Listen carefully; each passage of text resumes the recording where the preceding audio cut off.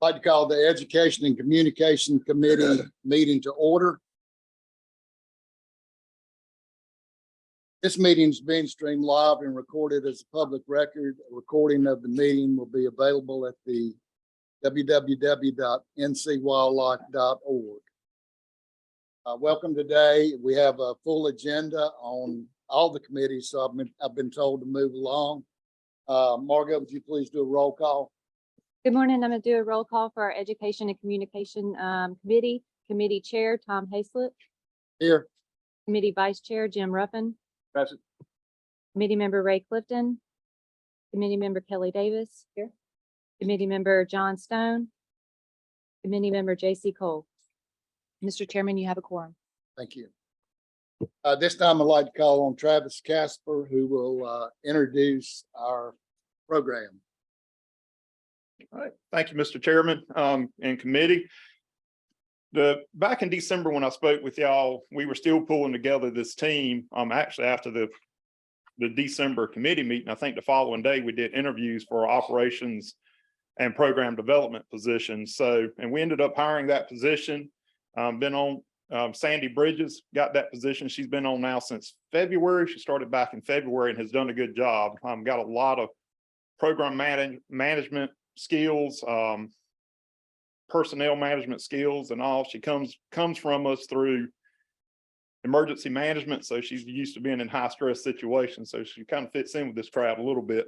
But she's done a good job really pulling together that operations and program development team. That team's starting to come together. Really it's come together now. We got all the positions on field. Mr. Matt Reiger, who is sitting there on the back wall. Matt is our newly hired angler engagement specialist, so you'll be seeing him around. He's up here in the Raleigh office and working on angler relevancy and angler R3 and trying to come up with programs and activities to get people involved. So I'm going to turn it over now to Sandy, let Sandy Bridges, and let her kind of give you the background of her team and what she's been working on.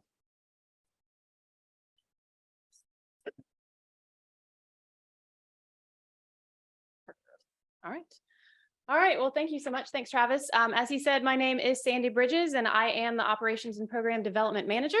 It's nice to officially meet all of you. I've met some of you in the hallway and in the elevator, but it's nice to officially say hi. I am going to walk us through kind of what our team is doing and some of the projects we have coming up, just so everybody's kind of aware of the progress that we're making. So he already introduced Matt. In case you don't know who else is on the team, we have Tanya doing conservation initiatives. Deet is doing our hunter engagement. Sydney's our partnerships and curriculum coordinator. And then we have Lee Scripture doing shooting sports engagement. So the purpose of our team, the way I describe it, is that we do broad scale statewide program planning and development. And everybody's kind of like, well, what does that mean? So we're going to dive into it a little bit more because I realize that doesn't necessarily mean a lot. So if you recall, Travis kind of alluded to it, before I got here, there was a project called the Pathways to Relevancy, and it was a deep look at the Wildlife Education Division and trying to figure out where it needed to go and how it can move forward in making the agency more relevant to the community around us. And so it started with a very high level look at what that needed to look like, how the organization within WED needed to be adjusted in order to make that happen, and then got a little bit closer to the ground and looking at the division action plan and figuring out what that needed to be and what that needed to look like.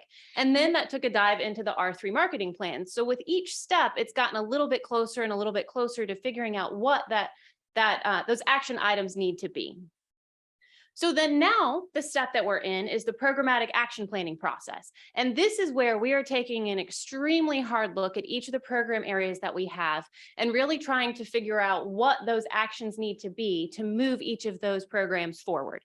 So we're doing this in a way that we are trying to involve the entire agency, because we recognize that while education is the primary entity that does education and outreach, we don't do it in a vacuum. We have a lot of people around us. All of the divisions around us interact with the public in some way. And so everybody has some really good insight to bring to our program, and we want to make sure that they're involved in that process. So we want to make sure that when we have these conversations, we've got as much input as we can. So we've got planning teams for each of the major areas that I've talked about. So angling, hunting, conservation initiatives, and shooting sports. And we have representation from just about every division in our agency so that that voice can be heard and their expertise is brought to the table. So then looking at the process and what we're really trying to do as we work through this, we're starting with a gap analysis. We want to ask the question of where are we now? What have we been doing in the past? How has it been working? Is it really successful? Is it not successful? Has it just not been measured and we need to start measuring it to figure out if it is successful? That's where we're at right now. Everybody's having these discussions to say, really just come to the table, tell us what you've been doing, has it been working, and let's figure out where to go from here. And then in that conversation, looking to see what the gaps are. So we know we've been doing this and this well. We know that we have absolutely nothing going on in this area. We know we're not targeting this audience at all. So then those are the next steps that we develop out. So that takes us to the next piece of where do we want to go? Once we recognize what gaps we actually have, we can go about identifying the objectives that we want to work towards. We want to reach X population. We want to make sure that we've got more coverage in this particular geographic area, whatever the situation is that we've discovered in that gap analysis. And then that next step becomes, how do we get there? And this is the part that I'm extremely, I guess you could say, passionate about, in that I, as probably everybody in this room, have been in enough meetings where we sit and we talk about high level things that go on a piece of paper, and then that piece of paper goes on a shelf and then we never touch it again. And I'm not saying that has or hasn't happened here, but that is the thing that I've seen happen a bunch of times. And so the world that you mentioned that I come from, we had to be able to put everything into action. And so that's what I want to see come out of this, is that we develop action items so that at the end of this, we have something tangible that we can say, we did this, we did this, we did this. And whether it's a short-term goal and it takes us 3 months to get there, or it's a long-term goal and it takes us 5 years to get there, at the end of it, we can check a box because we did a thing, and we have the ability to show that. So that's a really important step that we're going to work through as well. And then the last one, also important, is figuring out what it means, what success means. How will we know when we've arrived? We have some programs that have been going on that are probably great programs, but they've never really been evaluated to figure out who they're reaching and what the impact is. So we want to make sure that everything we do, whether it's looking in the past and developing some metrics of success, or those action items that are new, we want every one of those to have a measure of success, so we can say, yep, it worked, or no, it absolutely did not, and we have some work to do to fix that. And that's okay too. We just want to be able to show that. So then I want to walk through a little bit of each of the programs and what we're working on now, and then also kind of what we're looking to in the future. And I will put a huge caveat on this, in that we are going through this action planning process. So some of the future items that, and even some of the current items, those are going to be evaluated. And if during that process we determine that, hey, those need to change, they'll come off of this list. So this is kind of the snapshot of what's happening right now, but understand that it could change some in the future. And then also on the future slide, you'll see I very specifically called out areas to explore. There are some of these that we are definitely working towards doing. There are some that we've heard are good ideas from other states or things like that, that we want to figure out if they fit into our relevancy plan as well. So I'll kind of talk through those. So then looking at angler engagement, he already introduced Matt. Matt's been doing a great job. He's been here a few weeks and already jumped in doing a lot of work. So if you recall, I think back in April, maybe, we got a report about some of the stuff going on in angler engagement, and we talked about the Mobile First Catch Center. And so this is one where we got this through a grant through RBFF. It is a trailer that can be loaned out. It can be taken to different events. It is intended to really reach underserved populations that don't necessarily have access to go fishing or have the equipment or anything like that. But we have tried to make it where it is ready for internal and external use. And so when we first got it, it was entirely internal because we had to figure out what the process needed to look like to make it external. Now we've got it to a point where external entities, trusted external entities, can check it out. So we have paperwork, we've got the MOA, everything we need. And so if there's a municipality that's doing a local fishing event, they can reach out and check it out. We've had some YMCAs check it out. Different entities like that, where maybe we don't have the staff to do every one of these events, but we're expanding our footprint by allowing them to come and pick it up and do that. Our Tackle Loaner program has 64 sites and continues to grow regularly, so we're really excited about that. Our angler recognition program is one that's been really interesting to watch. People are really excited about submitting their photos and letting us know what they've caught. We've had almost 1,200 submissions this year that really probably picked up in about April when everybody starts going out there. And so it's been a fairly short amount of time that we've seen a lot of people submit stuff. So it's been kind of fun to see how people engage with the agency through that. We have attended some assistive technology events so that we can go and we can show what kind of accessible fishing equipment that we have through our Tackle Loaner program, and then also talk about that program, because there's a lot of people that attend these events that would like to go fishing, but they don't think they have the ability to. And so we've been able to kind of talk through what that looks like. And then we are working with Inland Fisheries to work through what the stocking criteria should be for future fishing events, to make sure that we're all on the same page of what that needs to look like. So then the future projects, areas to explore that I talked about, we do want to continue to expand the Tackle Loaner program. That is a great program that a lot of people have really gotten on board with. And we know there's a lot more places that we can move that to. We very much want to focus on underserved populations and really finding an approach that kind of stair steps them from I don't fish at all to now I do it regularly. And that's with some populations that have done it traditionally, that's it's one step and they kind of move pretty quickly through that. There are a lot of populations that are going to take very, very small baby steps to get to that point. So we want to work through a strategy that's going to help with that. We want to make sure that our Mobile First Catch Center gets more use from our external partners. And so we want to figure out how to really reach out and discuss that more with them. And then we also want to develop out some partner training programs so that some of our entities, maybe that run our Tackle Loaner programs or some of the other groups around the state, kind of have a standardized training and workshop that they can use to help work people to the point of understanding how to fish, how to get out there and do it. But then also we are able to expand that footprint in what we want the community to see. All right, so looking at conservation initiatives, there's a lot going on in all of these. So I know I'm going a little bit quickly, but I just want to make sure we get through all of it.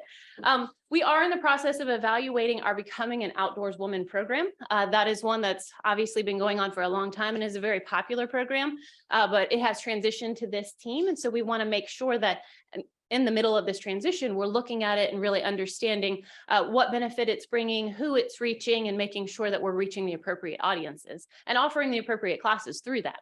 Our Project Wild program is basically a program that offers curriculum to school teachers to make sure they have the ability to teach some of this stuff in their classrooms. And so there is a network of 66 volunteer facilitators that are helping bring this training around the state so that more and more teachers are able to be part of this.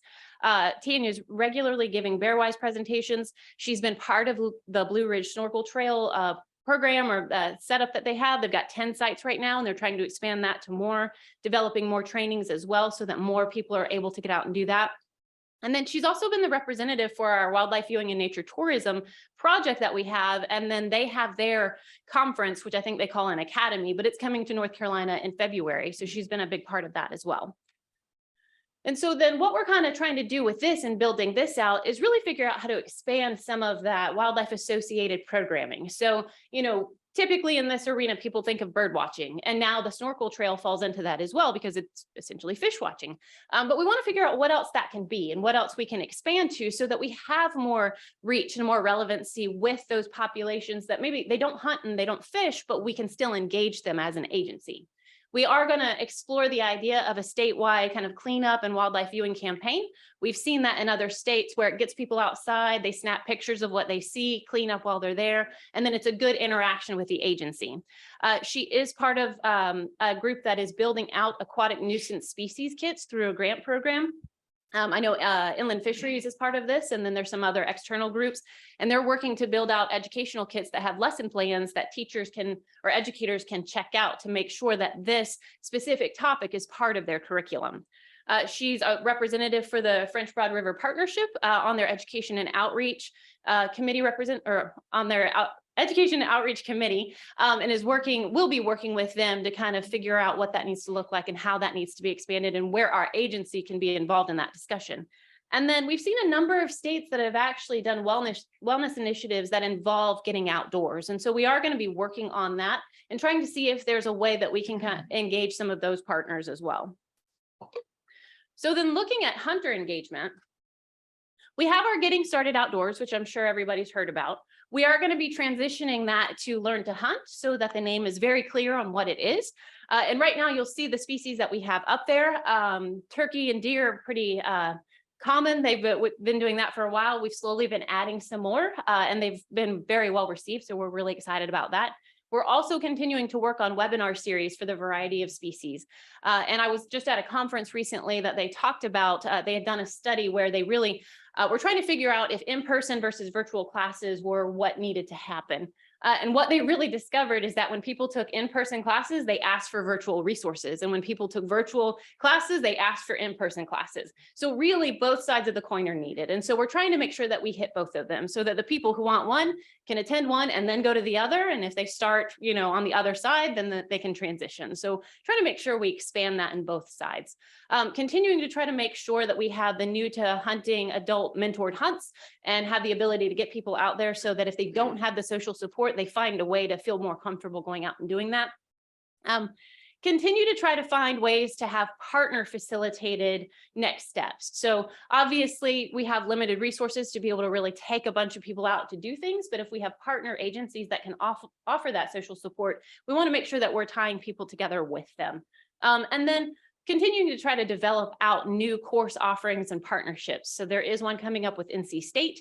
We just recently started a partnership with the Bird Dog Society. So continuing to make sure that partnership is a part of this program as well. So then looking at what that looks like in the future, we are trying to move into, once we transition the name to Learn to Hunt, then we are looking at Learn to Hunt Plus. So once they have that very initial Learn to Hunt turkey, what comes next? What else needs to be discussed? Or is there a deep dive that needs to happen? Something, a deeper dive into the species, a deeper dive into the equipment, whatever that needs to look like, trying to make sure that that's available so those people have a next step to go to. We have also kind of started this, but also hoping to move it along even more in the future, is a partnership with our shooting sports in that Learn to Hunt Plus arena, because there's obviously a lot of overlap between the two, and we want to make sure that they're partnering together in that. Underserved populations, I already talked about that in the angling side of things, but this is going to be something that we're focused on in every arena because we want to make sure that we're reaching groups that haven't traditionally been a part of this. And then constantly expanding those partnership opportunities so that we have somebody that we can say, you've taken all the classes with us that we offer right now. Here's your next step. Here's your next group to be involved with. They'll be able to help you even further. So then looking at partnerships and curriculum. So Sydney's been doing a lot in this area. So at one point, and I don't know if anybody was aware of this, she had been asked to be on the group or the committee with the Department of Public Instruction that was part of developing the science standards for the K through 12 curriculum. Well, that project concluded, and now they have asked her to be on the Science Leadership Committee. And this committee is the first of its kind, and they've taken just a small handful of people from that original committee, put them on this committee, and their task is now to create unpacking documents. So the idea is they created these standards. The standards are kind of nebulous and kind of hard to figure out how to implement that in the classroom. So now this group is responsible for figuring out what that needs to look like in a practical manner so that teachers have the ability to actually implement it. So we're really excited that she was one of the few that was asked to be on that. She's also working to help update our role in the Envirothon process. They are in the process, and I know she's working with Casey and some others to compile some questions for their testing, but then also to create a training for the Envirothon coaches so that they are all aware of what their role is and they're able to really support that program moving forward. She is constantly developing and expanding out the inventory we have of partner agencies.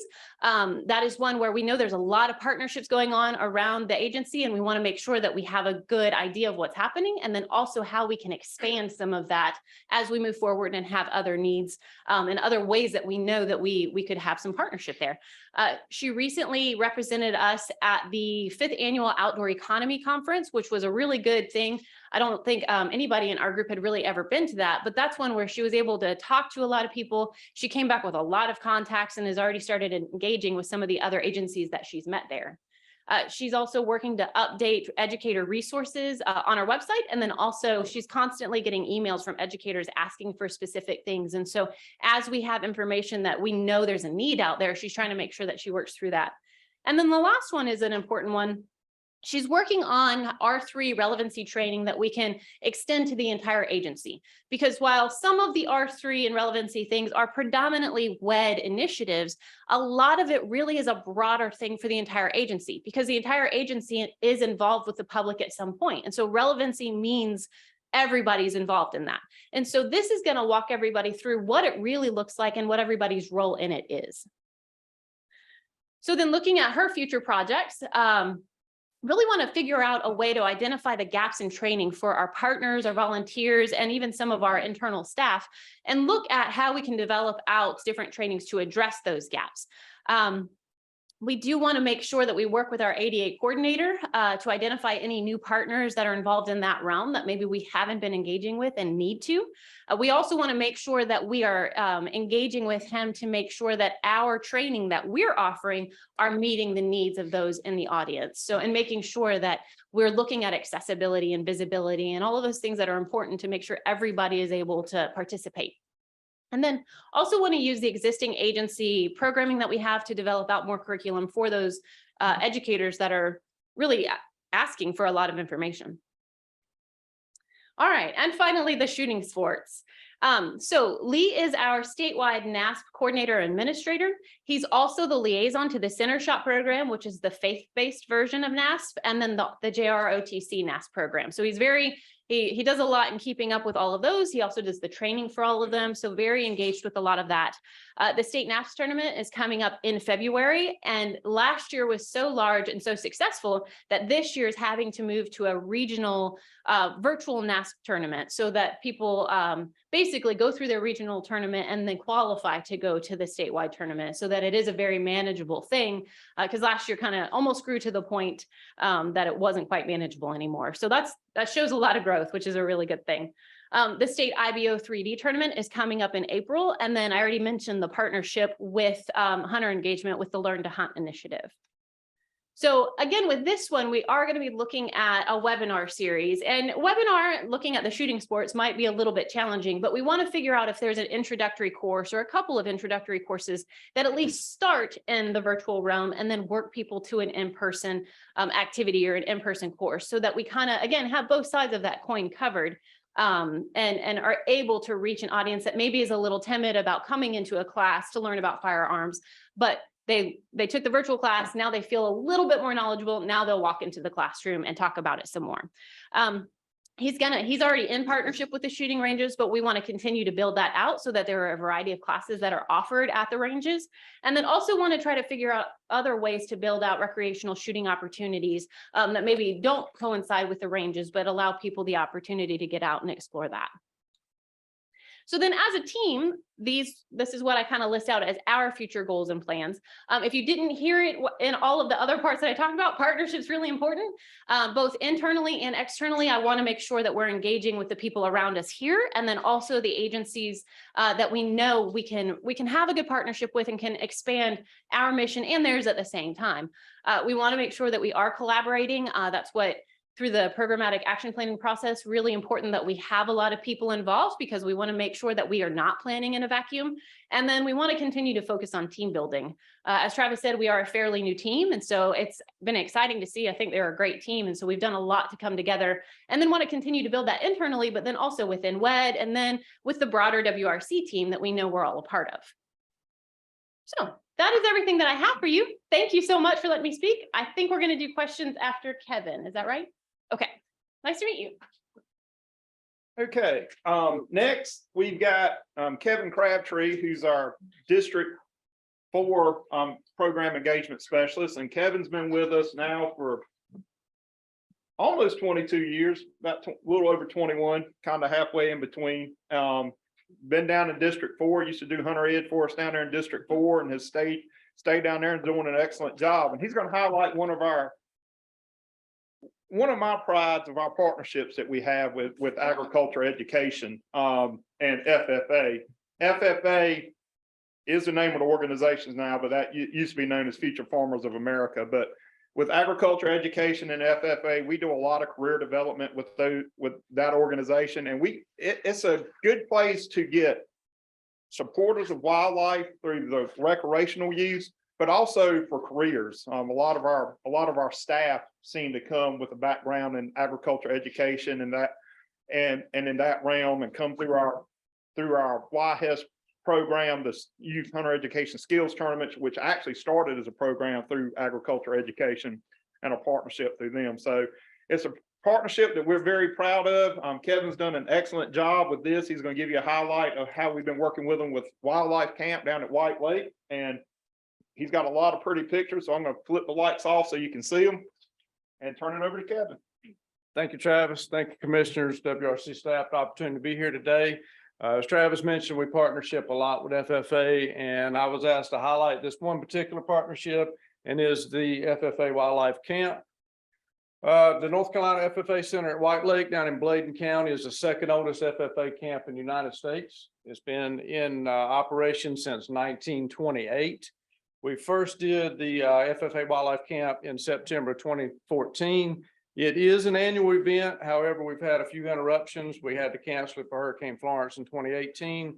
We were unable to get together for 20 and 21 due to COVID, but we did resume the camp in 2022 and also again this year. So what happens in the partnership is we, the Wildlife Commission, try to set the agenda for the session because it is wildlife focused. Again, FFA Wildlife Camp. The NCFFA sends out the registration to all NCFFA chapters from 6th through 12th grade. They also handle the logistics of feeding, housing, registering up to 100 attendees and about 40 leaders that come with those students.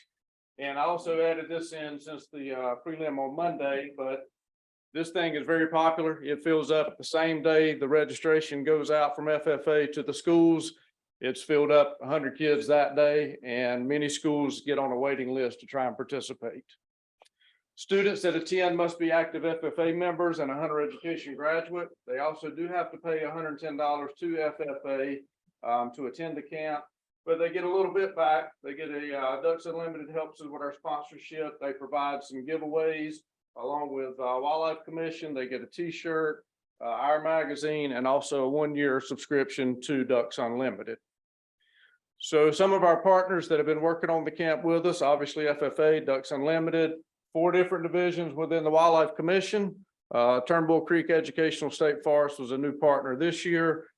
North Carolina State's Park, specifically Singletary and Jones Lake State Park, Wildlife Upland Federation, USDA, and the National Wild Turkey Federation. So over the course of the weekend, there are breakout sessions scheduled over 5 different time slots. The breakout sessions are approximately an hour, 45 minutes.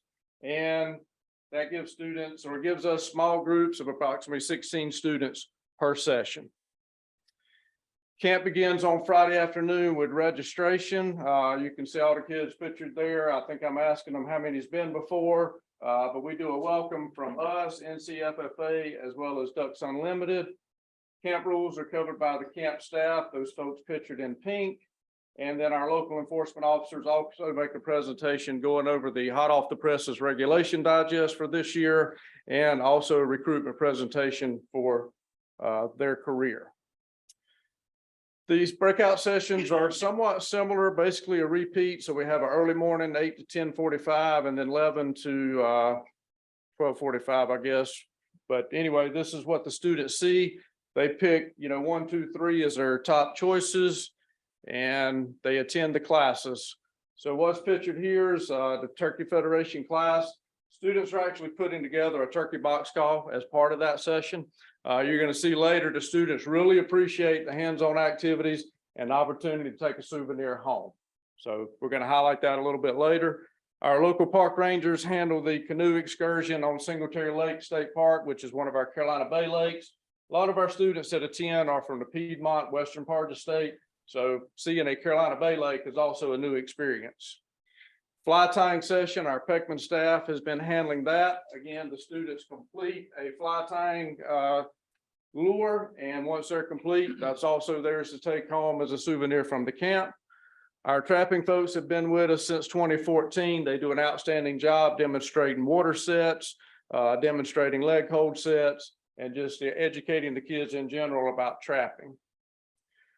The first fish survey shock boat has become one of the more popular sessions.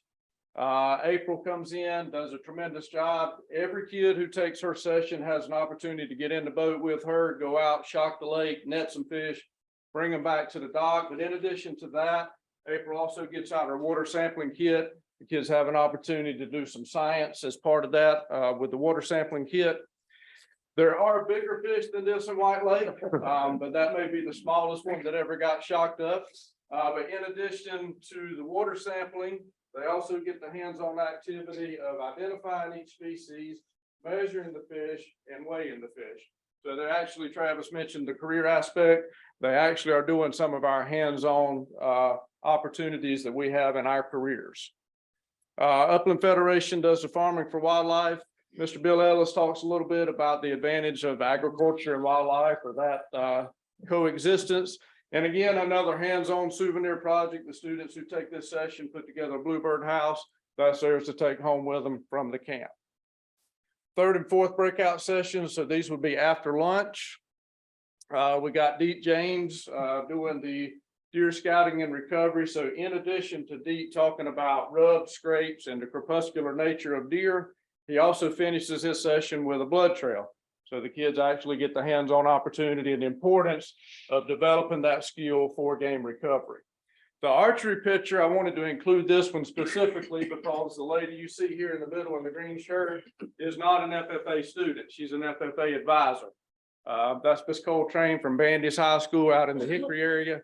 So again, not only is the program geared towards students and their participation, but a lot of the adults get to participate and want to participate as well. Waterfowl conservation, this is a Ducks Unlimited program. The gentlemen you see down there are volunteers from the Fort Bragg, Fort Liberty chapter of Ducks Unlimited. Everything pictured is their personal items. They have a great passion for sharing their love and enjoyment of waterfowling with the students. They do a tremendous job, and again, bring everything, including both kitchen sinks, in their presentation. One aspect that was added new this year is these ladies from Pick 'em Up Kennels down in, I believe, the Wilmington area are professional dog trainers. So they showed up as a part of the DU Waterfowl Conservation program. And I was impressed. Those ladies are professional trainers. It was so impressive that the kids could rotate through and these dogs would respond to any of the youth in handling, doing water retrieves, blinds. The youth actually got an opportunity to handle dogs. So really impressive to see. We've also been very fortunate and blessed to have two local taxidermists that come in and ply their trade in front of the students. It's a really interesting class. The students get an opportunity to see firsthand, up close and personal, how a taxidermist actually preserves the game. One of my personal favorites, I just think back when I was a teenager, if I would have been 15, 16 years old and said, hey, you get to come out on White Lake and drive a boat, that would have been for me. So we've incorporated the local wildlife officers from Bladen and Sampson County, Area 3. They bring their patrol boats out on the lake. They pick the kids up on the dock, and the kids actually go out on the lake, and they actually are driving our enforcement boats under the supervision of our wildlife officers. They rotate from different vessels, so they may be in a 20-foot center console fiberglass boat, and they may actually then go down to an 18-foot center console aluminum boat. So they get experience operating different vessels and different vessel types. Turnbull Creek, I mentioned earlier, is a new partner. We transport the students from the FFA camp over to Turnbull Creek Educational State Forest. Miss Monique McCoy there is doing some basic GPS instruction. They do a bit of a scavenger hunt, and they also do some geocaching sites out at Turnbull Creek. On Saturday night after supper, we invite a keynote speaker to come in. This year's keynote was Dr. Jason Davis. You can see his resume here. FFA Wildlife Camp was actually one of Jason's original ideas to partner with us to make this happen. So we're thankful for Jason and all of our past keynote speakers and what they've had to share with the students. Sunday morning is our last breakout session. Again, students would pick choices 1 through 3 on what they want to take here. Decoy carving is very popular. You can see the youth here. They're polishing up, shaping their decoys. Again, a finished product that they get to take home with them from FFA camp, wildlife camp. Hands-on with some trail cameras over there that Casey Williams leads that session. Becky's doing the mammals and reptiles. So we've got some animal parts, furs, skulls. Becky also has a contact. She's able to bring in live reptiles, in this particular case, snakes. And the students actually have an opportunity to handle the non-venomous snakes if they so desire. So they really get a kick out of that. Another very new program this year is deer necropsy. So this is John Henry Harrelson. He's the District 4 wildlife biologist. And John Henry came last year and spoke on Friday night about CWD. So I asked John Henry, what can you do next year? So he volunteered to do a deer necropsy. Super popular, very interesting for me. But John Henry went out, took the doe. That's our starting point. At this point, he's extracted the jawbone, showing the kids how to determine the age. And just as a heads up, that deer is going to look different here in a second. So if you don't like blood and intestines, you may want to turn your head. But this is the finished product. So John Henry has gone through and dissected, opened that deer up. This is the liver he's taken out on the table. He's cut a piece off of it and passing it around to the students so they get an idea about the texture. And then he also shows them how to harvest the meat off of the animal. So we're really thankful for our division partners. What do the kids think about FFA Wildlife Camp? Well, as Travis again alluded to, they talk a lot about careers that they never knew existed. This one talks about wildlife in general, environmental sustainability. Again, highlighting the shock boat, highlighting the boating opportunity with the wildlife officers, and free stuff that you handmade. So that's always a thumbs up whenever the kids get that opportunity. Again, we're thankful for the partnership with FFA. This is Carmen Bracey. She's the state coordinator. You can see her comments and quotes here. And again, not only are we teaching about wildlife recreational, but one theme I tried to share with the students this year is we are recruiting and hopefully training you to take our place. These are the next generation of wildlife educators, wildlife officers, wildlife biologists, and we hope this weekend will spark that interest and give them an opportunity to learn more about our careers. Sessions wrap up on Sunday morning. Each FFA chapter is called up for a photo opportunity and presented with certificates for attending the FFA Wildlife Camp. Some ideas we have about future sessions. I'd like to take advantage of local game land. So we've got some folks, we got a lot of knowledge, skills, and abilities within our agency, within our other partners. So we'd like to get some use out of our local game lands. They're fairly close to the camp. Do some wildlife photography journalism. I'd really like to have the kennel folks come back and do a session just on dog training, dog obedience. Talk a little bit about firearms and some other ideas. Guys, I appreciate again the opportunity to highlight this partnership. It's the kids really enjoy it, the staff really enjoy it. You can see they're all pictured there, that they're all wearing their t-shirt that they receive as part of being a part of the weekend. So with that, I'll wrap it up. You guys have any questions?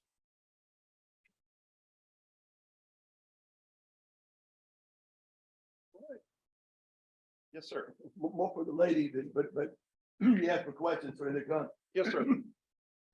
Since I'm up here, I'll turn this way so you can hear my question if you want to.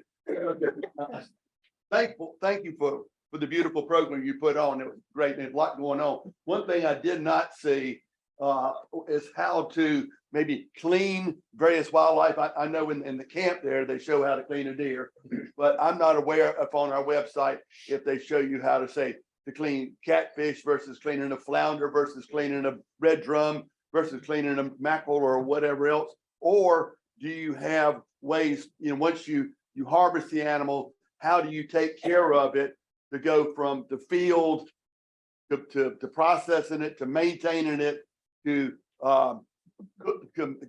keep it in the freezer or whatever else, and even taking it a step further, how to cook it? Because there's a lot of wildlife that gets thrown out in a year or two because it gets freezer burned, because people don't know how to cook it.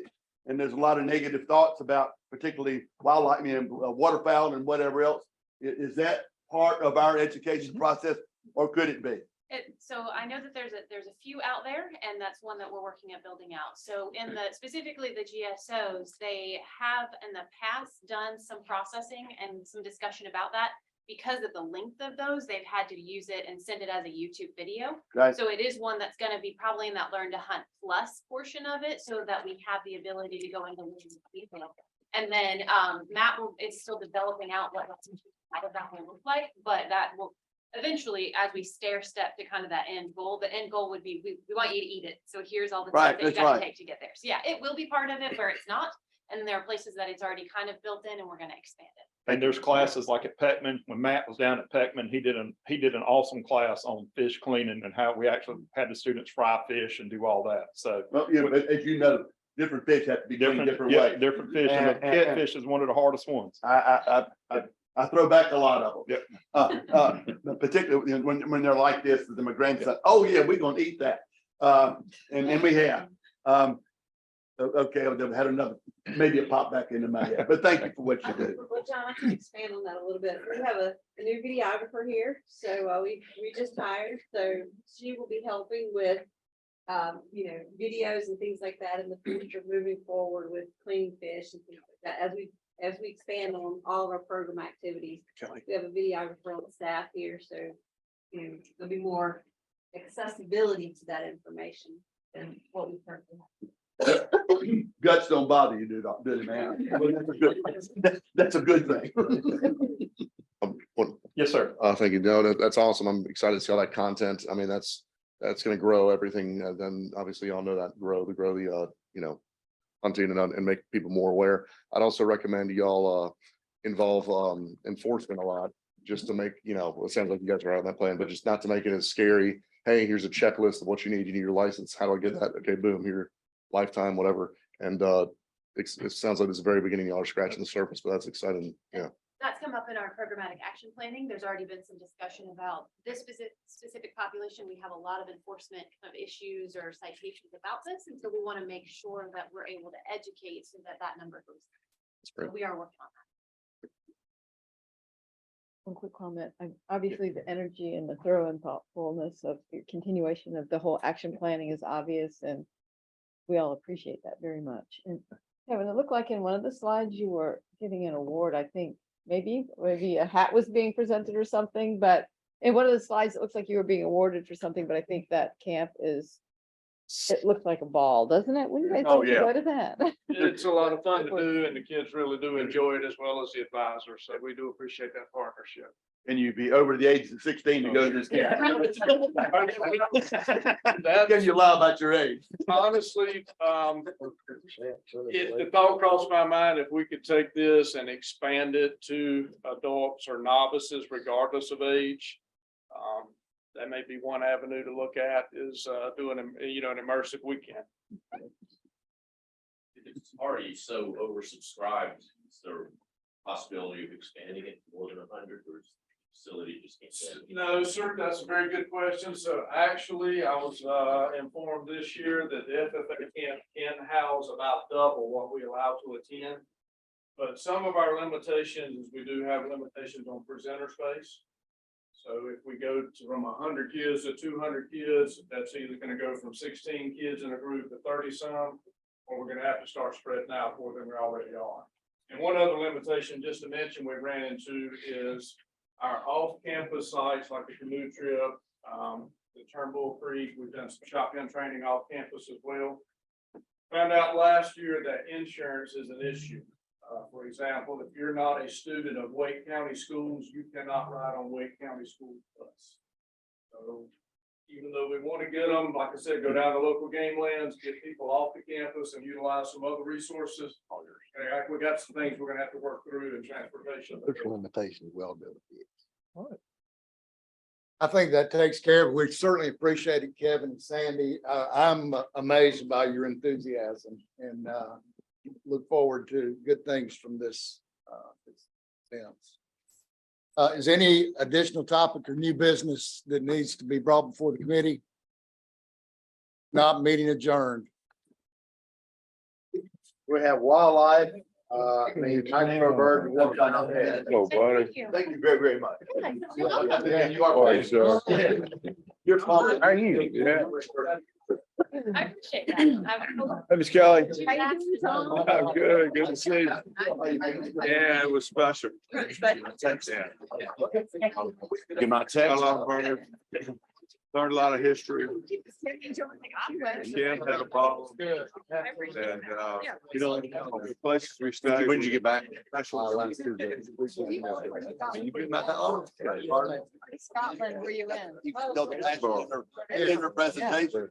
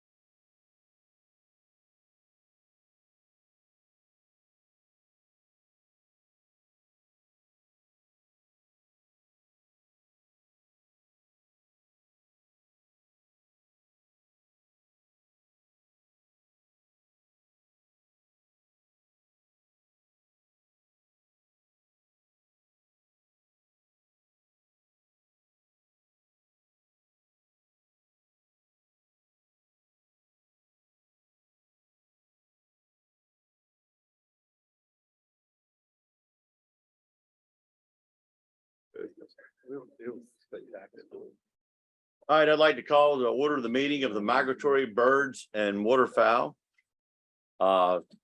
Just to remind everybody, this meeting is being streamed live and recorded as a public record. A recording of the meeting will be available at www.ncwildlife.org. And with that, I'd like to call on Margot Minkler for the roll call. Going to do a roll call for our Migratory Birds and Waterfowl Committee. Committee Chair, John Coley. Here. Committee Vice Chair, Wes Segers. Here. Committee Member Kelly Davis. Here. Committee Member Landon Zimmer. Here. Committee Member John Alexander. Here. Committee Member Mike Alford. Mr. Chairman, you have a quorum. Thank you, Margo. At this time, I'd like to introduce Dr. Sarah Schweitzer, our Wildlife Management Division Assistant Chief, to introduce our speakers. Thank you very much, Chairman, and good morning, everyone. Brad apologizes that he's not here. Several people came back from a meeting with COVID, so he's staying home. And so we're all happy for that, but I hope he gets well soon. But yeah, it's my pleasure to introduce our DU partners. First will be Emily Purcell. She's Ducks Unlimited Director of Conservation Programs for the Southeast, where she oversees conservation delivery across 5 South Atlantic states, from Virginia down to Florida. And she's been with DU for 10 years. And also to introduce Deanne Joulard, and she is the manager of Eastern Region Partnerships for Ducks Unlimited Canada, where she stewards the Fall Flights program for Eastern Canada.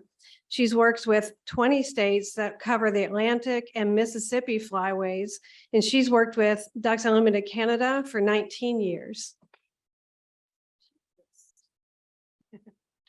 Hey, good morning, everyone. I'm Emily Purcell and this is Deanne. We really appreciate the time this morning. We have a very long and strong partnership with the Commission here in North Carolina. And so today we wanted to kind of highlight the different facets of that partnership. And Dan's going to kick us off initially starting up in the breeding grounds in Canada and talk about our Fall Flights program that you also generously support, and hit on some of the work there. And then we'll bring it on home to North Carolina. I'm a South Carolina girl, but I'll bring it home back here into the Southeast to highlight the work that we're doing together in the state and where we've come over the years. So with that, I'll hand it over to Deanne. Thank you very much. And I'm glad to be down here. It's very nice and warm, and the ducks are starting to get together, and they'll be coming down soon. But Yeah. they're enjoying some nice weather where we are right now too. So now I can just down. Perfect. Okay, so Fall Flights is our new name for the used to be called State Grant Contribution to Canadian NAWAMP Partnership, and it was the longest title ever. And we, AFWA, so the Association of Fish and Wildlife Agencies program, changed it to the Fall Flights program, giving wings to cross-border waterfowl conservation. It's a powerful partnership that's been around for a number of years, and it advances important local and international conservation goals by making long-term investments in our future. It's the funds, the critical work in Canada, and helping us match our NACA proposals from the US Fish and Wildlife Service. And it provides that US non-federal match. And we do it in partnership with Ducks Unlimited, Inc. It's not a Ducks Unlimited program. It's actually an AFWA program. And it's a commitment from all the directors that are members of AFWA. So they had a task force over the years that would be assembly of a bunch of directors that would come together to make the commitment. But in 2021, they decided to make an actual presidential task force where it is actually an advisory committee now. And there's a bunch of members from directors. So like there's Alabama and Virginia and Maine and a bunch of other directors that are on this. And they came up with a report, and they basically reconfirmed the goal to hit $10 million annually by state agencies. And they had a $5 million goal by 2026. Well, at this year's AFWA that was up in Canada, they actually reaffirmed and realized that we had hit our 50% of the goal in 2023 and that we needed to change it. And they've now passed a resolution that they have a 10 million annually by 2031 goal. The other thing they had was a stepwise interim goal by 2026 to have 100% of the lower 48 states. Sorry, I'm from Canada. We don't have in the 50% commitment. So at that 50% of their goal. And of course, our state partners killed it. So now we're really excited that we've had over $5 million go through this program. So just to highlight, and you can see where all the different states are and their contributions. And you can see your states at the 166. So put it into perspective, in the CFWA states, there was 2.5 million of that 5.1 million. So, you know, pretty much half of the funding is coming from the states that are in CFWA. And that was matched at least at a 3-to-1 or a 4-to-1. But it's amounted to over 11 million in Canada, just that 2.4. So state support for continental conservation, you can see that North Carolina Wildlife Resources Commission, you are investing $166,000 a year to our program, and DU matches it. And then we use it to match NACA funding. Then it comes to Canada. And of course, our dollar is worth a lot less than yours. So we have an exchange gain that goes into the ground. It's about 30%, between 25 and 30% gain. And then we have our Canadian partners that come to the table to match this as well. Because I go to, you know, a provincial government, which is akin to your state governments, and I say, well, look, you know, we have all this money coming from south of the border. What are you going to do to match this? And we use that to position. So right now you're at about 72% of your goal. In this task force review report, the goals changed for each of the states. And I think that in Emily's world and all the states that she deals with, her 5 states, they all kind of went up. So North Carolina's went from 166, you guys were at goal, and now the goal is 230. So you're at about 72%. So you're over the 50% mark, which is great. So what is this money, this really important, excellent funding doing? Well, it's going to work that's being done in our Eastern Habitat joint venture. So basically 6 eastern provinces of Canada is in the Eastern Habitat joint venture, and it supports 30% of Canada's wetlands. Everybody hears about the prairies and the prairie potholes, but the Eastern Canada has 30% of Canada's wetlands in it, and it supports 70% of our population in Canada. Our population is basically, it's funny, it's about a tenfold, or, well, we're 40 million. So I think you guys are like 400 million and we're about 40 million, or like, it's always about 1 decimal down, I guess. But 70% of the human population is in that southern part of Eastern Canada. We have about 178 indigenous communities that are across that landscape, and it provides habitat during all the times of the year. Some of our southern coastal areas does provide some wintering habitat for brant or black ducks sometimes. And then it's a wide diversity of habitat because it's a huge area. But your funding goes to Atlantic Canada, which is part of that Eastern Habitat joint venture. So Atlantic Canada is on this, do I have a pointer? Is New Brunswick, Nova Scotia, PEI. These are three provinces here. We call them Maritimes. And then Newfoundland and Labrador is up the coast right here. Mostly our program in Newfoundland and Labrador is ITER work. We don't fund a lot of your money doesn't go to there, but it does go to mostly the Maritimes and in these three provinces. The waterfowl breeding population estimate is about 350,000 breeding pairs, but in our fall flight, we have over 3 million waterfowl that are coming from the Ugunaga Peninsula down from the Arctic and the boreal forests. We have a wide diversity of habitats. So we have agricultural land, we have boreal forest, we have coastal salt marshes, barrier beaches, and we house a lot of species that are along the habitats, but we have to the interiors. 40% of the continental black ducks are in our area, and we have all of the North Atlantic population of Canadian geese. And it's a significant contribution to the East Coast, to the green wing and the ring-necked duck populations that go through this area.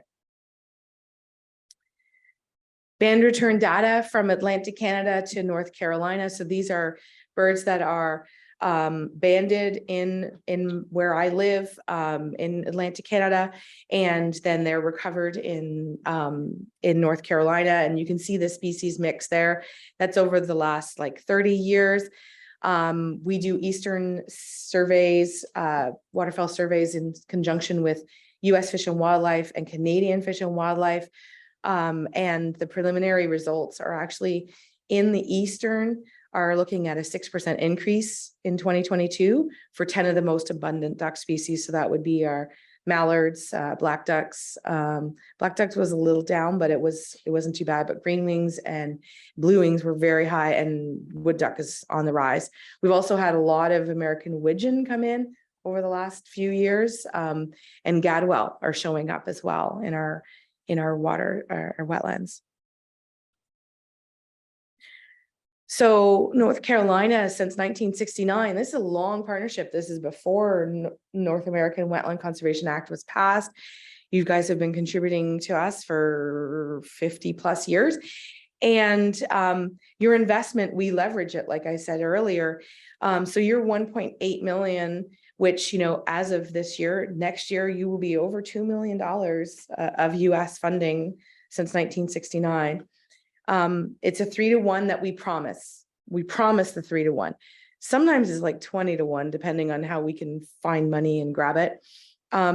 So for that's a wrong animation. My apologies. For the NACA program here, we'll put that up. For the NACA match, we are leveraging it through NACA and through other state and provincial agencies, and we're bringing it all up, and we're going out and we're finding the money, and you get that 3-to-1 at least match.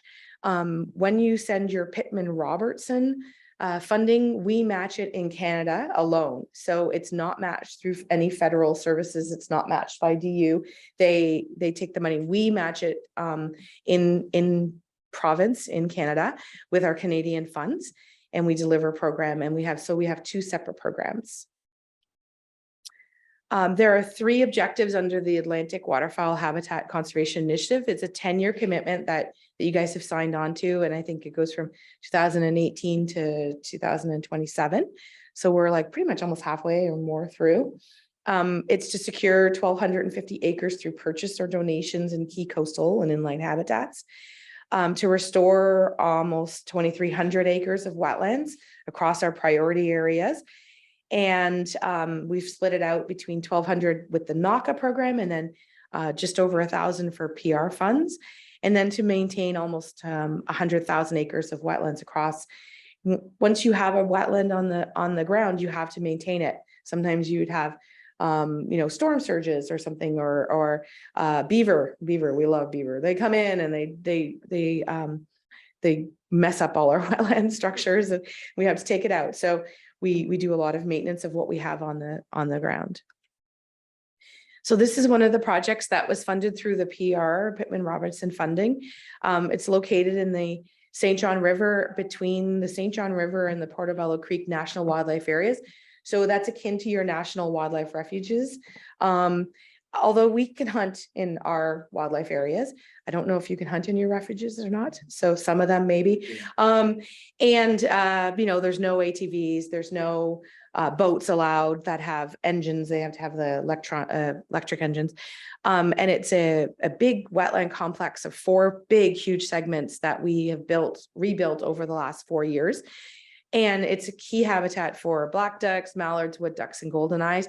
We've even put some cavity nest box up for the wood ducks, and we have volunteers that go out and clean out the nest boxes. And every year they're seeing it being used and evidence that the wood ducks are hatching from it, and the golden eyes. It cost about $347,000 US to do the four years of work. And Ducks Unlimited Canada and the province of New Brunswick, the Department of Natural Resources there, provided Canadian match. So when your staff and some of the commissioners were up for a tour in 2019, we had lobster dinner and it was beautiful. And our director of DNR stood up and said, I promise to match this Pittman Robertson funding from North Carolina. And we had a lot of witnesses, and it took us 3 years to get them to actually put the match on the table, but they are now matching it, and they've actually put aside over $2 million to help match your almost $1 million. So, really successful program, and we're doing a lot of work with it. So one of the NACA program marshes that we've done is the Avon Marsh down, and it's in a very high agricultural landscape. And it's surrounded by croplands, chicken farms, vineyards. They use when we have a dry year, the vineyard actually uses some irrigation in July and August out of this pond. Not a lot's taken off, but so we rebuilt it. It was built originally as a duck project way long ago and before I was born. And we re-signed the new 30-year agreement with the same farmer for another 30 years. And it's for black duck, green-winged teal, and mallards. And it's a really, really beautiful little wetland. It's only about 9 acres, but it's really productive, like broods off of it like crazy because it's scallop sides. So there's a lot of opportunities for broods to not see the mothers, not to see other mothers. And so you can get a lot of broods off of it. Oh, that's so we work with our local farmers. There's a community pasture ponds we're doing with the local Tantramar Community Pasture near Sackville, New Brunswick. It's right at the top of the Bay of Fundy. And if you're looking out, you can look straight right to Maine, to Boston. It's like a straight shot right down the Bay of Fundy, the Gulf of Maine. And we've been restoring marginal pastures and providing about 500 cattle clean drinking water sources over the last 10 years. And these small marshes provide, pairing and breeding habitat. And it's in conjunction with, there's probably about 20,000 acres of habitat in this area that's under our management. So we have big impoundments, we have little small ponds. It's a really neat. This is all formal salt marsh that was ditched and drained by the Acadians before we kicked them out, and they came down and went to Louisiana, and they became the Cajuns. So then they came back. And so anyways, but there's a lot of connection down the Eastern Seaboard. So one of the reasons why I'm here is to invite you again to come up for another tour. We are going to pick a time where it is not cold, because the next picture you will see a bunch of North Carolinians just freezing to death. And we're so sorry, but it was weird.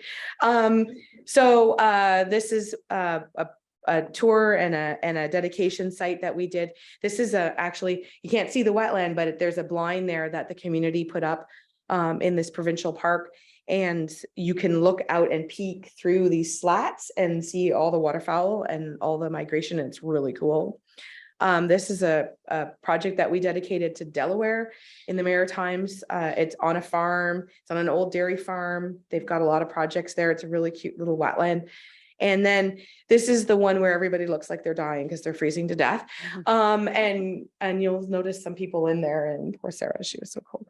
And but we did dedicate Hazlitt's Marsh to North Carolina and had a wonderful tour. But we would like you to come back and make sure that we're spending your money appropriately. We like to highlight what we've done and across the landscape. So I'm gonna pass it over to Emily now. So with that, I believe y'all are probably familiar with the Eastern Mallard study taking place across the Atlantic Flyway. I'm sure Doug may have mentioned it in previous presentations, but DU is helping to facilitate this in partnership with the states and the Atlantic Flyway. And just wanted to highlight that we are putting GPS transmitter backpacks on mallard hens, and we are tracking their movements both from North Carolina all the way back up.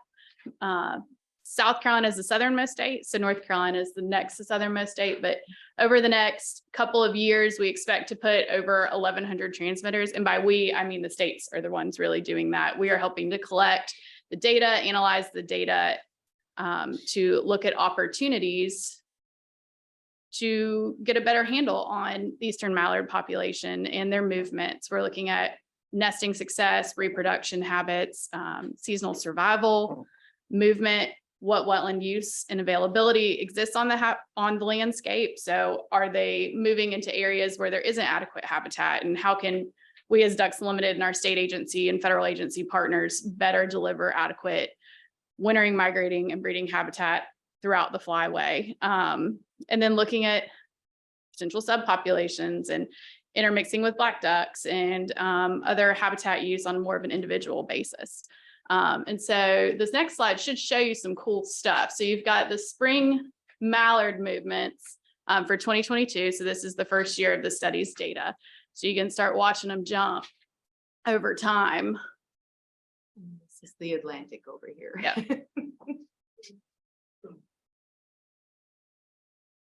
And then as this one plays out, we can look at fall.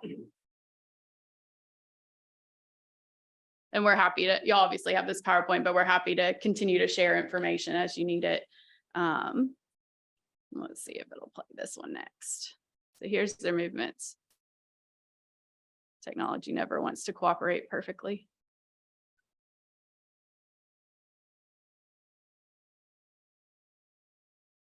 And obviously there are weather pushes associated with this and a lot of other factors that play into their jumps back down the coast.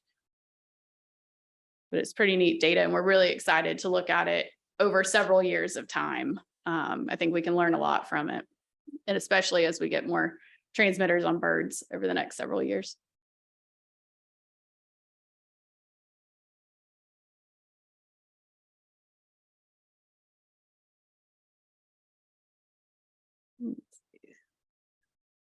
So that kind of shows we're talking about the whole life cycle here. And as Ducks Unlimited Inc., who I represent here in the States, and as Ducks Unlimited Canada, we're focused on the entire life cycle of these ducks and the other species that our work provides benefit to. Here in North Carolina, we've enjoyed a really strong partnership with you all, specifically doing habitat delivery in the state over the past 30+ years. For a long time, DU Inc. was really focused on the breeding grounds. They're still our highest priority across the continent. Obviously, we've got to produce ducks, but we also need to support them as they make their migration south and then make their way back up. And so over the past 30 or so years, we've collectively worked with you all on over 18,000 acres of habitat in the state of North Carolina. Collectively, Ducks Unlimited has done about 146,000 acres of conservation, and I'll talk about the facets of what that looks like. But we've touched, I think, if I was counting correctly on your GPS map or GIS mapper, of the 50 or so game lands that provide waterfowl hunting opportunities and habitat, we've worked on at least half of them. So we're very grateful for the partnership. We recognize that y'all trust us. We work on other people's land, and we find ways to leverage money and get creative to deliver quality habitat over the past several decades. So what does our conservation program look like in our partnership with you all?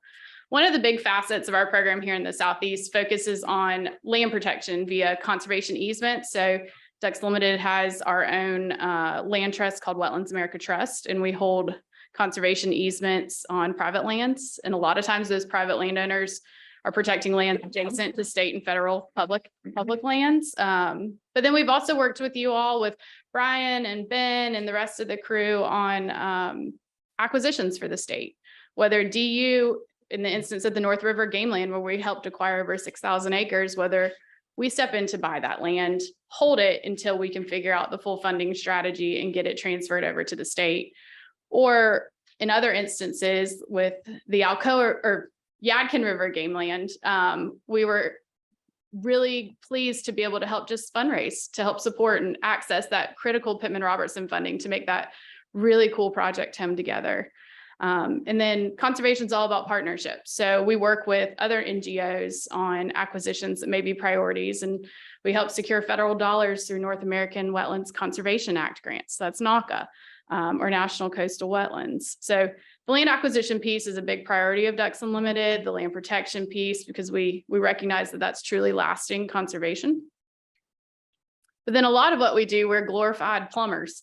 We have an in-house team of wetlands and waterfowl biologists. We have engineers, professional land surveyors, technicians, and we have a list of contractors that we know have experience in these habitats. And so examples like J. Morgan Futch Game Land or Texas Plantation Game Land up in the middle of the state at Butner, we've worked to install pump stations, we clean ditches, we put in water control structures. And we do this in partnership with you all because we want to make sure that the state has the best tools to be able to manage water incrementally to benefit not only waterfowl species, but shorebirds and wading birds and secretive marsh birds, and provide access and opportunity for the public to hunt and bird and recreate.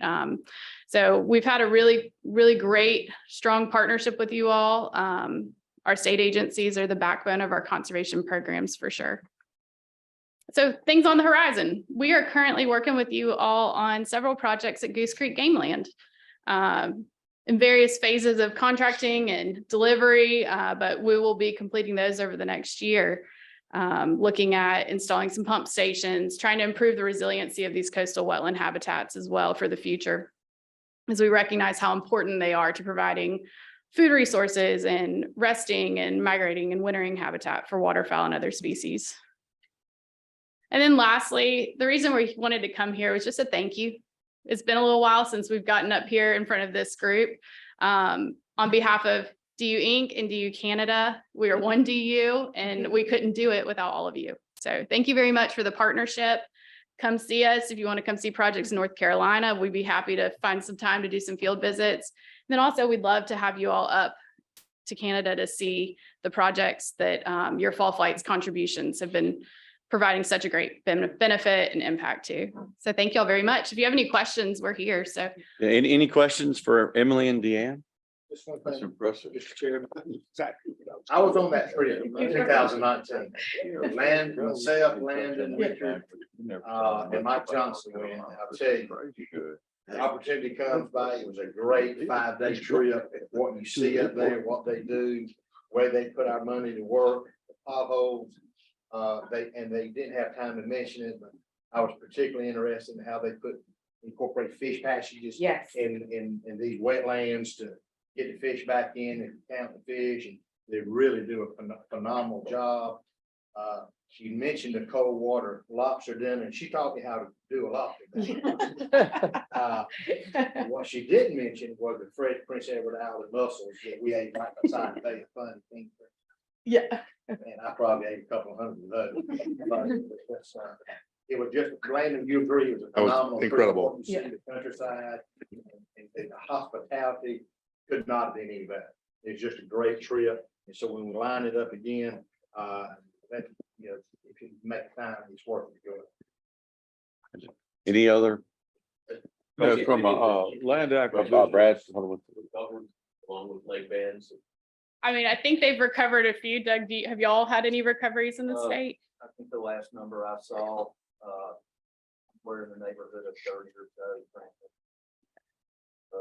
that may have been hens that were killed on the nest. Yeah. Harvested a whole variety of ways.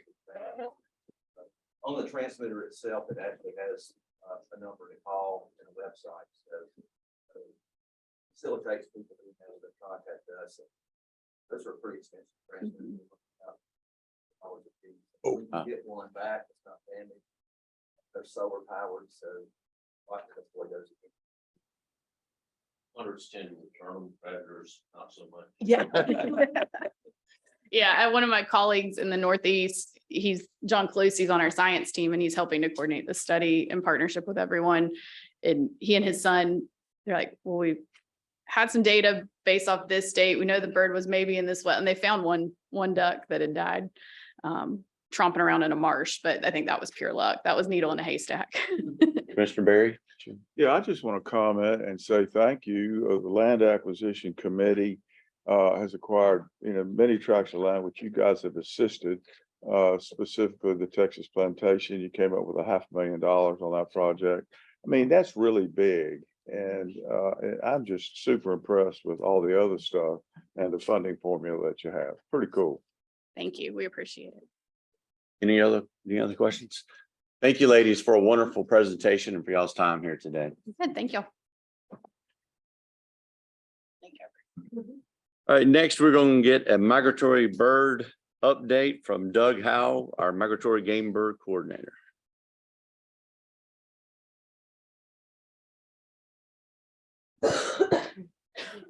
Thank you, Mr. Chairman, and good morning. I'm going to go through just several updates, 3 to be exact, but they're all going to be related to Lake Mattamuskeet and Mattamuskeet National Wildlife Refuge.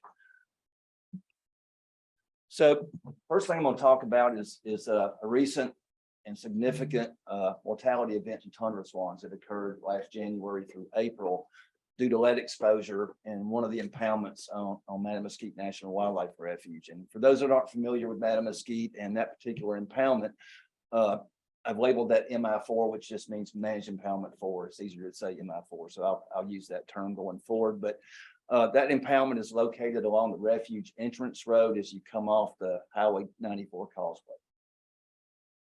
And so, zooming in a little bit, I will say that this particular impoundment is one of the primary pieces of infrastructure that the service has to provide wildlife viewing opportunities.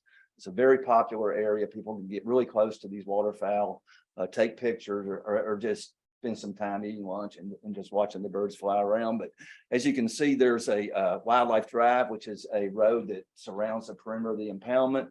And then there's also an observation tower. So the mortality event I'm going to speak about occurred within this impoundment and wasn't across the entirety of the refuge. It was specifically right here. That's about 500 to 600 acre impoundments, pretty large impoundment, about the size of J. Morgan Fudge, if you wanted something to relate it to. So just a little bit about the timeline of what happened. Kendall Smith, the refuge manager, contacted myself and the District 1 biologist, Chris Turner, in late January and said they had found a few birds that were dead, which is not unusual. Birds die in the wintertime. But he did say he wanted us to come down and look because the vents were staying green and a couple of the birds were very lethargic, couldn't move, which are all signs of lead exposure. So we went down and did some field necropsies, did some additional collections, and we felt pretty comfortable prior to sending these samples off for diagnostic analysis that this was a lead mortality event. And I will say over my career, we've had a couple of these spring up from time to time, but just a small number of swans, less than 10. But by mid-February, it was pretty apparent to us that this was a significant event. At that time, we estimated probably 100 or more swans had died. As I mentioned, we sent these samples off to the National Wildlife Health Center and the Southeastern Cooperative Wildlife Disease Study, and they did confirm this was lead toxicosis. So essentially what lead exposure does to birds, it attacks the smooth muscles of the digestive system. So over time, depending on how much lead they actually consumed, they starve to death. So anyway, So by early March, it had really gained momentum. Hundreds of birds were affected. It did make the news in northeastern North Carolina and southeastern Virginia. At that time, we thought it might be a good idea, now that the public was aware of this, to begin to dewater that impoundment. So the refuge began to dewater that impoundment in early March. And then we got an airboat in there, and myself, Chris Turner, and one of my assistant biologists spent 2 or 3 days in an airboat picking up carcasses and trying to keep these birds out of the public eye. It did kind of slow down by mid-April. You know, a lot of the healthy birds had already migrated out. But at that time, our estimate of the mortality event was about 600 swans. And I think that, my professional opinion, that's probably pretty conservative, probably more than that. But the mortality, as I mentioned, was confined to that particular impoundment. And we were fairly certain that the source of lead exposure was within that impoundment itself. So they weren't just getting lead from somewhere else, flying into this impoundment and dying. They were getting the lead there and dying there. The refuge really keeps great records, and these records go back, you know, to the 1930s and even earlier than that. But they're very useful, I think, to read through those old reports and try to get some insight of what's happening, you know, now. So we did that. Refuge provided those reports to us. And, you know, lead exposure and mortality due to lead exposure goes way back to the 1930s. At that time, there really weren't a lot of tundra swans, you know, on the landscape. The population was fairly small. So most of that mortality back in the 30s were limited to Canada geese and a few ducks. But what was interesting to me in that report, that the biologists at the time thought that what occurred was, or these events occurred when there wasn't a lot of green browse. You know, geese are kind of grazers. And when that browse isn't available, they tend to grub. In other words, they get down and fish out roots and tubers. And what's interesting about that, that's exactly the way tundra swans feed. If you've ever seen an impoundment that's been dewatered, where there's been a bunch of tundra swans, it's like a cratered landscape. They really get down there and grub. And I'll come back to that in a minute. And then moving on to the mid 70s, you know, mortality, you know, occurred again, but given the goose population that time has started to decline, and the tundra swan population had really grown, most of that mortality was, you know, primarily tundra swans. You can see the numbers there. During the 70s, it was estimated we lost about 7,200 swans, a couple of thousand geese, and almost 1,000 ducks. And interestingly enough, they did do soil samples then, and they found that most of the lead shot that they'd recovered was in about 4 to 8 inches from the top of the substrate down. So, and then, you know, moving forward after the 70s, these events have been really sporadic. I've responded to a couple of them, but as I mentioned previously, just a few numbers of birds, nothing like what we saw this year. And so moving on to a kind of an investigative mode here, talking with the refuge, they did 2 management actions on the refuge. One of those is looks like yellow here, the yellow rectangle. They dissed part of the impoundment, which is not unusual. They do that all the time. And we've never had any real issues with that. But what they haven't done, as I understand it, over the last 30 or 40 years, is clean out those interior ditches. You see there in blue. They took a instrument on the tractor, and it goes through there, and it just kind of pulls up the sediment and slings it out about 20 feet on each side of that ditch. So what we wanted to do is investigate where the old blinds were in that impoundment, before that impoundment was even built. So you'll see those locations in red. I believe right there in the middle, this was likely the old lake shoreline here before that impoundment was built. But we wanted to verify the locations of those actual blinds. I know Kelly did a lot of work down there, and as I understand it, using a metal detector, they verified locations of some of those blinds due to the amount of beanie weenie cans that were in the ground. So I guess beanie weenie or something similar was a pretty good snack back in the day. So anyway, obviously we had concerns, not so much with the disking because it had done before, but knowing how swans feed, they grub, they can get down deeper than ducks. We had no duck mortality.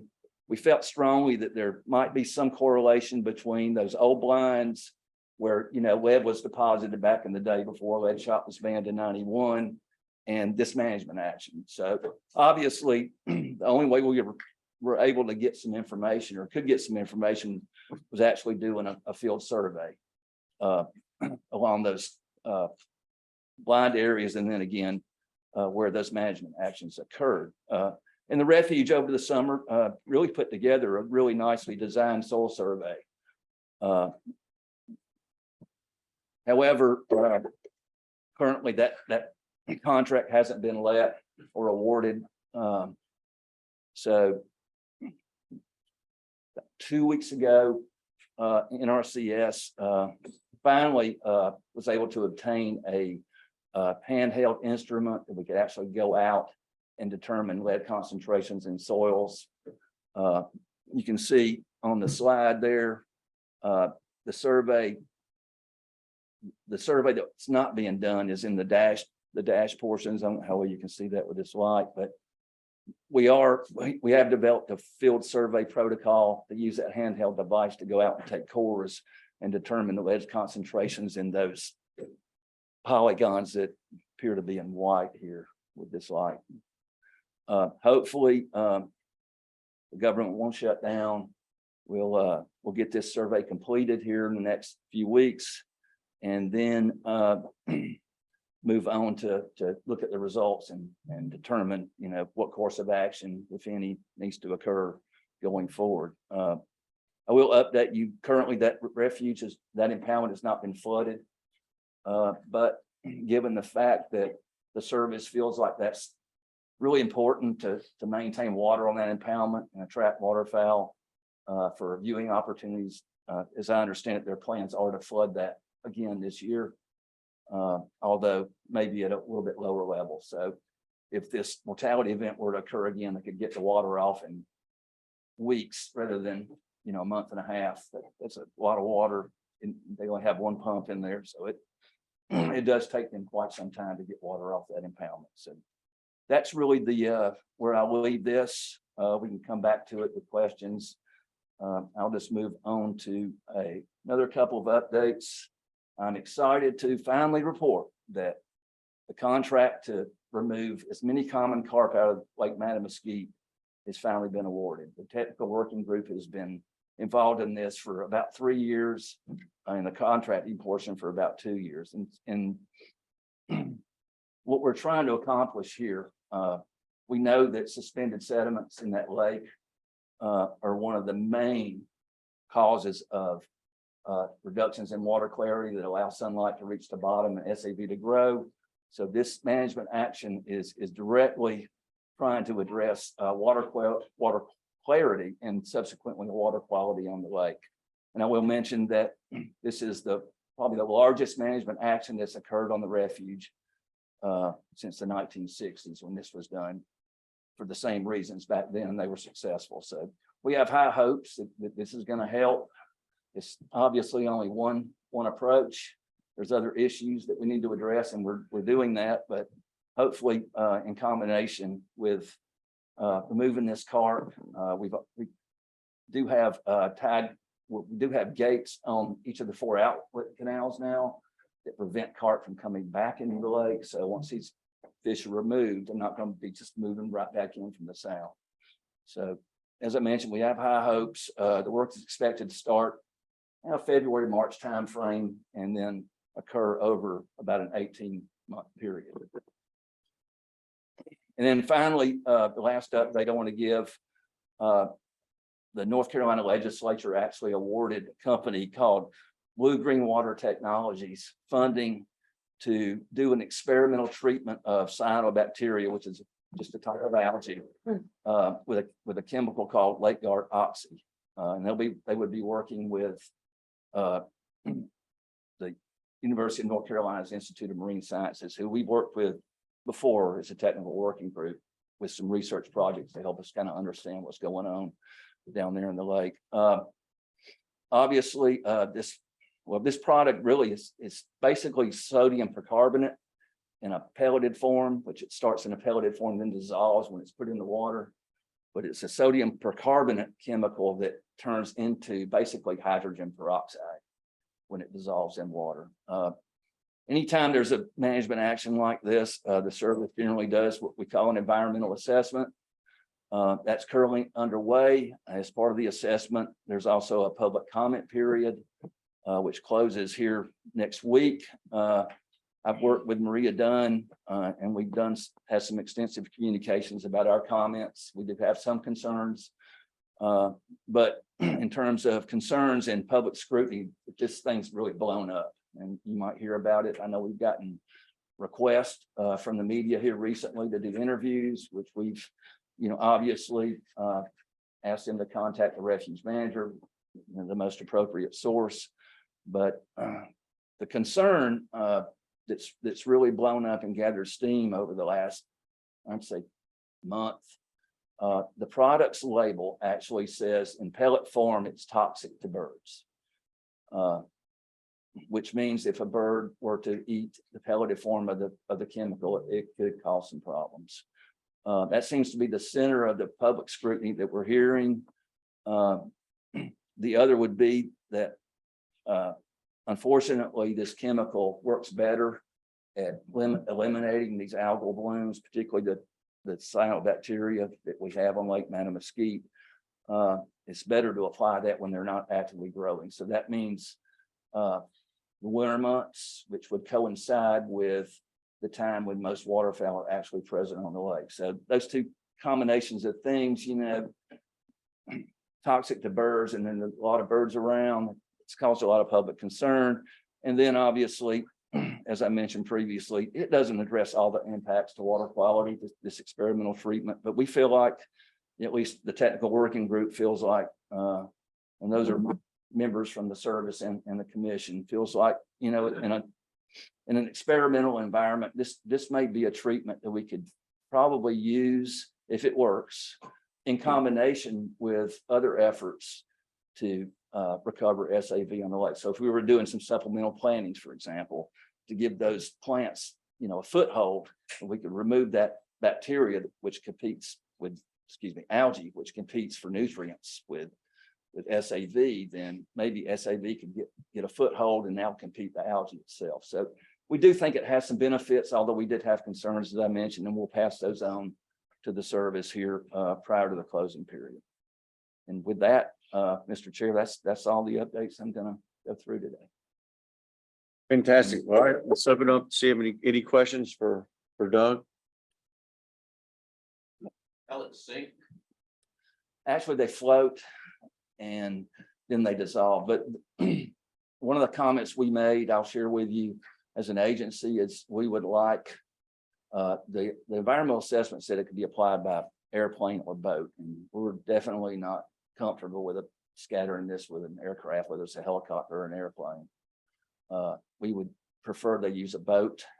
And then while this is being applied, and between the time it's in pelleted form and it dissolves in the water, we want any birds that might be around, we want to haze them off. And personally, I don't think that's too big of a deal. You know what ducks do when they see people in the wintertime when they're getting hunted, they're gone. So I think with some hazing, maybe that concern's not as much on our plate as it is on the public's plate. I quite understand. I don't think what's going on, but I'm comfortable if it can be applied by boat only, and we can do some hazing efforts to make sure, the pelleted form of the algicide anyways not being actively eaten by birds.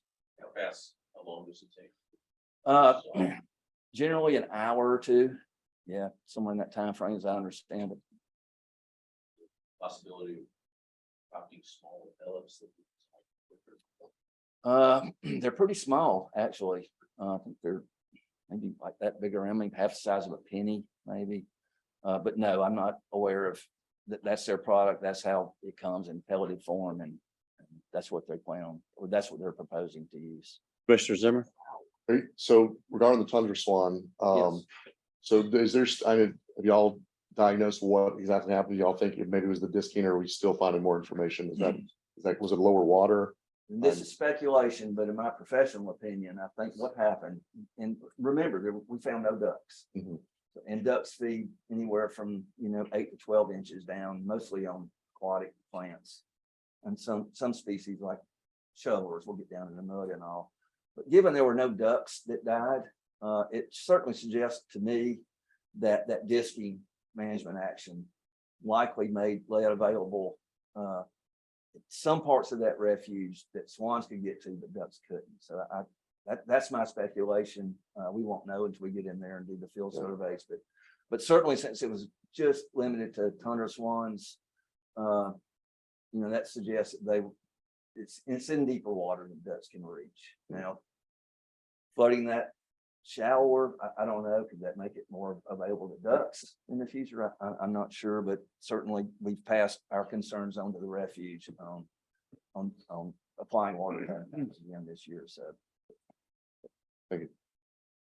Has anybody asked them to just wait a year so we could actually get the study done versus, is wildlife viewing worth the risk of another? We've made it very clear, at least from my program standpoint, and conversations with the director's office, that we're concerned that applying water similar to what was done last year could, and given it's only been since April, gravity hasn't really had time to push this, let this stuff settle back, this lead settle back down into the soil.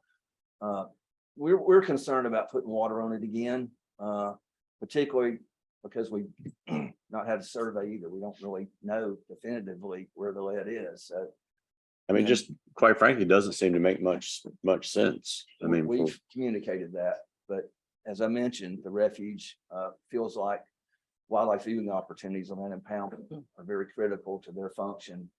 Why would they view dead swans? Yeah, we've communicated that. Yep.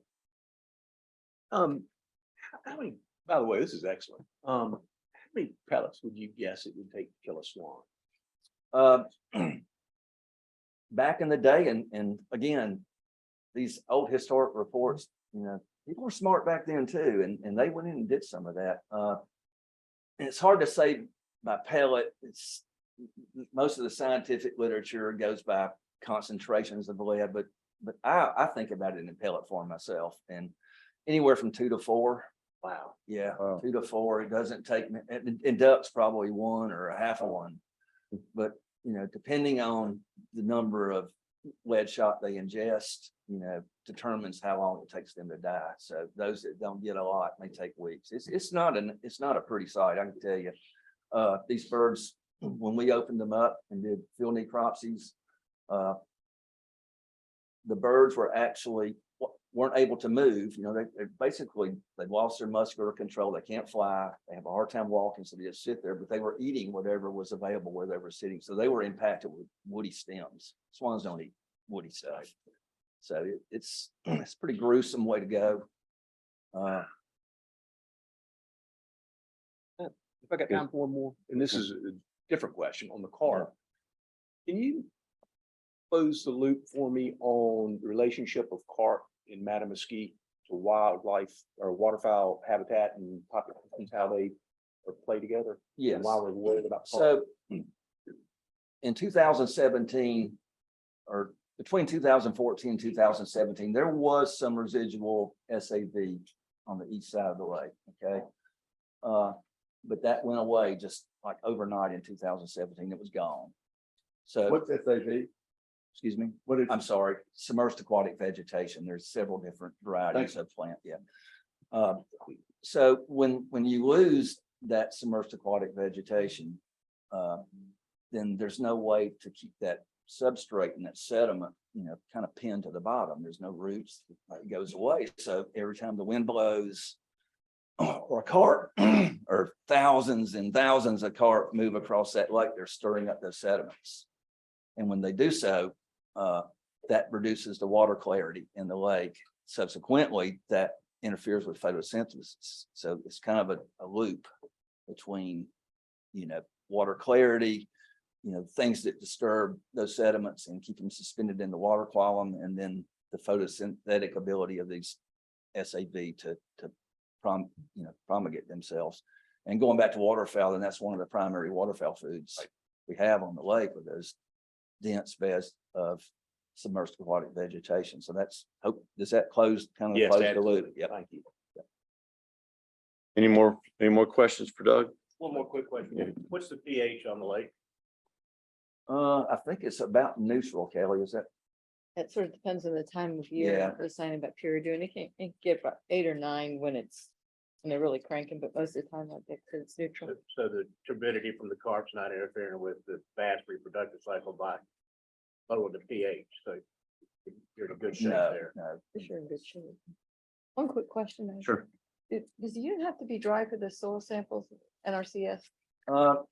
What they told us was, they hope with, you know, if there's some residual water from rainfall out there, and we get this done before they flood this, put water on this impoundment, there's a good chance that that can be done in the field with a little bit of a wet sample. But if they're too saturated, then they would have to take it back to the lab or take it somewhere, let it dry a little bit before they could actually do the analysis on it. So it may be, you know, you may have to just take those samples somewhere and let them dry a little bit before we can actually get the results on them. That's my understanding. And one quick point, Doug mentioned that he and Chris and your assistant went out to do those swan collections. Refuge has almost no staff. I think they have maybe 2.5 maintenance workers. There's a refuge manager, no assistants, no full-time biologists. They have a student intern biologist. They have adult recreational vehicle user volunteers. So they don't have a crew to go out and collect birds. So the service that Wildlife Commission, who Doug performs, is critical. Got a question probably for Kelly. So does that one person get to make the decisions on the lake, I on the think refuge? that Doug there've been some discussions with his supervisor. So, We formed the Madawaska technical working group when we lost the grass on the lake to bring a scientific approach and more expertise from both agencies combined to kind of be the tip of the spear on this issue and trying to figure out what to do next. So in general, I would say that the service is always open and ask us for our input. As I mentioned, we commented on whether we were going to flood this or not, but ultimately the refuge manager and his, you know, and the whole complex there have the final say on, you know, what happens on the ground. I mean, I'm just obviously an outsider looking into this, but if we're worried about the viewing piece of this puzzle, but we want people to view dying birds, I mean, I'm really struggling that this makes that any human being that's Sounds like you over were in this the facility would discussions think we've this had with is a the smart refuge, idea. so we've been through all that with them. You know, here's our concerns, you know, and you have the final decision, but here's our concerns. And certainly that was, the union opportunities are great, but not when everything's dying. So let me ask one more. Make sure I'm understanding this. The reason maybe ducks didn't die is because the water's deep, but they're saying this year they're only gonna put 5 to 8 inches of water. Sounds like to me, we need to put 3 foot of water. I wouldn't disagree with you. Is there, Yeah. is there any method or chances of revisiting this with the refuge managers? It really doesn't make any sense. I'll make some phone calls. I mean, it's still dry. It's hard. It's one thing to not have a unit flooded. It's another one to keep it dry enough that it doesn't flood with a 2 or 3 inch rain. So it's a big maintenance job keeping that thing dewatered, but I mean, my biggest thing, if you're not gonna listen to us, but you want us to come give you help, I agree. rescue the ducks, we're missing something here that Nice if we don't have any more say so in this keep it equation. dry, but Well, you know, from my standpoint, we have a great relationship with the refuge system all across Eastern North Carolina. It's been that way for years and years. When they ask us for help, we're going to respond.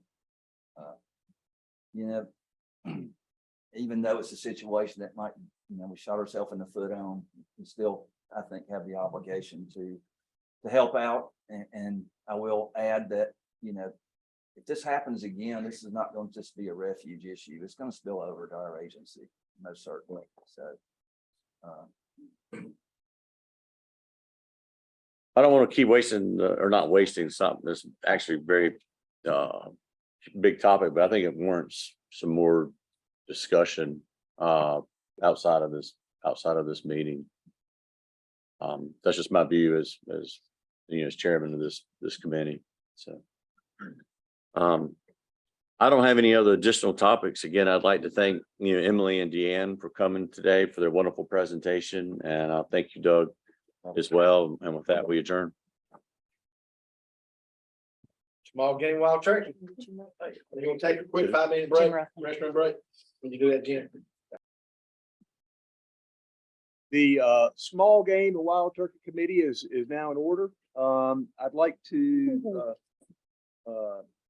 start out with this meeting is being streamed live and recorded as a public record. A record of the meeting will be available at www.insawildlife.org. With that, I'm gonna hand it over to Chris Cray. We've got a lot in here today, and we took a little Roll call. a Sorry. roll call. I'm sorry, Margo. I was gonna do roll call, but I got something to say for that. Okay, thanks. Going to do a roll call for our small game and wild turkey committee. Committee Chair Jim Ruffin, Present. Committee Vice Chair Steve Wyndham, Committee Member Tommy Fumble, Here. Committee Member Tom Berry, Present. Committee Member John Stone, Committee Member Tom Hayslip. Here. Mr. Chairman, you have a quorum. Thank you, Margaret, and I apologize. I was getting in a hurry. We took that break, so we're a little crunched for time, which is sort of what I want to start out with. Let's hold our questions till the end, which you've been good about so far. We've got a lot of really good information here, I think you're going to see, and this is information that's going to influence our decisions on small game, wild turkey, particularly wild turkey, for years to come. This is not just a one and done study. Its shelf life on it is long, and we're going to be using it for years to come. Pay close attention, because this is going to help us in decisions in the future. So with that being said, Chris, if you would take over and get started. Thank you, Mr. Chairman. I'll just take a quick minute here to introduce a couple of folks that are here today to talk about this project. And I'm super excited to have gotten to this day. This has been a monumental project, some fantastic results. It's really cool stuff. I just want to take just a moment to highlight a couple of our partners from the National Wild Turkey Federation that are here. Mr. Tim Drawn is here this morning. He's made the travel down from the mountains. He's the state chapter president. And sitting beside Tim is Mr. Brian Perry. Brian is a longtime NWTF volunteer here in the state, previous state chapter president. He now serves on the national board of directors for NWTF. In fact, he's their president of the board of directors. We also have Mr. David Masicki is here. David is the PhD student. He is very nearly Dr. Masicki. He's probably put more blood, sweat, and tears into this project than anybody else in total. I'm glad to have him here today. Please talk to him during the lunch break and that sort of stuff. I want to also mention that Professor of Wildlife Ecology, Dr. Chris Moorman, is here today. He's the one that's going to really present the results. He's provided tremendous oversight to this project.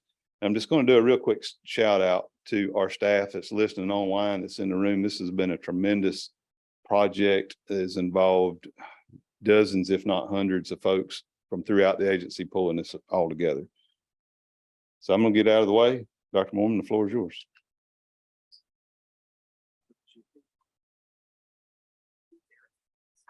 Good morning, everybody. Glad to be here. It's sort of an honor to be able to come talk about this important partnership between NC State University and the North Carolina Wildlife Resources Commission.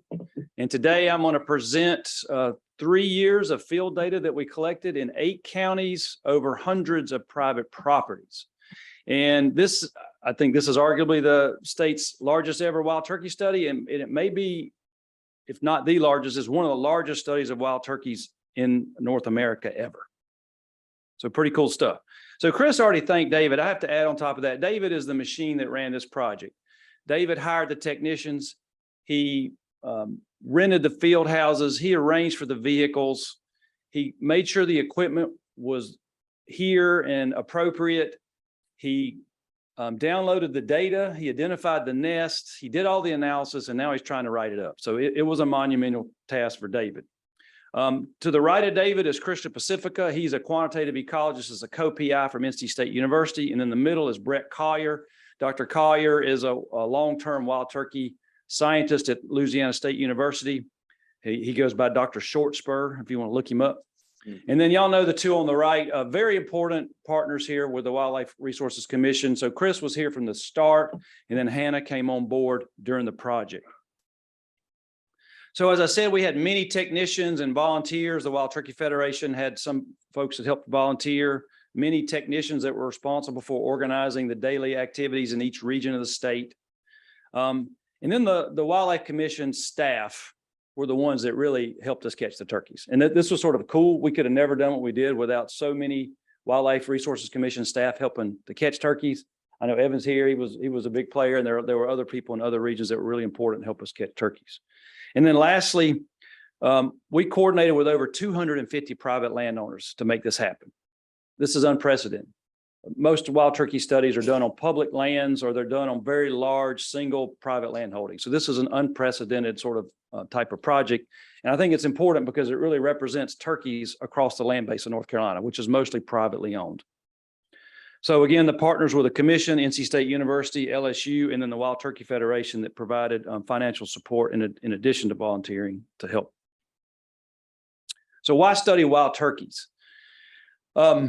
Well, one, we haven't really studied wild turkeys in North Carolina that much. I can think of 3 projects that looked at wild turkeys, and only one of those has happened in the last 30 years. So we don't know a lot about wild turkeys from a research perspective in North Carolina. The other reason is something y'all may have heard of, are these regional declines. It's been termed the southeastern turkey decline. And the declines can come in a couple types of data. Here I'm showing data on the recruitment ratios, or the brood surveys, or the hen poult ratios, whatever you want to call them. And this is for South Carolina and Georgia. And you can see that over the last 30 or 40 years, recruitment is going down, right? That's pretty clear. And this is what you would see across much of the southeastern U.S. And many states are also seeing declines in harvest. So what about North Carolina? So this is the poults per hen data from the summer brood survey that the North Carolina Wildlife Resources Commission organizes. And you can see that there's similar declines here in North Carolina in that reproductive index since the late 80s, declining, maybe not as steeply as other states, but it's definitely not been going up. And if you take look at that lowest number in 2020, right? That's the lowest ever value from this index. That 2020 number is very low, and we'll come back to that later on. Okay, so this maybe doesn't look great, but then if we look at harvest in North Carolina has been really on a steady increase. I would say if you look at this data, you wouldn't even say that's stable. It's still increasing. In 2023 was the largest ever harvest in the state of North Carolina, ahead of the 2020 harvest, which some might have argued was a COVID-related sort of thing, but not COVID here. This is 2023 and the largest ever harvest. Chris often points out that, that things aren't the same everywhere, and that there are parts of the state that have seen stable or declining harvest since 2000. And Allegheny County is one example, where harvest sort of reached its peak 20 years ago and it declined, and maybe you could say it's stable right now. So there are things going on behind the scenes, and these things aren't the same everywhere. So this sort of sets us up for our study. The Wildlife Resources Commission has a tremendous resource if you're interested in wild turkey ecology and management. This is a great document. Mike Seamster led this several years ago. It was published in 2016. And this really captures wild turkey ecology through the restoration process, and then shortly after the restoration phase. But it doesn't capture the sort of stuff that we're going to present here today. So you can add what we're going to present today on top of this document.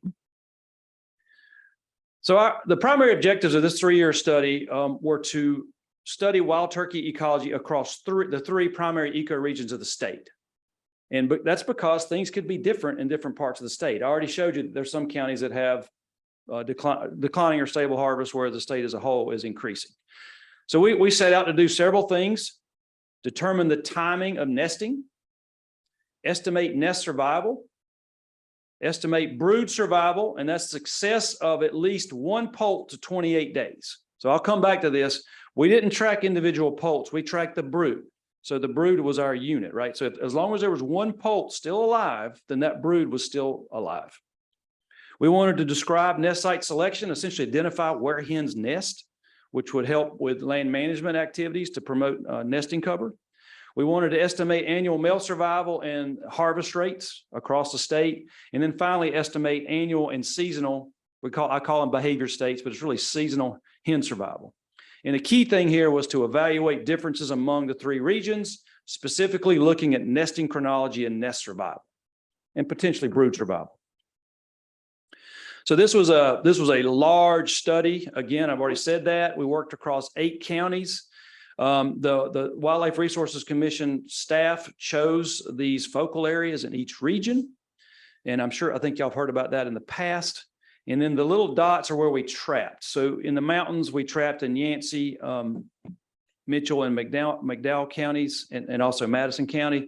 All of our trapping and monitoring in the Piedmont was in Moore County, centered around Carthage. The coastal plain, we started in southern Sampson County, but then we expanded into Duplin and Bladen. All right, so now I'm just going to briefly go through the fun part.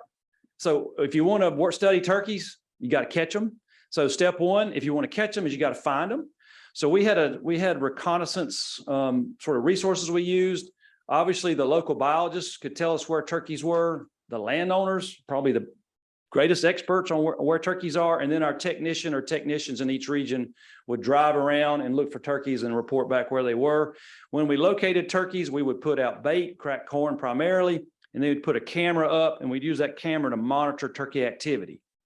When we identified turkeys, we set up a rocket net, and that's in this little green bushy thing to the right. That's actually a box set that's that's covered up by vegetation, because turkeys are smart. Well, they're not smart, but they're wary. I'll say that. Sorry, Brian. Maybe they're smart. You can see the bait pile there. And this is actually a video of one of our capture events in the coastal plain.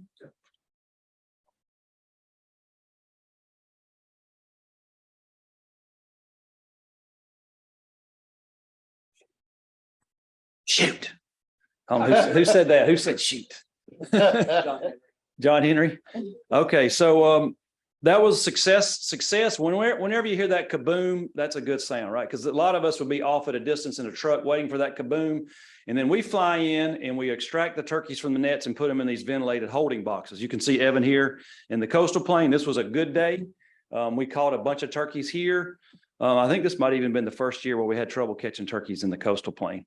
Once we had them there, they were safely in these boxes. Then we would work them up. We would age them, and we primarily used the barring on the 9th and 10th primaries to age our turkeys. On the left, you can see that the tip of the primary is dark without barring. That indicates a juvenile bird, either a Jake or a Jenny. And then on the right is a barring all the way to the tip of the feathers, and that's an adult bird. And there are other ways you can also age turkeys. Then we would attach a riveted leg band, and that leg band had a unique number. It had contact information, and we actually color coded the band so that each year had a different color. It was silver, red, and blue. Then this was the important part. We attached transmitters to each individual. The males got VHF transmitters, and that's a transmitter that just releases a signal that you can hear with an antenna that tells you if it's alive or dead. And if it's beeping slow, it's alive. And if it's going beep, beep, beep, beep, it means it's dead. Then we can go in and explore the cause of mortality, but certainly we would know it was dead. The females got GPS transmitters, and those GPS transmitters collected 9 locations per day. And that included a nocturnal midnight roost location. And that was, so the transmitters collected 9 locations a day from March to September. And then they switched over to 1 location a day during the non-breeding season, just so we would know where they were. Because we needed to save battery, because the battery wears out fast. We also collected health samples. I'm generally lumping these as health samples. This is an oral pharyngeal swab, essentially just swabbing its throat. We swabbed its cloaca. We collected fresh feces when we could, and we also drew blood when we could. So we drew blood from the brachial vein, and that's really a tedious process, so I stayed away from that. But we had some experts that were pretty good at collecting these samples. And these samples were sent to the Southeastern Cooperative Wildlife Disease Study and are being analyzed right now. And then the fun part at the end was the release. And that's me. I'm just showing I actually did go in the field a couple of times. So then once the birds are out there running across the landscape, we would check on their live dead status. During the reproductive season, we would check on the males and females 2 to 3 times a week to see if they're alive or dead. And then we would actually download the GPS data from each hen about once a week. And the way these transmitters work is you have to get close enough to pick up their signal, and then there's a little box that downloads the data, and then you can put it on your computer. We don't get it like we're doing a deer study right now, and that deer GPS data comes into our computer at our house. We never have to go out. With the turkeys, you got to get close enough, at least with this technology, to download the data remotely. During the non-breeding season, again, we only checked on the birds about once a month, mostly to check for live dead status. You get an incredible story with this GPS data. So this is the GPS data that David shared with me from a single hen. And you can see we know where she's moving across the landscape. We know how big her home range is. We can look at her nest locations in relation to where she was captured. Look at her nest locations in relation to the landscape. What's the land cover type? And you can see this was an individual hen that was monitored over 2 years. If the transmitter lasted long enough and the battery didn't go out, we could monitor them for multiple breeding seasons. And you can see year 1 nest, this was the trap site in the little green box here. So she nested pretty close to where we caught her. And then year 2, she went way away. And then what's cool too is that we can use GPS to identify nest sites by looking for these clusters during the nesting season. So when you get a lot of locations in the same place over and over and over, we know that's a nest. And this allows us to not have to go out in the field and disrupt the nesting activity or to push the hen off her nest. We can see this cluster. David identifies the nest sites based on these clusters and then sends the technicians out 28 days later, or after we know the hens left the nest, we can go in and check, make sure there was a nest, and then we can identify the outcome. And so if the eggs are all gone, if there's no eggshells, that's a failure. Something drug the eggs off, but sometimes you'll find eggshell fragments and it can tell you if there's a success or failure. Here on the left, the eggs were pipped. So they're pip all the way around in a circumference. And that means that the chick pipped and hatched out. And on the right, you can see the eggshells are crushed and there's a hole in the one on the left, probably a crow or something like that. And so the one on the right was a failed nest and the one on the left was a successful nest. We called a nest successful if at least 1 egg hatched. Of course, we could sort of double check this by going out and doing our brood checks later on. If the hen had broods, then we knew she was success. If she didn't have a brood, probably not successful, but that brood could have died before we got there. So that's a little bit careful. We had to be careful of that. So how do we do? I think we did pretty well. We generally met our goals, which was to monitor 50 hens per year in each of the 3 regions and 30 males per year in each of the 3 regions. We sort of exceeded that overall, except for maybe 1 region 1 year, and we caught up in that region the next couple of years. So we caught 708 turkeys. 468 of these were females and 240 were males. We put transmitters on 328 adult and 87 juvenile females. We wanted to keep it less than 25% of that sample. We transmitted 145 adult males and 59 juvenile males or jakes. Using this data, we found 414 wild turkey nests across the state in 3 years.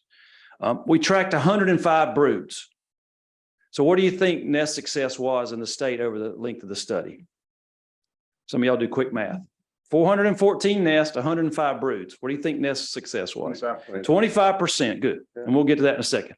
Only 1 jake out of those 59 jakes that we tagged was harvested. So I think we can say that jake harvest on private lands is relatively low. And we have we worked with some other partners and we have a publication coming out that says it's generally less than 5% of jakes get shot.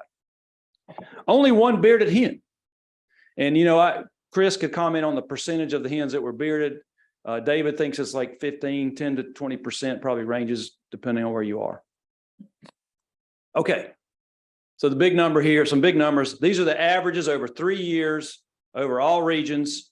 The mean start of egg laying was April 11th. The mean start of incubation was April 24th. This is sort of the statewide average over 3 years. So you're like, okay, let's see the variation. There was very little variation. So these are only first nests because these aren't re-nests. These are just first nests, but this is for the 3 regions, coast, Piedmont, and mountains for 20, 21, and 22. And I'll just say that if you look at those dates, the earliest date is, this is for incubation, not for egg laying, but the earliest date is the 21st and the latest date is the 27th. So over 3 years and 3 regions, there was only about a 6-day difference in the timing of incubation. It's essentially the same. And if you look closely, the latest dates in every year were in the coastal plain. So the coastal plain, and this is not necessarily significant, but if you're just nitpicking, the latest dates were in the coastal plain, not in the mountains, even though some of our birds were nesting over 4,000 feet in elevation. Yeah, very little variation there. So here's a graph, and this is an average graph. This goes back to those average numbers over the whole state for all 3 regions because they were essentially the same. And I'll just say that, you know, I was a little surprised there wasn't more variation in timing, especially with the range of elevation, but it comes down to the fact that turkeys they're nesting in response to day length. And North Carolina runs east-west, so the latitudinal variation is low. So we're essentially dealing with the same day length everywhere in the state. So the timing of turkeys is pretty much the same across the state. So here you see the red line is that April 11th. The dotted blue line is that incubation on April 24th. And you can see that peak. We want to show you that this peak for about the first 2 weeks of May is in when most of the females are incubating. So this is the percentage of females that are incubating. And that peak of the percentage, which is about 30%, is the first 2 weeks of May. And then on the right, you'll see it starts to zigzag and it sort of stretches out a little bit. Those are re-nesting attempts. So those re-nesting attempts sort of carry that nesting activity or the incubating activity a little bit out on into early July. Early July. Okay, so we already identified that overall nest success in the state was 25%.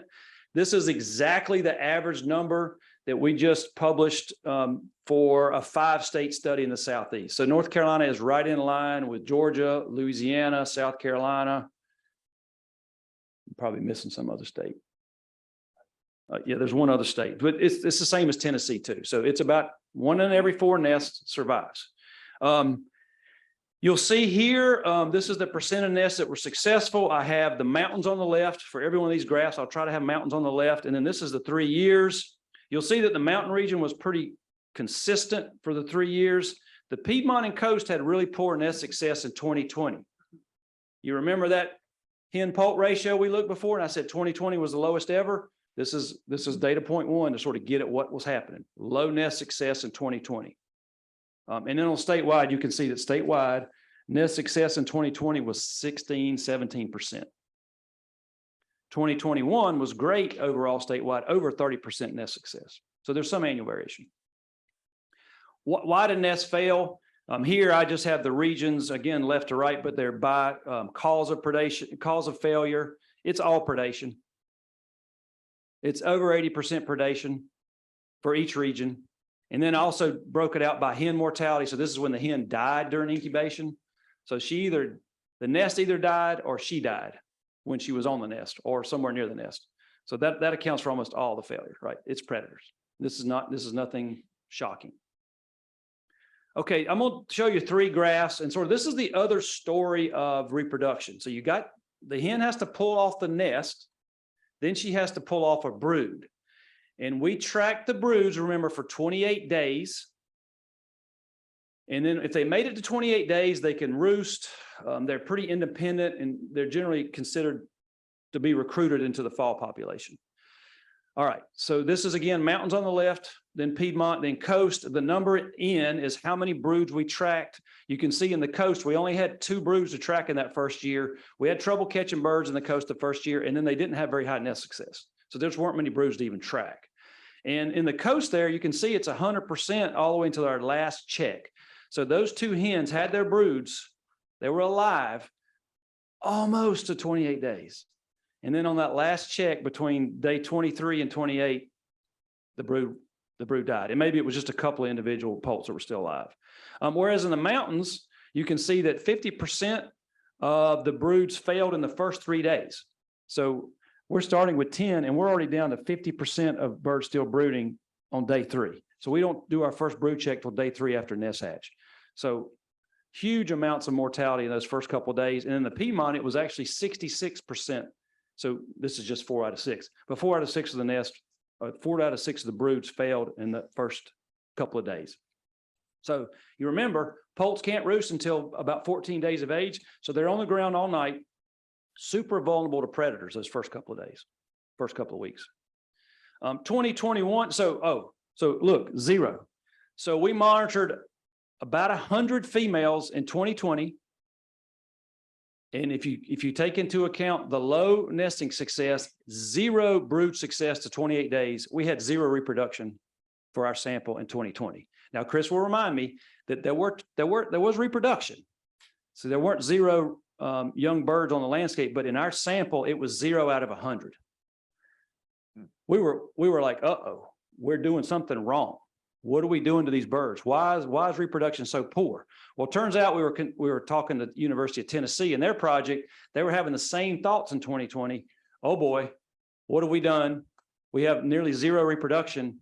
And so when we talked, they're like, oh, we're at the same results. So it was a real thing in 2020. 2021 was a boom year. And you'll look at the graph, the hen poult ratio graph, and it went back up. Here we had overall 40% brood success to the first month. And that was pretty consistent across the state. And year 3, again, was pretty good. It was 33% across the state. In the mountains and Piedmont, it was super good. And then in the coast, terrible. Only 1 brood out of 18. So again, there is variation annually, and there's variation regionally in terms of this brood success. We could discuss the why. I'm not going to really present that today. So we also did a nest site selection analysis. We wanted to look at where hens were nesting. Again, this is not a shock, but it's nice to document this with numbers. So nest sites had greater herbaceous and woody cover around them in relative to what was available. So hens were going to places that had grasses, forbs, and woody understory to nest because that provides concealment. We also actually measured concealment directly, and nest sites had greater concealment than a nearby random location to represent what was available. Interestingly, the nests were located closer to shrubland and herbaceous land cover types than random. So hens were purposely going to put nest sites near shrubland and herbaceous cover. Shrubland would be regenerating forest or recently or frequently disturbed vegetation. Herbaceous cover could be fallow fields, maybe food plots, maybe maybe recent timber harvest that doesn't have any woody structure. It's whatever the GIS layers tell us. But these shrubland or herbaceous land cover types represent alternative nesting sites and also places for the hens to take their broods when the nests hatch out. So the hen has to think like, I got a nest site here. If my eggs hatch, where would I take my poults? And so maybe they're selecting places near brood cover. Annual male survival, and this is the average across the 3 years. The University of Georgia helped us calculate these numbers as part of a regional assessment. And you can see that on average, it's a coin flip for a male. About a 50% chance that a male survives the year. These are adult males, right? 50-50. And fairly consistent across the state, although the mountains is slightly lower, but about 50-50. So what happens to the other 50%? So this is representative of the other 50%. And you can see that harvest is the bottom part of this graph. And then other unknown would be the top part. The other unknown could be got hit by a car, got a disease, got eaten by a bobcat, things we don't really know. But the key thing here is that across the state over the 3 years, less than 30% of the adult males, 30% or less were being harvested by hunters. So hunter harvests here range from 26 to 30%. I think the key thing is that harvest rate on private lands across the state is pretty consistent. I will point out here, because this will be relevant to what I'm fixing to talk about, is that if you look, again, the mountains had the highest mortality and the lowest annual survival. And they also had the greatest number of other. So 26% other was 10% greater than other in the Piedmont. I don't know if maybe that's meaningful. We're still sort of, some of this stuff is still a little preliminary. We're still working on these survival things, but there's something to look at. We look at hens. So we looked at hen survival by season. In ecologists, we call them behavior states, but they're really just seasons. And so we looked at the pre-nesting state, the incubation state, the brooding state, and then the non-breeding period, which is about 8 months out of the year. The 8 months out of the year is non-breeding. Is when the females are just wandering around like now, right? We're in the non-breeding period right now. If you look, survival, the chance of survival during the incubation state for an individual hen is about 84%. So you've got a 16% chance of dying during just a couple of weeks when you're incubating the nest. So this is the most dangerous period for hens. And then, you know, to survive the other 8 months of the year, it's about an 80% chance of survival. So 80% chance of surviving 8 months, 84% chance of surviving 4 weeks. So so it's pretty clear that incubation is a dangerous time. If we look at survival by region and year, if we break this out, there's a point we want to make here is that the coastal plain hen survival was greatest in all 3 years. 73, this is annual survival, right? This is across all those states, all those seasons. It's 73, 76, and 81. But if we look at the mountains, it's 63, 65, and 69. So you can, if you look at this, the annual survival in the mountains was at least 10% lower than in the coastal plain in every year of the study. We're exploring this. It could be disease. There could be other causes we don't know about, but this is a pretty substantial difference in terms of a population trajectory. And for adult females, they're the sort of drivers of any population. So this is something to look at. And it also matches what I showed you is the mountains had the lowest male survival and also the greatest other. Okay, in summary, so I'm gonna wrap this up. There was limited regional variation in nest timing and nest success. Pretty similar, right? 25% nest success across the state, although in 2020, 2 of the regions had a little bit lower. Also consistent adult male harvest on private lands. Nest timing was also consistent among years. Again, photo period or day length is driving that. Nest success averaged about 25%. Brood success to 28 days averaged 30% over the 3 years in 3 regions. But remember, in 2020, brood success was 0. So there are boom and bust when we have with turkey reproduction. So again, reproductive success varies among years. Jakes rarely are harvested, at least in terms of percentage of the numbers that are out there, about 5% or less.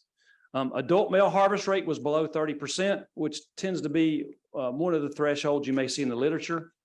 Adult male annual survival was about 50%. Hen survival was lowest during incubation, and it was lowest in the mountains. Male survival was also lowest in the mountains, although it wasn't a big difference.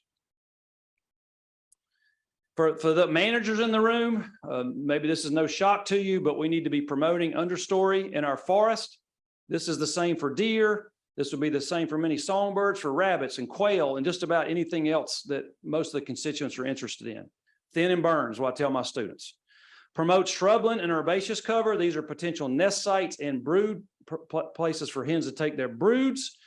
Probably brood cover is the limiting factor on the landscape. If I drive around, maybe only 1% of the landscape is brood cover or less. And we could do an analysis of that if the state was interested.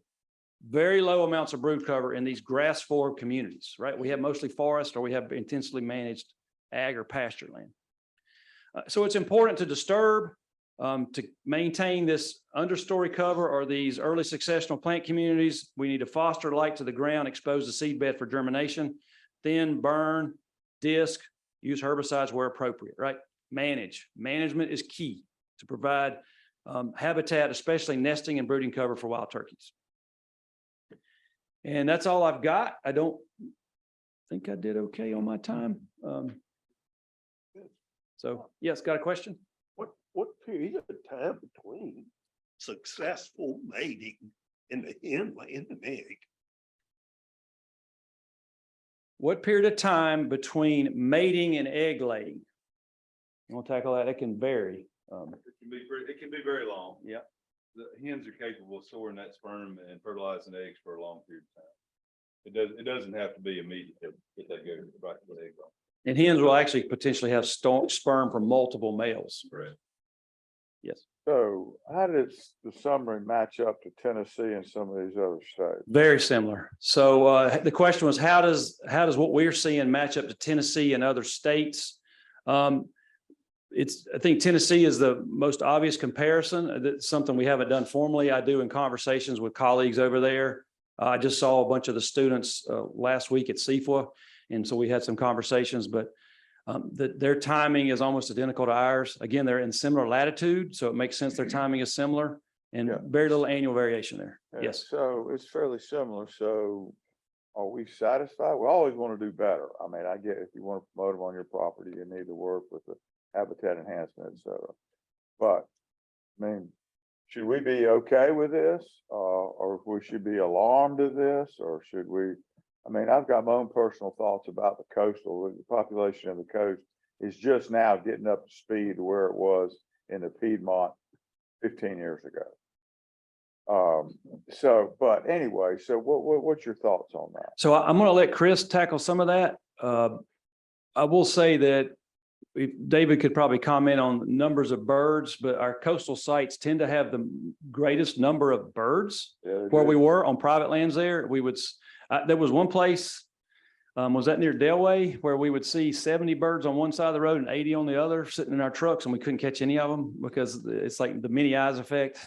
Plus there are soybeans laying all over the ground everywhere. So the cracked corn was sort of a joke to them. So that maybe that doesn't match up with some of the lower reproductive data we saw, but you know, it's an up and down year in the coastal plain. So Chris, you want to comment on, are these good? Are these numbers good or bad? I think we would like to see higher reproductive numbers, but like, what do you do to make that happen is I think the real question. It's a great question, and I'm going to answer it in kind of a roundabout way.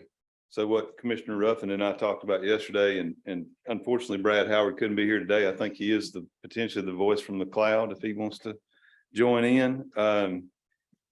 But as we have talked to Dr. Mormon and David wrestled with these results coming in, sort of what we put on the agenda here was for me to take a few minutes and try to just give the perspective how staff is looking at those, answering it from a standpoint of what we do with it.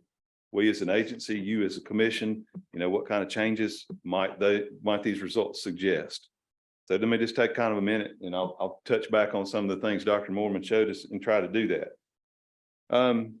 One of the most important things I think was in those early slides when he showed, yes, we do have declining productivity, but at the same time, you know, our population of turkeys in the state has increased tremendously over the last 40 years and expanded throughout the state. So I think it's pretty safe to say our regulations have certainly not been way out of whack, and they have allowed that to happen. That's a good starting point, I think, for our discussions. Dr. Mormon also touched on the importance of habitat, and the layers of habitat data that we have now that David will be able to help us just look at over the years is tremendous. And it really reemphasizes the fact that turkeys are, in the biological sense, they are a small game animal. You know, they respond to habitat. You can't have turkeys without habitat. Save the habitat, save the hunt was the common mantra of the NWTF. And so regardless of what your regulations are, that habitat is the key starting point. You can't regulate your way out of bad habitat. This may be the way to say it. So looking at those specific results, are there pieces of our regulatory management that we how does it speak to potentially changing those? There's a lot of information here that I think that says there's not really evidence in these results to suggest that we should expand our hunting opportunities, additional tags, earlier season, those type of things. So when we get questions from hunters, which we do for those type of things, these data would sort of say that's probably not a path you want to go down.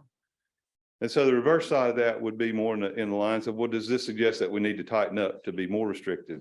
You know, potentially fewer tags, potentially later season, those kind of things. I don't think that's what the data are screaming. They're suggesting that we're in a pretty good place. Population has done quite well for a number of years, but there potentially are some pieces of that we might want to think about tweaking. Dr. Mormon pointed out two really, really critical pieces of information there. One was that average date that hens begin laying eggs, April 11th. That's right about the time our regular hunting season opens. That's always been considered a starting point for a sort of a recommended framework for turkey hunting. A more conservative approach that's been recommended by a lot of folks in a lot of states would be to delay that season closer to the time where hens begin incubating. So that's a conversation we need to have internally. We need to dig deeper into those data with folks there at NC State. We need to get some feedback from our hunters if we decide to go down that path with a tweak on timing. But the data are not suggesting that an immediate need is necessary. Some other things that were in there that we want to dig more into is some of the data was very much what we expected it would be. And then there were some very surprising things. Some of those differences in survival in the mountain region. We wonder what's going on there. We're not quite sure. We want to dig a little deeper. We want to have a bit more time to look at that, particularly those disease results that the folks on the ground did a great job of collecting those samples. That was hard work by David and a lot of the staff and Dr. Mormon, a lot of the folks that were doing that. We're now in the process. We've contracted with the Southeast Cooperative Wildlife Disease Unit down at the University of Georgia, SCWDS. We've got a postdoc expert on board that's going to work with David in the coming months to really dig into those data and look at, the birds that survived, the birds that didn't survive, the birds that had good nesting output, the birds that didn't. Were there underlying health or disease issues that might be part of that? So that's a question we want to jump into a little bit deeper. And then probably one of the biggest things there that we touched on was the harvest rate on the males. And what Dr. Mormon showed us was in every year in every region, the harvest never exceeded 30%. And that reason we put that 30% up there, if you get in a room full of turkey managers or turkey biologists, that's kind of a starting point for the discussion. When they're talking about harvest rates that are less than 30%, most of the information that we've had for years and years tells us that's a pretty comfortable place to be. If we saw those numbers coming back in some regions and years in the high 30s or 40s, we probably would want to address that more quickly. And I'll also mention that these guys pulled this project off. If you remember, there was a global pandemic that started in 2020. So very challenging times. And we also, so those harvest numbers, as Dr. Mormon mentioned, were during those very active turkey hunting years where we saw that COVID effect on turkey hunting. And so there's not much reason to think that in the years prior to that, it was a lot higher than that. In fact, it was probably, if anything, it was probably lower in the non-COVID years. I'm not sure if I got exactly to your question, but that's sort of a rambling on things. I hate to keep the floor, but one last question. What about predation?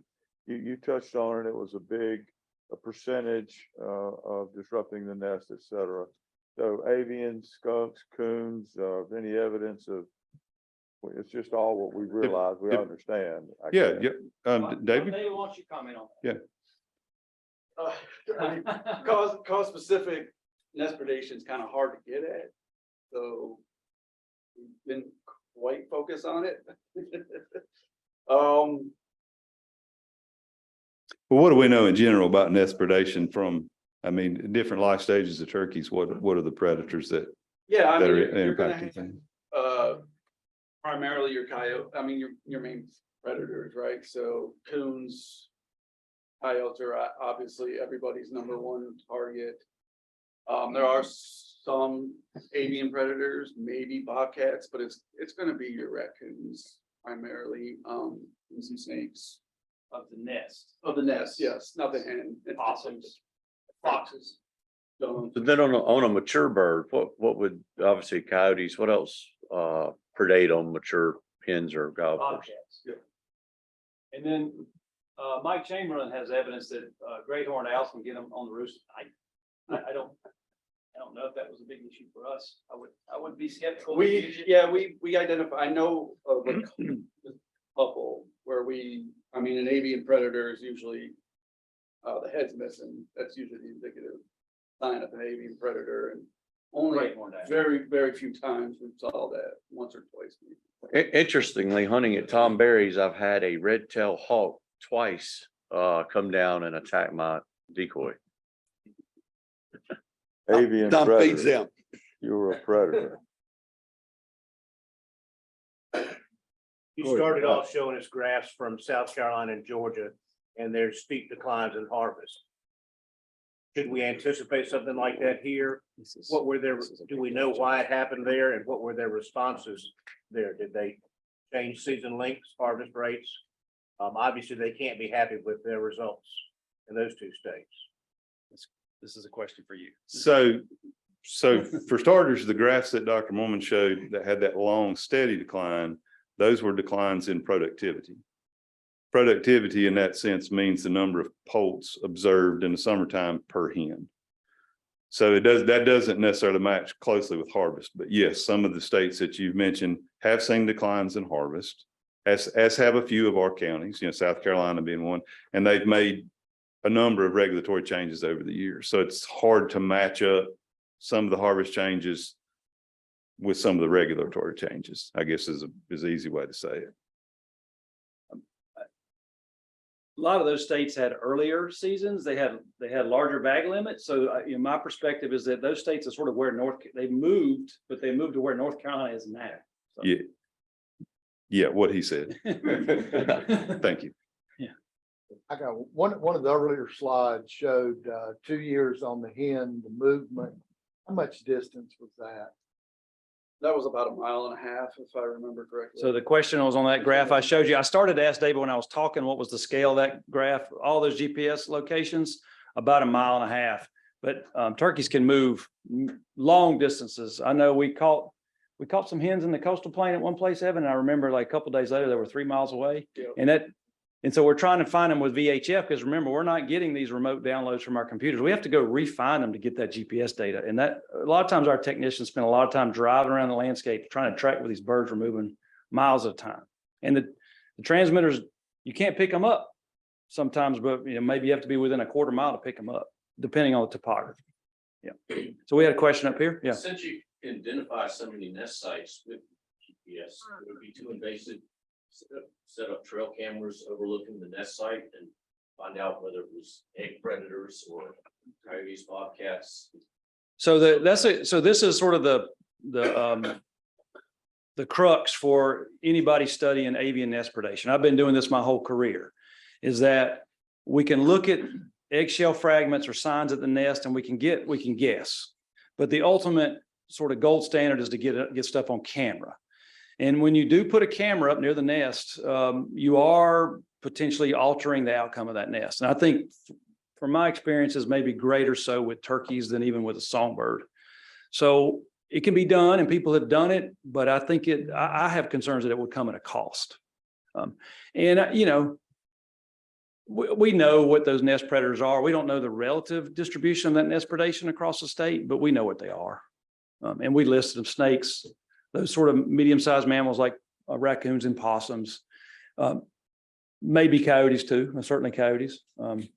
Anything that can eat a turkey egg is going to eat it. You got anything to add to that? Last question. Okay, yeah. Go ahead. How old does a hen have to be to successfully mate? So the question is, how old does a hen have to be to breed? They can breed in their first year, so the jennies can breed. We have separate data on the percentage of jennies and adult hens. So those juvenile hens and adult hens that actually nested. And typically jennies nest at a lower rate. And we saw that, although in some cases it was a pretty high percentage, at least 50% of the jennies that nested. I didn't present this today, but another thing that we're sort of exploring, and we're seeing this across the region, is that a lot of the adult hens don't nest in a given year, which is interesting. I think on average, about 70% of our adult hens nested every year. So there are 30% of adult hens that are just saying, for whatever reason, I'm not nesting. And there's a lot of hypotheses that drive that. It could be simply that some percentage of adult hens don't nest because they're going to put more resources into surviving. But of course, animals are always trying to pass on their genes.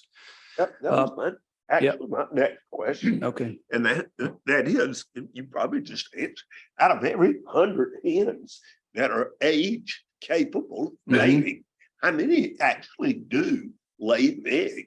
Out of 100? For adult hens, it's 70, but around 70%. For the jennies, it's lower than that. I think combined, it's somewhere between 60 and 70%. Like a greater percentage of our sample is adult hens.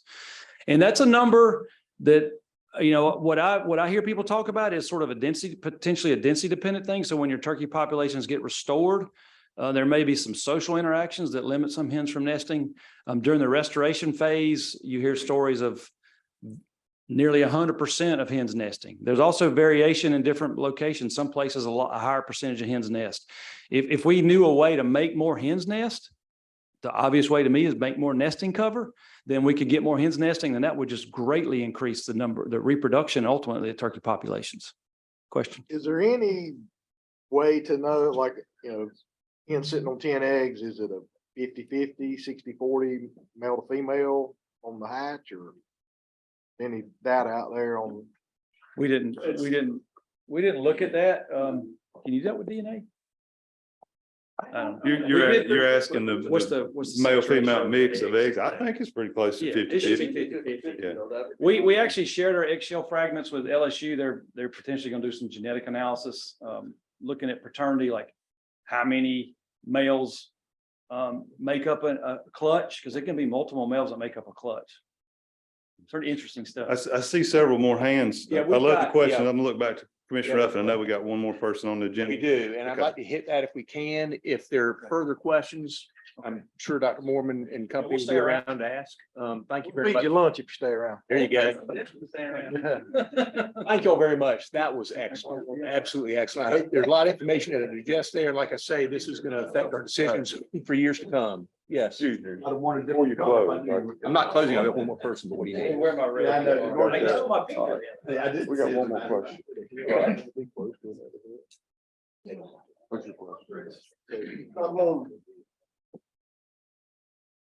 Go ahead.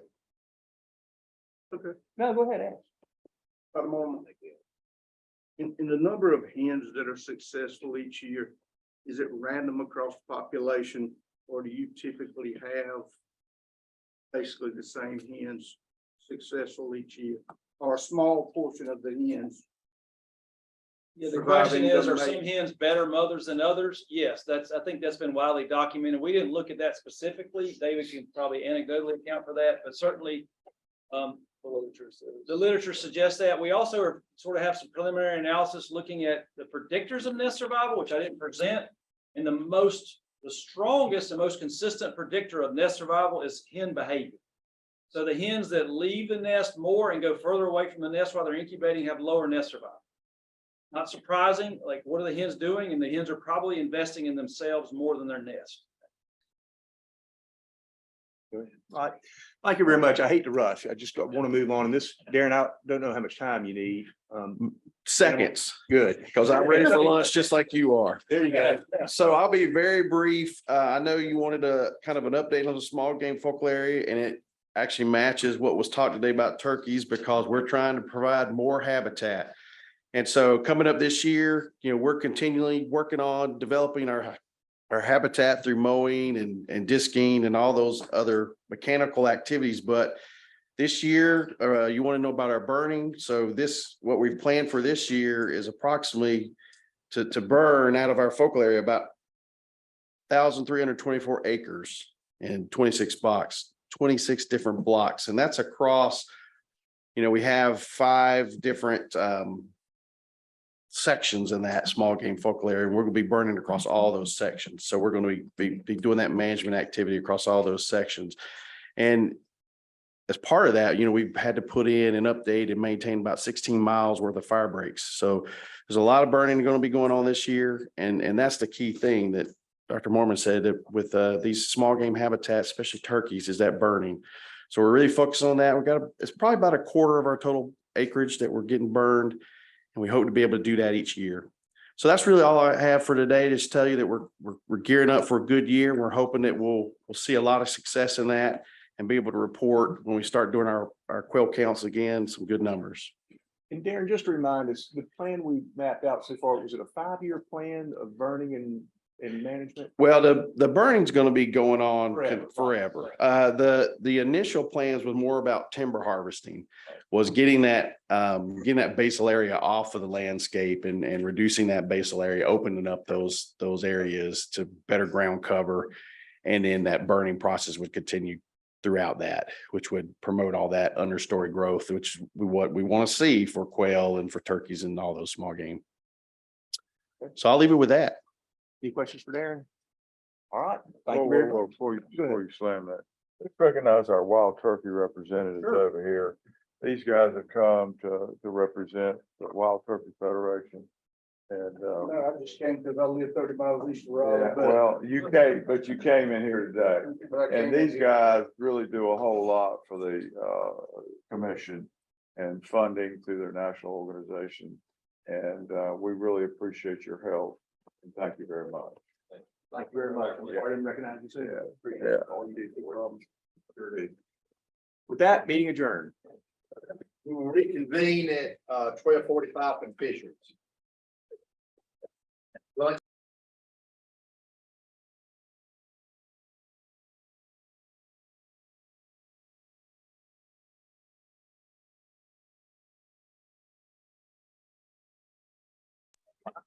like to call the Fisheries Committee meeting to order. Margot, can you do a roll call? Yes, sir. Going to do a roll call for the Fisheries Committee. Committee Chair, John Stone. Here. Committee Vice Chair, Steve Wyndham.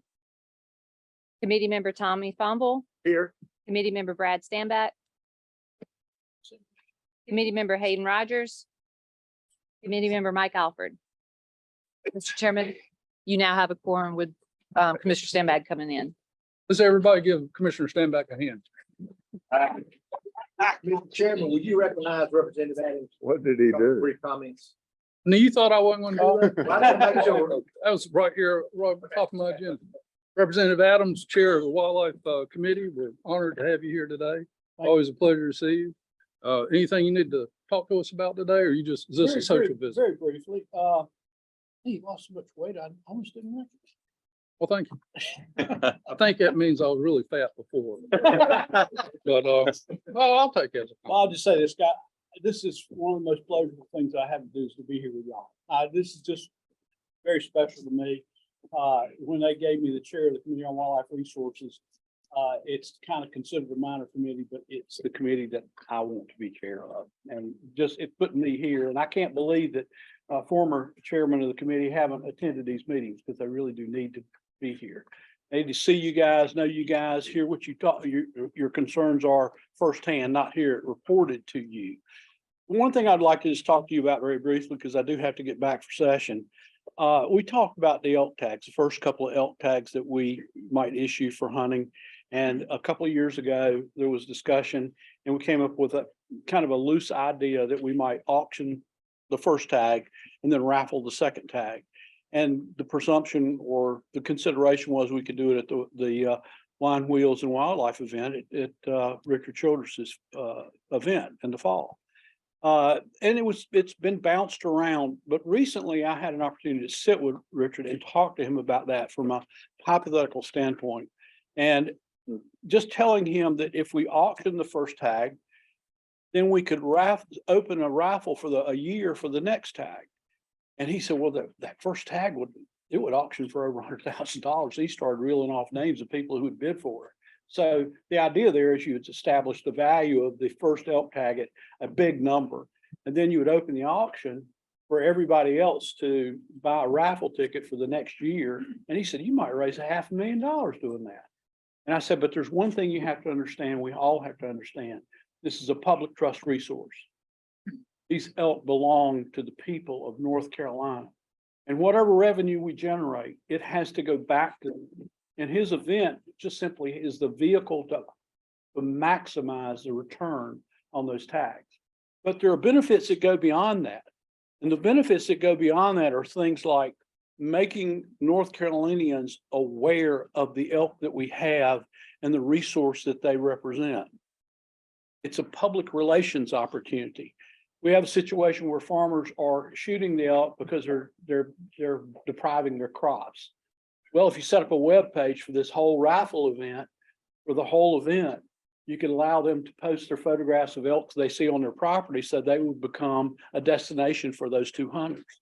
And the whole thing about it to me is to use it to raise as much money as possible for conservation, for the betterment of the elk herd, but also to enjoy, have a good time doing it.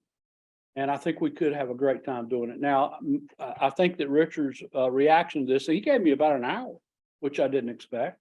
And we batted around a lot of ideas, but he loved the idea of the wealthy businessman buying the ticket and the guy, Joe Lunchbucket, who works in a plant somewhere, winning the second ticket. And now who's going to get the first one? Who's going to get the biggest one? And the whole tracking of the months that lead up to the hunt. And he seemed to really like that. So now I think what we could do as the commission is to engage that idea and see what we can do with it. I know you're going to have a report, and I think we're probably close to, or we're at a huntable herd. This would create something of a delay on that hunt, but it has a lot of public relations value to it, in my opinion. And if we craft the right sequence of events, I think it could be a lot of fun. We could raise a lot of money and make the public aware of what a great resource this is. Because I know that the people in the mountains know about it. I know that some tourists know about it. But the public at large, I think, probably is not aware. Now, a lot of things to talk about, a whole lot of things to talk about, because we presumptively think this would be a rifle hunt, but it may not. Maybe an archery hunt. A lot to learn and a lot of relationships to build. Representative Adams, we appreciate you addressing this today. I hate that this is a fisheries committee meeting. I can't make any decisions about elk. We're going to refer that to the big game committee. Well, I wanted to get out in front of you. I do have to go back and have fun at the legislative building. Then I can go home. Thank you for Thank you coming. very much. Thanks for coming. Thank you. Hey, listen, thank y'all. Thank you so much. Hope you enjoyed your lunch, sir. Huh? Hope you enjoyed your lunch. I enjoyed my lunch. It's so good to see you. I understand that, my friend. You take care. Appreciate what you do, Jay. He and I served in different chambers together. Are you a day older than me or a day younger? I'm many, many years younger than you, sir. What's that, October 2nd? First, thank you, sir. Okay, I'm 3rd. We're the same age. I know that's hard to believe. I know, I'm 2 days older than he is, and 2 days wiser. I hope I'm not like you in 2 days. Y'all take care. So we have a muskie management video that's going to be presented by Corey Oakley. Corey, you want one half of the Two Ball Biologist podcast? One half. Yes, sir. So, this video highlights basically 50 years of muskie management. It's hard to do in 3 minutes, but we're going to try to. And really a lot of the great work that our biologists have done in Western North Carolina, particularly on the French Broad River. And so hopefully this video gives you some inkling of the things that we've done for muskie and that we are continuing to do for muskie even today.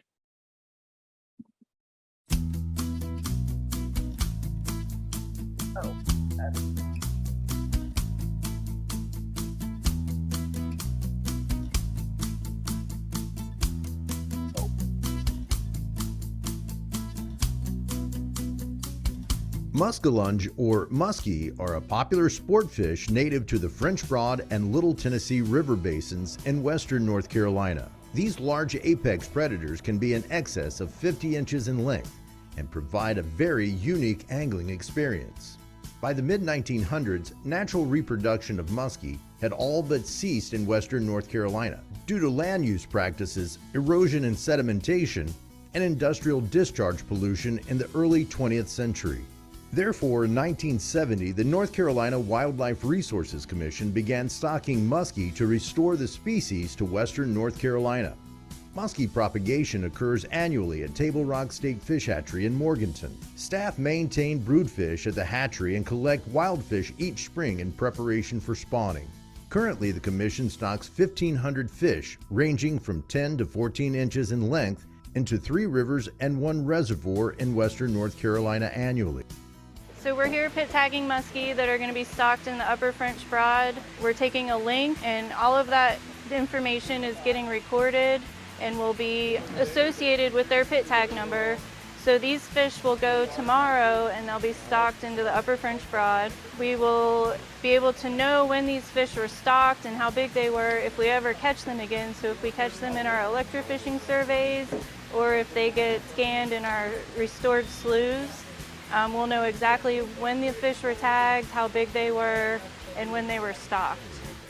The commission has managed muskie in western North Carolina over the past 50 years, largely through stocking because of limited natural reproduction, particularly on the French Broad River that has been largely channelized and cut off from the original floodplain.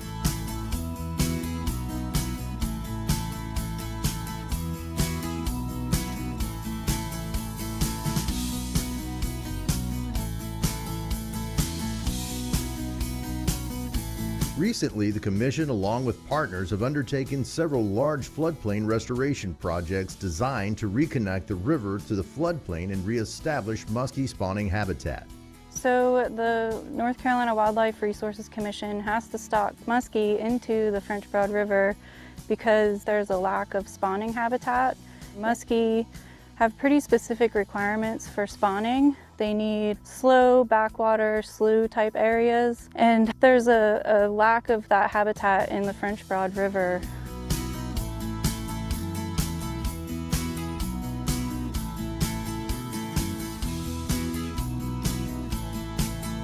The Commission is monitoring muskie use of the restored backwater sloughs by implanting passive integrated transponders, or PIT tags, into the abdominal cavity of both juvenile and adult muskie. A solar-powered detection antenna that functions much like a metal detector is placed at the entrance of each slough. Since completion of the Mud Creek Floodplain Restoration Project in 2020, over 27 muskie, along with many other fish species, have used the restored floodplain. This fish was part of a study for a master's thesis in 2014, so it was stocked about 10 inches in 2014, and it was pit tagged back then, so we knew exactly what this fish was and how big it was when we stocked it.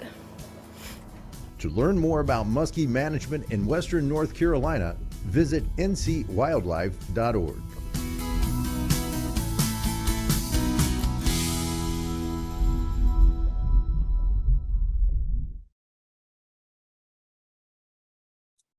So that's muskie. Now, Scott Loftus, can I keep moving forward? Or you? Yes, sir. No, drive on. So Scott Loftus, our aquatic habitat research coordinator, he's also our warm water research coordinator in the mountain region. We're going to come talk to you about our habitat sloughs at Mud Creek and the usage that muskie and other animals are how they're utilizing those sloughs. So Scott, if you'll come on.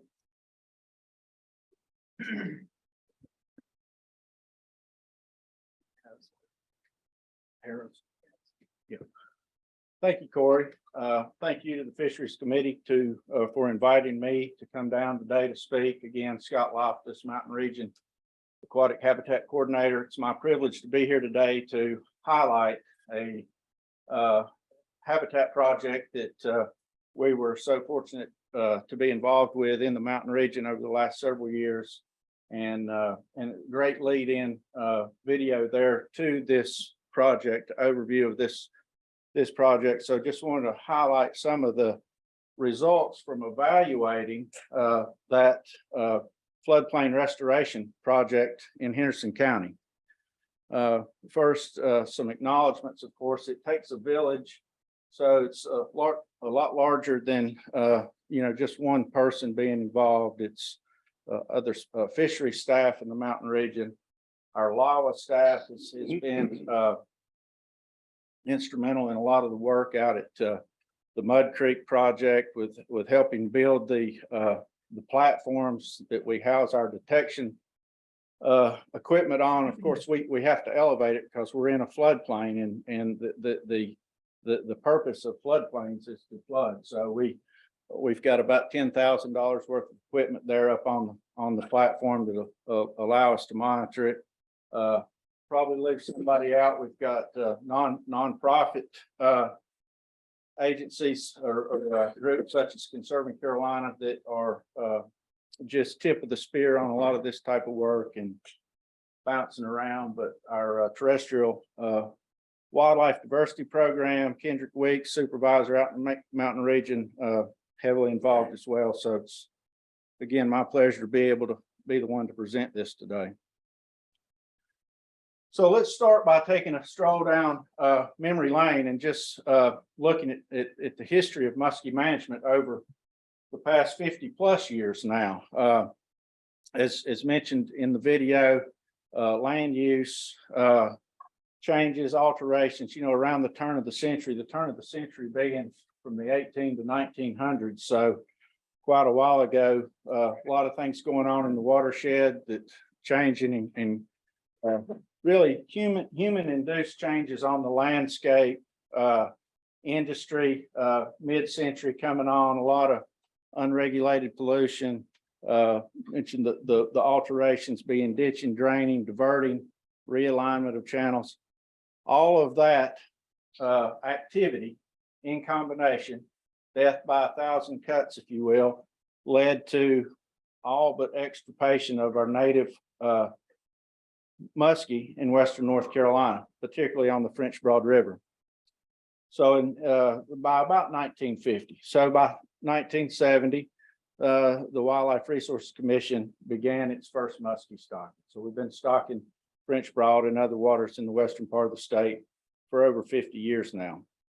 The goal when we started that was to reestablish a wild or reproducing population. In '85, a study was commissioned to see if we were having any success with natural reproduction. Fin clips were used, and anybody that squeezed fish or worked with fish know that fin clips is a short-lived tag. You can clip them, but fins grow back. And so after about a year or so, biologists couldn't detect whether that fish came from the hatchery or whether it was a wild fish because the fin clip had repaired. So in '96, we used a longer term tagging method. Sadly to say, I was around in '96 for anybody that was wondering. Started using coated wire tags. That's just a little piece of metal we implant into the cheek of the muskie. Did that for 2 years study, and we found that natural reproduction was very low. So only about 5% of the fish that we captured on the river electroshocking didn't have a tag in them. So is that tag loss? Is that naturally reproduced fish? But 5% is not enough contribution to support what's now a very popular angling program on the river. So in 2018, we started doing the pit tagging method that you saw there to look at hatchery contribution and also to evaluate habitat project. So let's get into the habitat project. We start with a blank canvas. 2015, Conserving Carolina, or conservation organization in Henderson County, was able to acquire this 100-acre floodplain tract. Now, through conversations that we had with Karen Rowe, executive director of Conserving Carolina, over the years, probably 10 years previous to this, our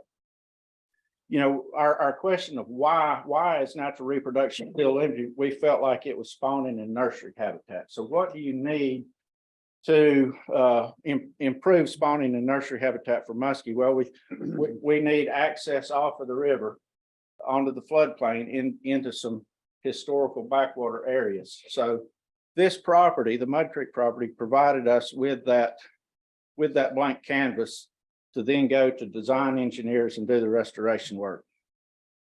Is there a pointer or? Okay. Okay. And I can use the mouse. So this is what we see on a lot of the floodplains is this ditch here. So that, this gets to the ditching and draining I was speaking about, another series of ditches here. So that was to get water off the floodplain.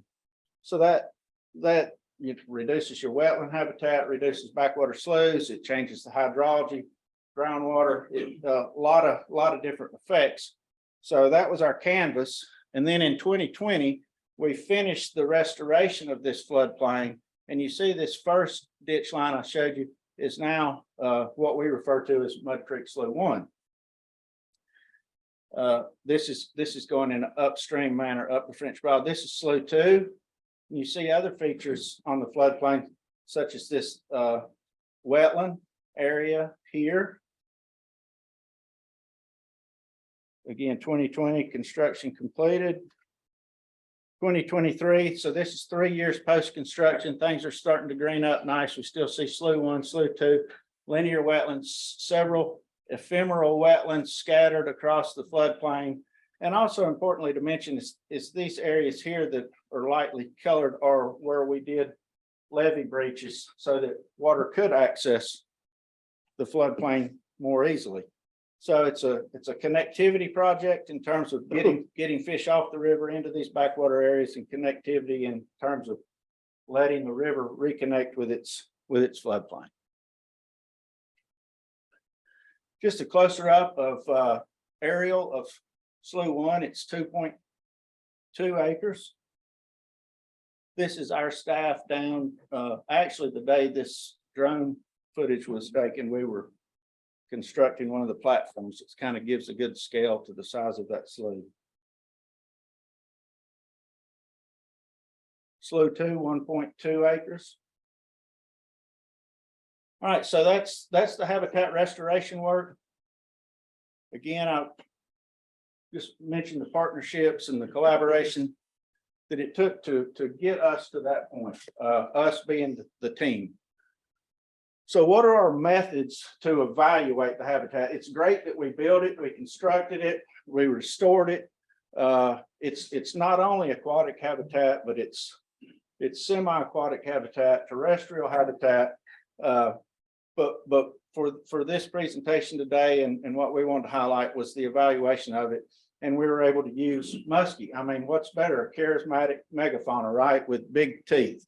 So in 2018, we started pit tagging all of our juvenile muskie coming from Table Rock Fish Hatchery with the 12mm pit tag. Pit is just a fancy word for it spits out an individual code for each fish when it crosses the antenna. So we know that fish's social security number. We know who it is. We know where it came from, how long it was when it was stocked. We know as much about those 550 fish we're putting in the upper French Broad as possible when they come out of our hatchery at Table Rock. Concurrent to the habitat evaluation, Amanda, who you saw in the video, is also doing a population characteristic study on the French Broad River. And during that, we're pit tagging these adult muskie, because one of the goals of the sloughs, the backwater area, is obviously spawning. So when we stock 10-inch fish, they're not going to spawn until they're 3 or 4 years old. So this study allowed us to go ahead and bring adult fish into the population with pit tags so that we could monitor them coming into the sloughs as well.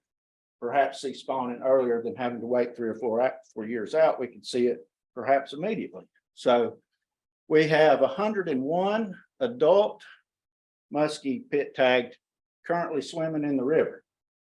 A little bit larger tag, 23mm tag, so a little longer, a little bit bigger diameter. We're putting all those in the abdominal cavity. So the way the antenna works, it's passive. It's charged with solar and battery power. Fish swims across the antenna. It needs to get within about 3 feet of the antenna. It charges that tag, and the tag then spits out the social security number to the equipment. Maybe get into that a little bit more in a minute. But some of the results, so it's like, maybe some skeptics in the audience. I don't know, maybe some optimists. Gosh, they build these backwater areas that weren't on the floodplain, haven't been on the floodplain perhaps for 100 years. Fish probably not going to use those, right? Well, these are the results of our tagged juveniles. So on the y-axis, these 4-digit alphanumeric codes are their social security numbers. And on the x-axis, it's just a time series over time. And then the gumballs are at the bottom, 2018 through 2022, are the year classes of the cohorts that we stocked, each differently color coded. Another thing important to keep in mind about interpreting the results is we're showing slough 1 with squares and slough 2 is circles on this one graph. So interestingly, pretty soon after the antennas went live, the sloughs were constructed and we turned the antennas on in September. By the 1st of October, here we're getting detections from these juvenile fish. Now, these fish could be stocked anywhere in a 60-mile reach of the French Broad River, and they're showing up in this 2.2 or 1.2 acre slough. So they're finding the habitat. It's really the point of this graph. It shows how long some are persisting, like the 2021 year class, this particular fish right here, November to April. So it was in and out over a long period of time, maybe more like December to April, but still a 4-month period where it kind of came in and out of the slough. Tagged adults. Okay, so this is where it really starts getting interesting. These are those adults that we started tagging in a pilot study in 2019. We tagged 101, if you remember. 15 of those fish, 15, so that's 15% of the adults have showed up in these sloughs over the last 3 years. So 15% doesn't sound like a high number. I would submit that it's pretty significant when they've got 60 miles of river and they're finding this 3 acres of newly created habitat. So just a couple of things to point out about the data here. In addition to the 15 adult detections in 3 years, half have used both sloughs. So they're going in both areas. We're also seeing male and female overlap in time and space, which is really cool. Well, what does that mean? If you look at this male, ODF9, male's on the top half of the graph, female's on the bottom, 31.4C, we're in the slough during the spawning period, 1st of April, at the right temperature, at the right time, thinking about spawning and pinging the antenna, within seconds of each other. So it's really cool. So that's saying they're in there during the spawning season. Good chance they're going to spawn. We see that repeated in April of 2022, again with ODF9. So this guy's a frequent flyer. You can see that he has stayed in the sloughs all 4 years, ODF9, throughout the period. One of the first fish that we detected has continually came back. So pretty cool there. Spawning pairs 20, 21, and 22.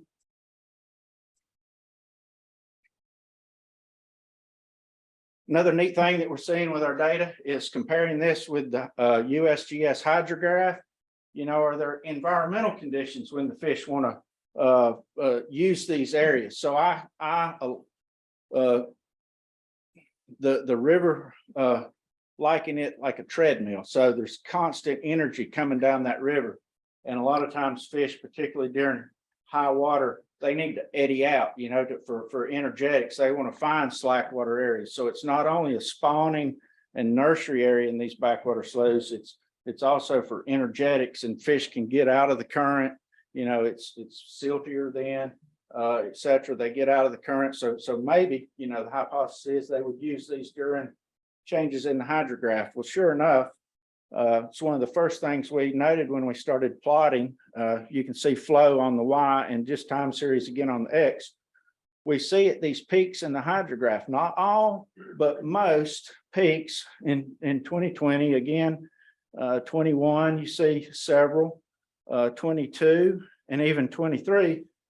The ascending and descending arm of the flow, the stage out there, we're having detections in our sloughs. So that means they're coming out of the river, pinging the antenna during these changes in water levels out there.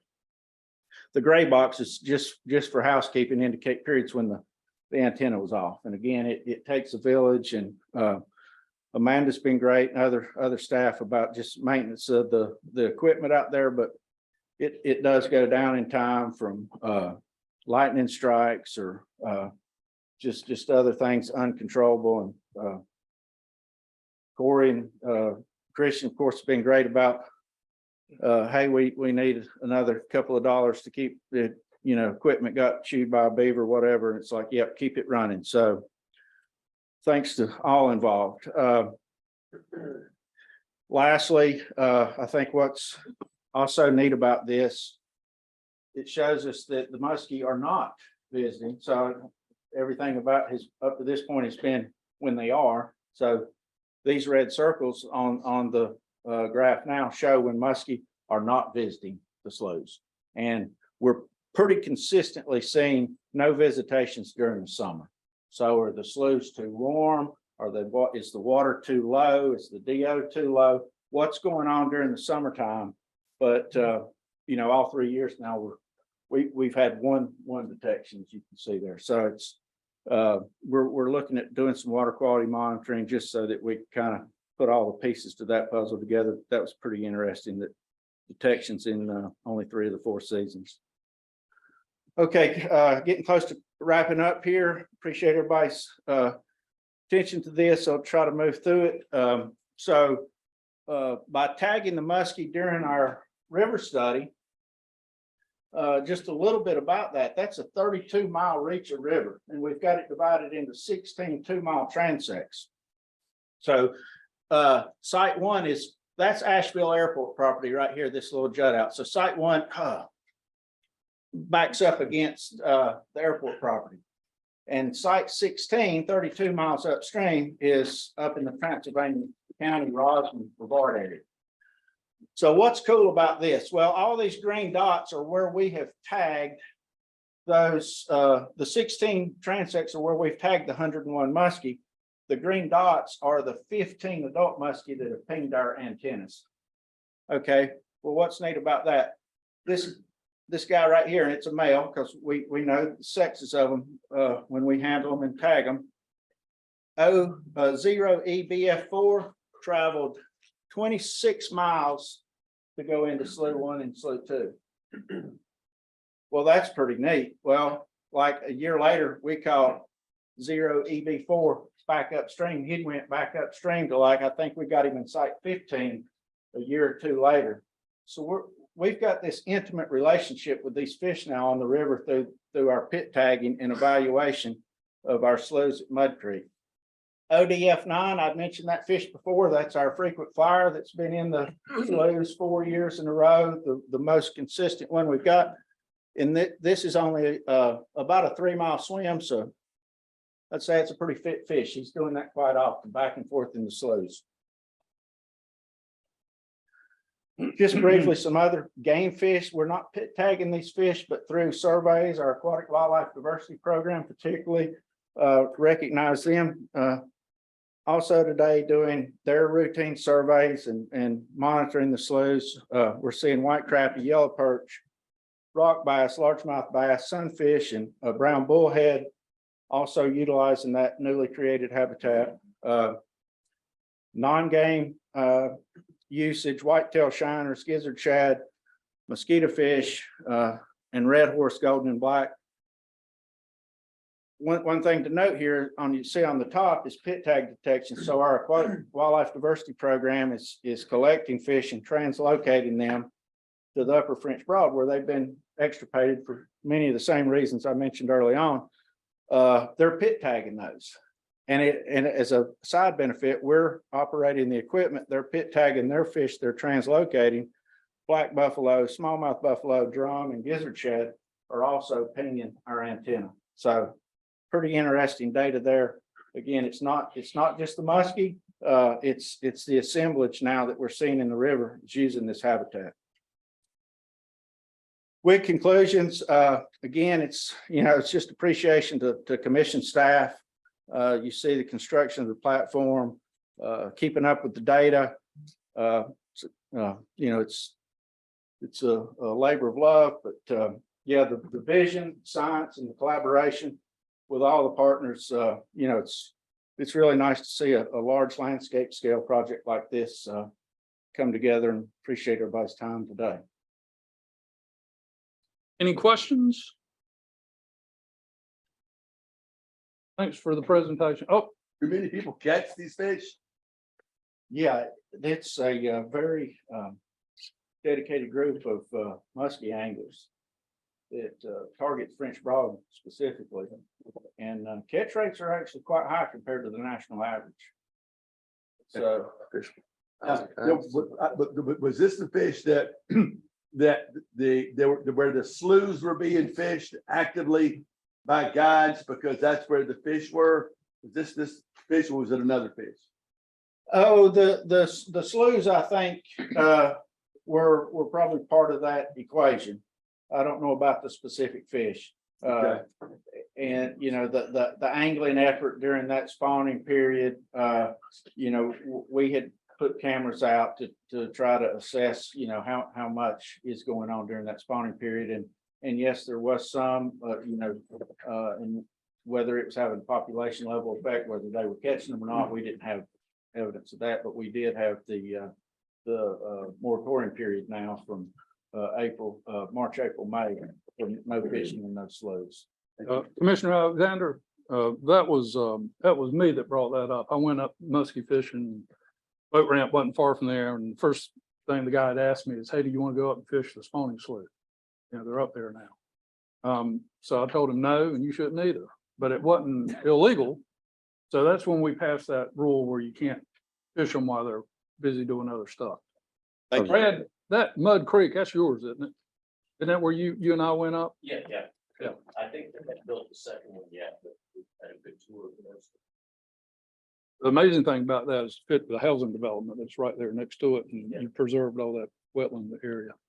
Are there any other questions? Yeah, just lastly, anybody that knows Kieran Rowe, Executive Director of Conserving Carolina, or that organization, thank them for this, not only this Mud Creek vision, but there's other projects in that Upper French Broad that they're actively involved in, and certainly glad to be part of that work with them. Thank you very much.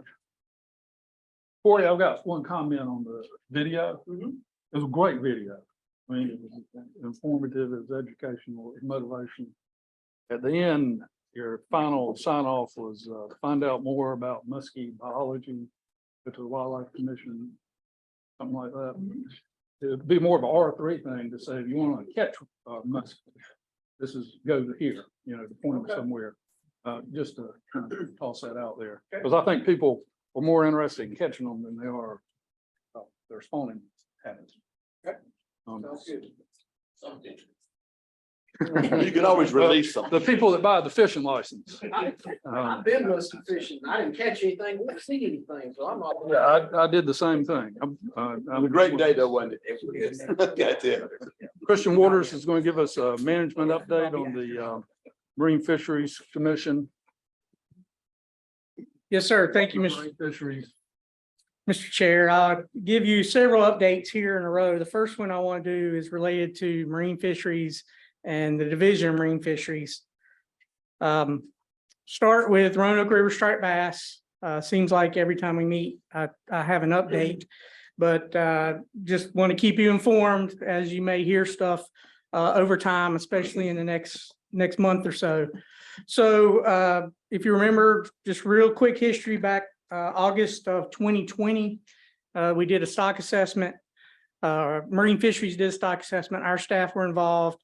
That stock assessment led to a fisheries management plan amendment, which was adopted in November of 2022. You may remember we presented that to the commission, and our commission, we decided not to adopt it simply because we hadn't been really, other than our staff involved to some extent, we really hadn't been coordinated with on the management. But out of that fisheries management plan, there was a request to do an updated stock assessment. And so the updated stock assessment was completed February of this past year. And stock assessment, as I've presented in the past, we had some concerns with it, but it did indicate that the population is overfished and overfishing is still occurring. So to address that, back in 2021, we reduced the total allowable catch. Y'all may remember that was when we had to really shorten the season because we only had, about 12,000 pounds that were allocated to the Roanoke River. Well, based on the new stock assessment, that number is gonna drop even more. The total allowable landings for the entire fishery, both Albemarle and Roanoke River, is estimated to be at 8,349 pounds. So that would mean that for the Roanoke River Management Area, that would only allocate just over 2,000 pounds. So it would be maybe a 2-day season at best with that kind of poundage. So I bring all this up because the strategic management plan that Marine Fisheries adopted specifically said that a harvest moratorium would be appropriate if the calculated total allowable landings is too low to effectively manage, or stock experiences repeated spawning failures. And so for Division of Marine Fisheries, they expressed at their August meeting, and I anticipate they'll talk about it again in November. That's why I'm bringing this to y'all's attention, that they are considering a moratorium in the Albemarle Sound management area, mainly because the total allowable landings is so low that they couldn't appropriately manage a sound-wide recreational fishery or a commercial fishery. And then also the fact that we haven't seen a strong year class in several years. As far as what we are going to do, we're still looking at that information and are developing recommendations for the 2024 harvest season that we will be bringing back soon. But we're also kind of waiting to see what Marine Fisheries does in November. I'll move on to the next species unless there are specific questions. Okay, moving on. So I wanted to update y'all on flounder. Y'all are very familiar with the issues that we had with flounder with the 2 separate seasons. You know, what we had in rule versus what they, Division of Marine Fisheries, implemented through proclamation. So the 2 seasons, while there was a lot of questions and a lot of confusion among anglers, I would say that for the anglers, you know, in the field, the issues that we were afraid were going to happen were fairly limited in terms of it kind of happened, you know, a little messy, but it happened. So with that in mind, you know, the season is now closed. So there is no harvest in any waters, ours or Marine Fisheries waters. We are waiting to see what DMF's approach will be for 2024. The last 3 years, they've made adjustments every year to either the season size, or well, not size, but season or creel limit. So we anticipate that they will adjust that. That is partly will be based on what they call total allowable catch. So for flounder, they calculate total allowable catch, which is an estimate of harvest plus an estimate of dead discards from the recreational fishery.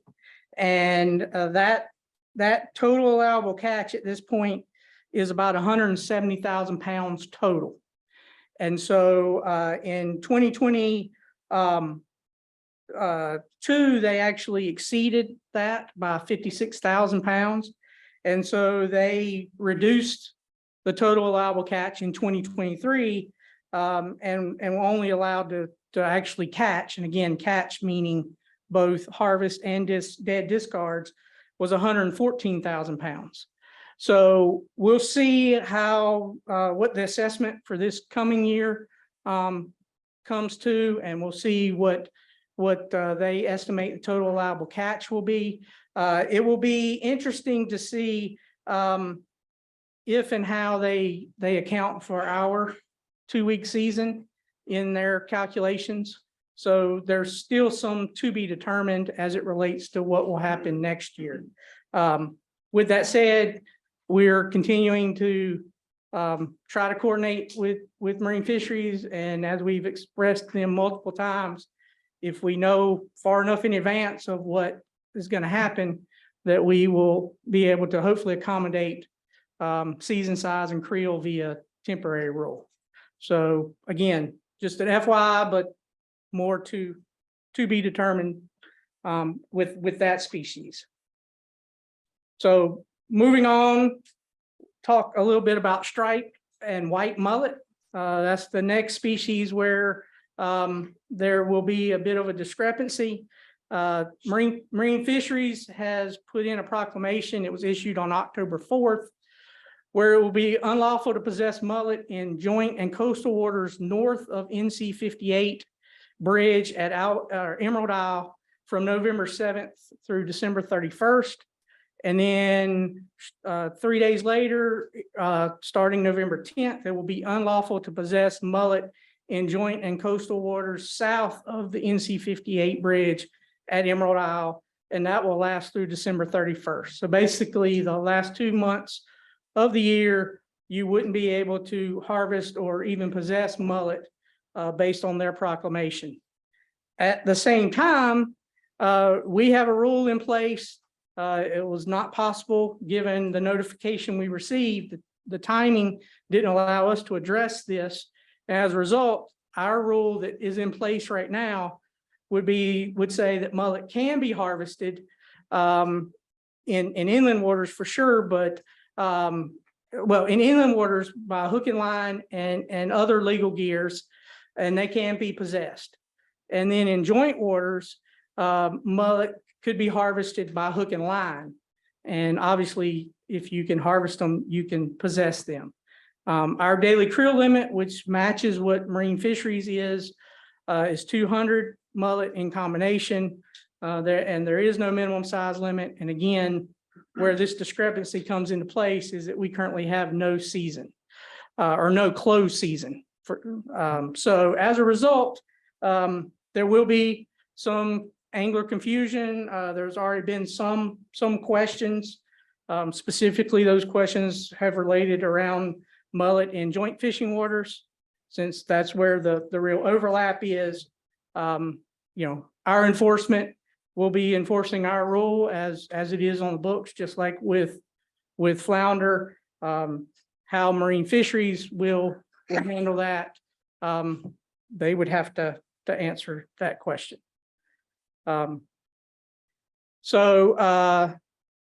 Again, looking and see if there's any questions. So before I leave Marine Fisheries, I'll just mention a couple of other quick things, a lot going on here.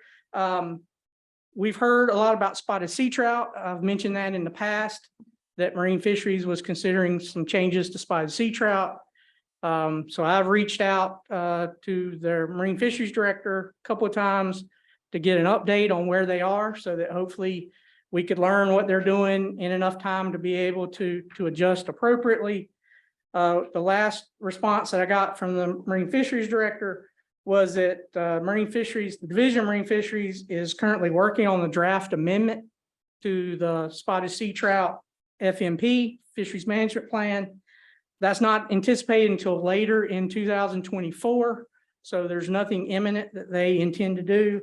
And you know, we'll continue to follow that closely and communicate and try to coordinate with them so that when and if a decision gets made and they intend to change either season size or creel limit, we can consider how to adjust appropriately. The last Marine Fisheries item that I wanted to mention to you was at their August 25th meeting, they had a presentation about where there is overlap between us and them as it relates to joint fishing waters and these issues that we have with flounder, issues we could have with striped mullet, spotted sea trout.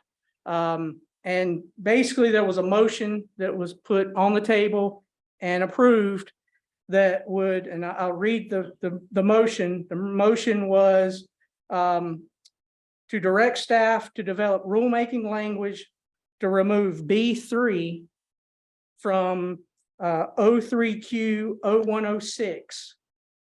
So what that actually is that's the part of their rule that basically says that the Wildlife Resources Commission has authority over hook and line. And so it is anticipated in November that the Marine Fisheries Commission will hear from staff with the recommendation to remove that from their rule, 03Q. That is part of the joint rules. It will still exist in our rule, which is 10C 0106. And and we'll keep you posted on what transpires and what action may or may not need to be taken, but just want to make you aware that that was brought up at their meeting and is happening in the background. And that's all I have with marine fisheries. Yes, sir. So Christian, so we've got a conflict now. So, so what if I go catch a fish in joint waters in those two places? They say I can't, but we say we with a hook and line. Can I get a ticket from DMF? I'll answer that. So that's up to DMF. Just like in the flounder season, we'll enforce our regulations and that would be a DMF question. And our colonel will be communicating with their colonel and as we did with flounder. But if I got it, would it be valid? That will be up to a court. If you were issued a citation, yeah, it wouldn't be a WRC issue. Right. It's I mean, a tough and situation. so, so if they pass what you're talking about, they're just doing away with any location specific issues. They're going to take it. So what are we going to do about that? I mean, they take a stand that we don't have. That's a legal issue. We're gonna go into closed session. We're gonna have some discussions. Got it. Thank you. We still believe the statute is very clear. We have hook and line authority. They don't have the authority to remove that by whatever reasons they think they can. We'll have a discussion on that here shortly. Got it. Perfect. Thank you. Don't go fishing in the meantime. Tom, you got to catch it first. And I will say that with mullet, unlike flounder, mullet is not something that you would typically target with hook and line. So in terms of the issues that were potentially there with flounder, we're hoping they're more minor with mullet, but it's still an issue. Any other questions for Christian I got about this? one. Yes, I sir. mean, if the daily creel limit is 200, are they saying that the numbers are so low that it can't sustain any fishing whatsoever? Yeah, basically what, as I understand it, is as they've looked at it, there is overfishing occurring.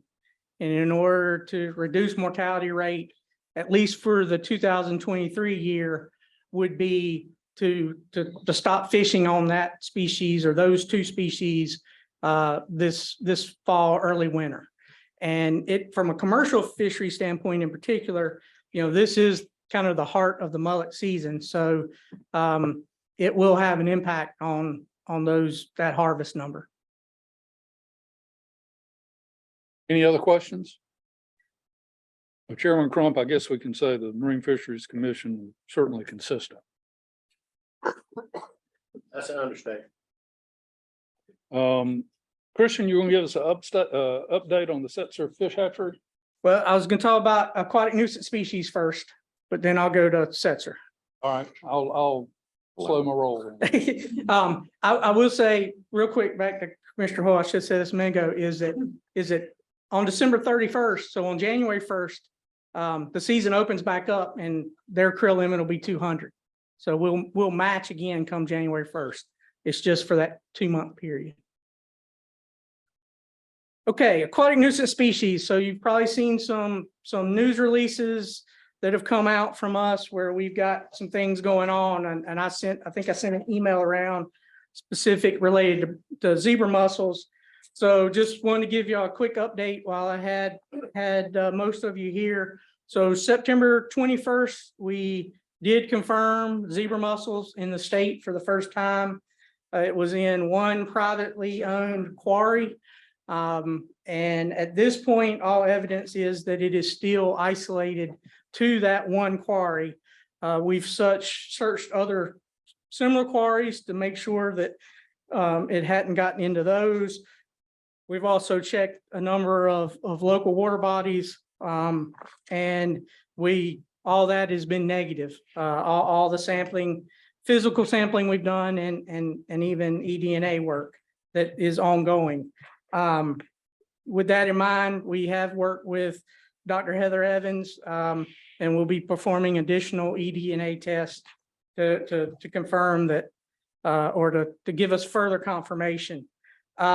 Because it's all isolated to that quarry, we're right now, staff, and we're working with, other states that have dealt with this and other experts that have worked with zebra mussels, we'll come up with an eradication plan for the quarry. So our plan is to basically eradicate them from the quarry, which we think we can, given the fact that it's contained. And, but as part of that, we are also looking at developing somewhat of a bigger surveillance process where we'll be looking at water bodies, not only in the Piedmont, but generally across the state, through different techniques, probably a lot of eDNA, just to kind of keep an eye on the fact that zebra mussels, it only takes one event for them to show up here and wreak havoc. Why are they undesirable? So zebra mussels, they reproduce extremely well, so they clump up and you get these large groupings of mussels. They're filter feeders, so they're very efficient at cleaning the water, which changes the food web, which then has impacts up the food web to fish and beyond. But then from an economic standpoint, they clog like water control structures. They can clog water supply pipes.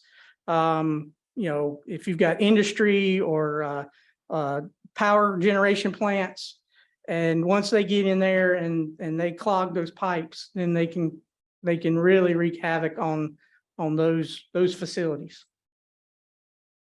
So they're probably, well, in the top 3 of things that we really don't want. What's 1 and 2? Well, I would say this is 1, but silver carp maybe would be a close second. And quagga mussels, which are very similar to zebra mussels.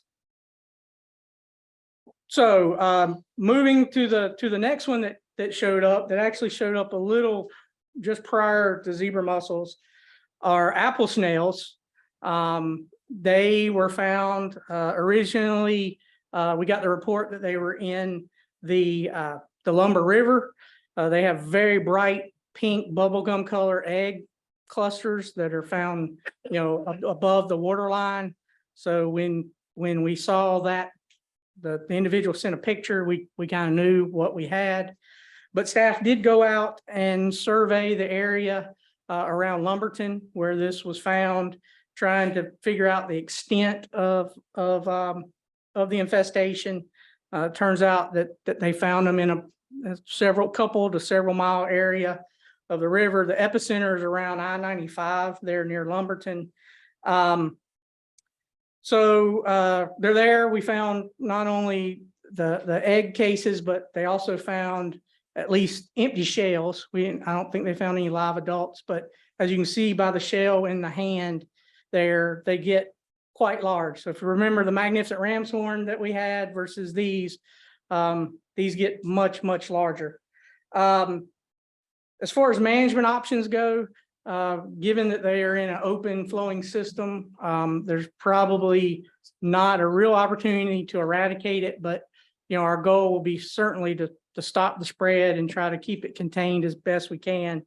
And with that in mind, there will be a continued outreach push specifically to apple snails, and really targeting a lot of the local communities down there that really utilize the Lumber River extensively. Are they in the aquarium pet trade? Is that what they got in? Yes, that's most, yes, yeah, that is, yeah, they're in some of our southern states. They are in South Carolina downstream, but most likely it was associated with the aquarium trade, pet trade. So just to last little bit on invasive species, one thing that we did in particular right after apple snails is we developed with help with our GIS staff, put together an online aquatic nuisance species reporting app. So you can go to the website, it's mobile friendly. log on and tell us what you've seen, share a picture, drop a pin or a location on a map. And then that comes to staff, and so we're triaging reports. So far, it's being used quite heavily. And the vast majority of everything that we've gotten has been mystery snails, which we know they exist throughout the state, which is another invasive. And with that said, we'll probably come back to maybe Hinges in December. I'm thinking and hoping to provide some more information about aquatic nuisance species. Anything else? Ready to move to Setzer if you're ready. I'm ready. All right, so the last topic I have at this point is Setzer State Fish Hatchery. Just to give you a quick renovations update. So I guess the big news that I think all of you are certainly aware of is that we did receive funding in the General Assembly's budget. The total authorized to spend amount was 39.7 million, 20 million from the general fund. Of course, we have to commit and spend 19.7 million out of endowment in order to then utilize the 20 million. So with that in mind, we think that'll be the full funding needed to do the renovation as being planned right now. As part of that, as y'all know, that we're involved with the U.S. Forest Service. We have to have a special use permit to be able to work on that facility and develop on that facility. As part of their process, they released environmental assessment for public comment. That period was from September 15th through October 16th. So it just closed. It was a 30-day period. All of the comments that we're aware of at this point were pretty minor and were positive in the sense that the document was well received. So that's a good sign. They'll work to finish that and hopefully issue us the permit. As part of that, that also brought it back to the public's attention. And so the public had some questions about construction and different things that we've been fielding. And I know some of you commissioners have as well. And so that's why I wanted to mention it today, just to kind of let you know where we are. In the process of completing the final stages of design, staff working with our designer on contract, initiating the permitting process and getting state construction approvals, things of that nature. So hopefully all that will line up well with receiving the special use permit, with the idea that we could go to bid sometime reasonably early next year, with construction maybe in the fall. And the big question becomes, when it goes to construction, we will lose production at that facility. So, how are we going to address that, and what does that mean for fishing in the next couple of years? So what we're working on now, staff are working on, is a plan to first empty the hatchery. We're going to try to align that pretty well with when construction starts. So hopefully we can stock as we would normally do right up until construction starts. Then once construction starts, with that amount of production space offline, that will be an impact. So that will reduce our ability to stock trout. However, right now we are developing a plan that will look at every option available to kind of mitigate those reductions. We will maximize production at all our other facilities. We're looking at how we can buy fish. We're also looking at is there any space that we could actually lease from a commercial outfitter to be able to a commercial facility to be able to produce fish. Certainly we're in contact with other states and federal hatcheries if they have anything that they could help contribute over the next couple of years. So we'll have a plan. We'll bring that back soon, that will kind of lay out how we plan to address it and what we think the impacts will be. The other piece I'll say is that once we kind of have that in place, we will also, we plan to have outreach effort that not only reminds everybody of what we're doing, why we're doing it, how we're doing it, but then we'll maintain updates throughout the whole process so everybody will know where we are and when we'll get back online and hopefully back to normal. And that's my update, and unless there are questions. How many years do you anticipate us being down from being able to stock? So we're expecting a couple of years, assuming that it starts on time and stays on time. But yeah, we think hopefully 2 years will do it. And then, of course, we'll have to ramp back up, so that factors into it as well. But in terms of being out of the facility, hopefully it'll be no more than 2 years. Other questions? We are adding additional raceways because we didn't rebuild the education center. How many additional trout at the current level of production will we be able, will that increase the production? Was it 250,000? That's our best guess at this point, would be 250,000. And that's a combination of where we are gonna move our brood fish into new space. So we'll gain additional raceways there.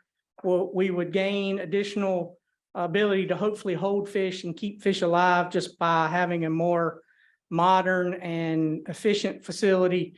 And then we're gonna add raceways there at the bottom end where the education center was. Okay, so that increases it from 750,000 to $1 million, something like that. It'll go from, yeah, it depends on what your, the whole program, we do about $1 million, about 650,000 come out of Setzer typically. So that'll put another 250 on top of that. Or you're back up talking about F1 bass. All right, so we have another video to show. So I spoke to y'all in July about our program on F1 bass. It's a stocking program in 3 reservoirs in our state. Video show a little bit more about that. At the end, I'll get back up and I'll introduce Chuck Murray, who's sitting over here in the corner. He is president of NCBASS for the North Carolina chapter. But the video talks a little bit about the project and about the partnership we have with some anglers here in our state.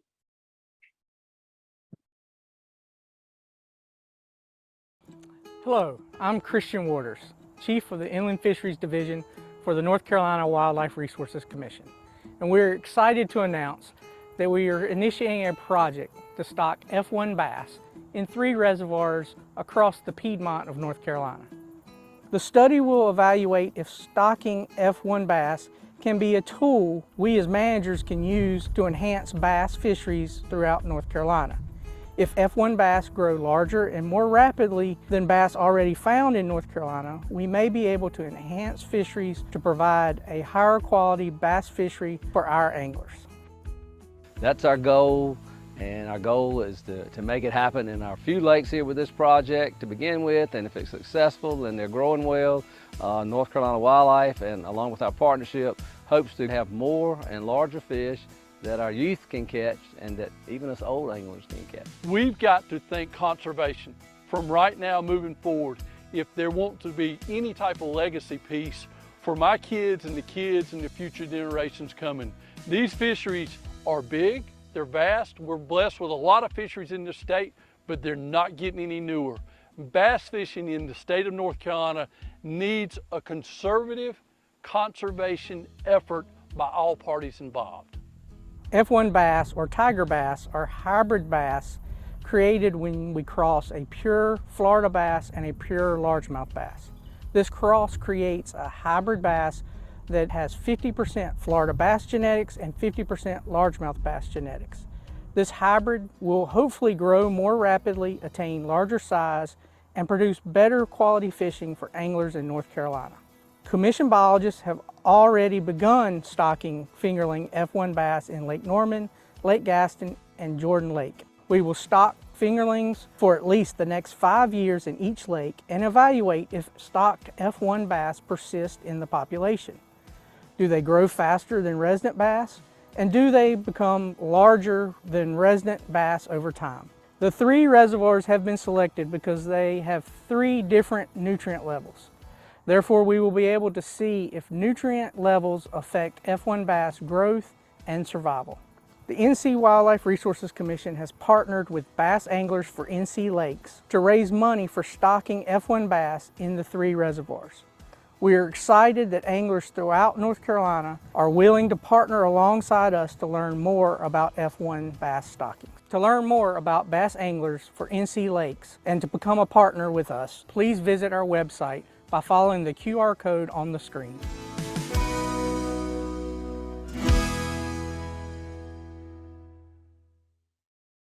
So that's a little bit about the program. I will say, we started the project at Lake Norman, and Chuck and Marty, who you saw in the video, Chuck, come on up. So Chuck and Marty came to me and said, hey, we would really like to form a partnership with you to fund the F1 Bass program. And so Chuck and Marty have taken it, and Keith's not here either, but the 3 of them took it upon themselves to start a nonprofit organization. And most of the donations that you'll see the check here in just a minute, most of those donations have come from just normal bass anglers here in North Carolina, just giving $5 here, $10 there, $100 here, whatever they want to give. And so far it's been pretty successful. And so Chuck's going to present us with a check for $30,000 for this year. And Christian, if you want to come up and accept it, that'd be great. I'll give the floor to Chuck and let Chuck say whatever he wants to say. Y'all hold on. Yeah, You don't know what he's going as to long say. as you want to say. On behalf of the NC Bass Anglers for NC Lakes, I'd like to present this check to Christian and the Wildlife Commission for $30,000 for this F1 stocking program for Jordan Lake, Gaston Lake, and Lake Moore. I really, we're just getting started with this partnership. We were able to raise this amount of money in about 3 months. So that was pretty good. We're hoping to double this check when we're here next year at this time. So we'll see how that goes. But mostly it came from anglers and outdoor enthusiasts just making donations to our organization. We didn't do any fundraisers. All this came straight from donations. We're hoping to do some fundraisers this year, continue our fundraising effort to double this amount.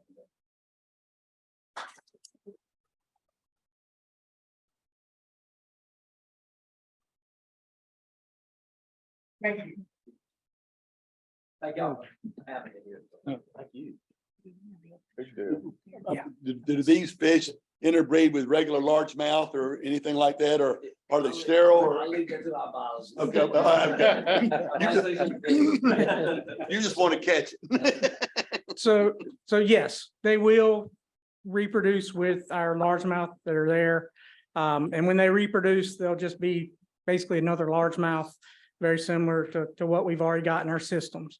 What we're really looking for is these individual fish who have hybrid vigor that hopefully can grow larger and bigger to themselves contribute.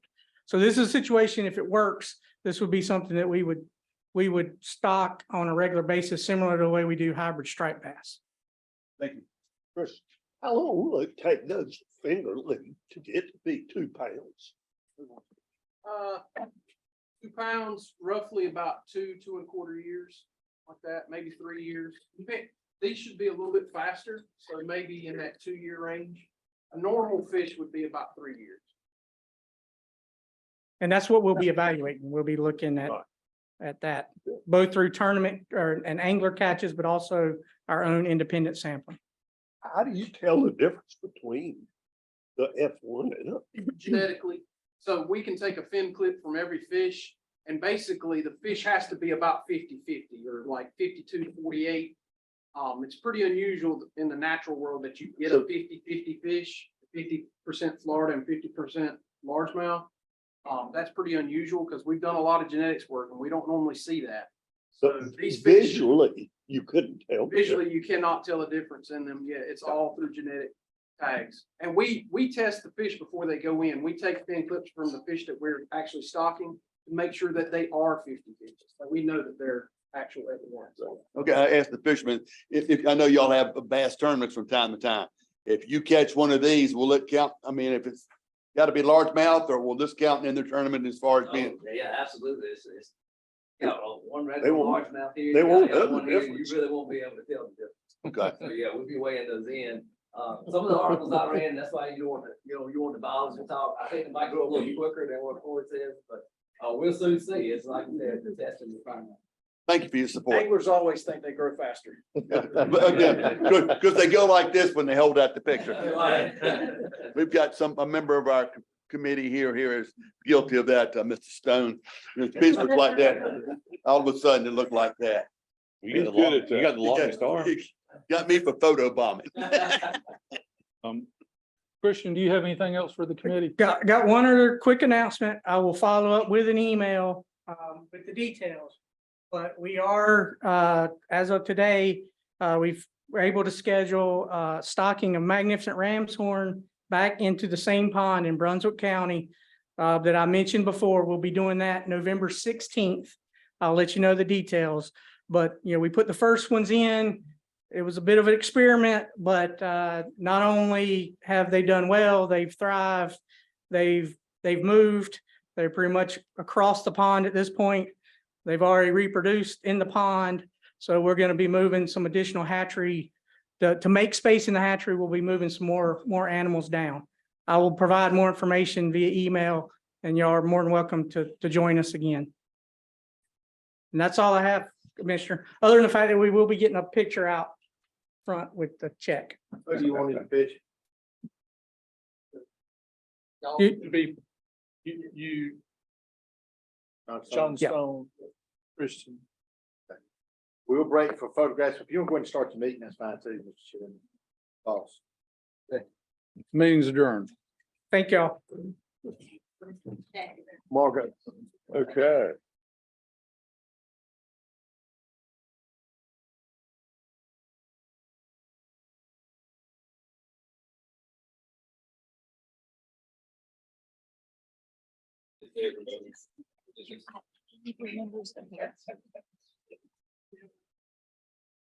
We'll give it just a minute, let everybody come.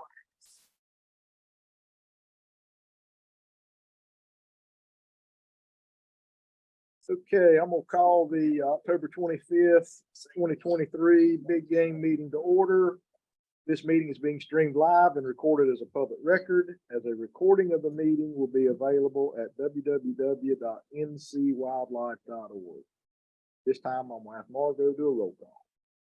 I'm gonna do a roll call for our big game committee members. Committee Chair, David Hoyle. Here. Committee Vice Chair, Wes Seegers. Committee Member John Coley. Committee Member Tom Barry. Committee Member Steve Wyndham. Committee Member John Alexander. Mr. Chairman, Commissioner John Coley, Commissioner Tom Barry, and Commissioner John Alexander are attending the meetings today. They must have stepped out of the room. Brett Seegers is. And Vice Chairman Wes Seegers is present too, but right now you don't have a quorum. Okay. They don't know what they're gonna miss here in the next few minutes. All right, at this time, I'm gonna ask Chris Cray to give us an update on CWD.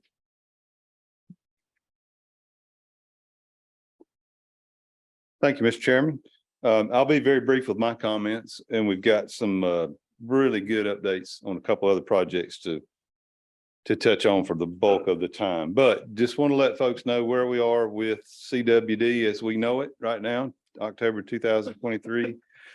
Here in North Carolina, all things related to CWD can be found on the Know CWD portion of our website. In particular, one that I want to make mention of is the question we're getting from hunters right now is how do those that have had their deer tested for CWD, how do they get those test results?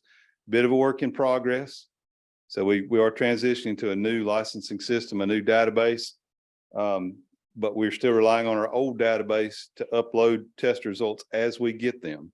It takes us about a month to get those test results back. As soon as we get them, we upload them to the old system, and the old system triggers an email to go to that hunter to tell them what the result is.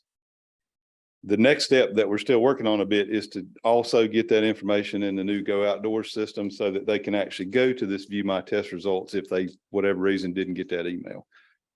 But that's how things are working right now.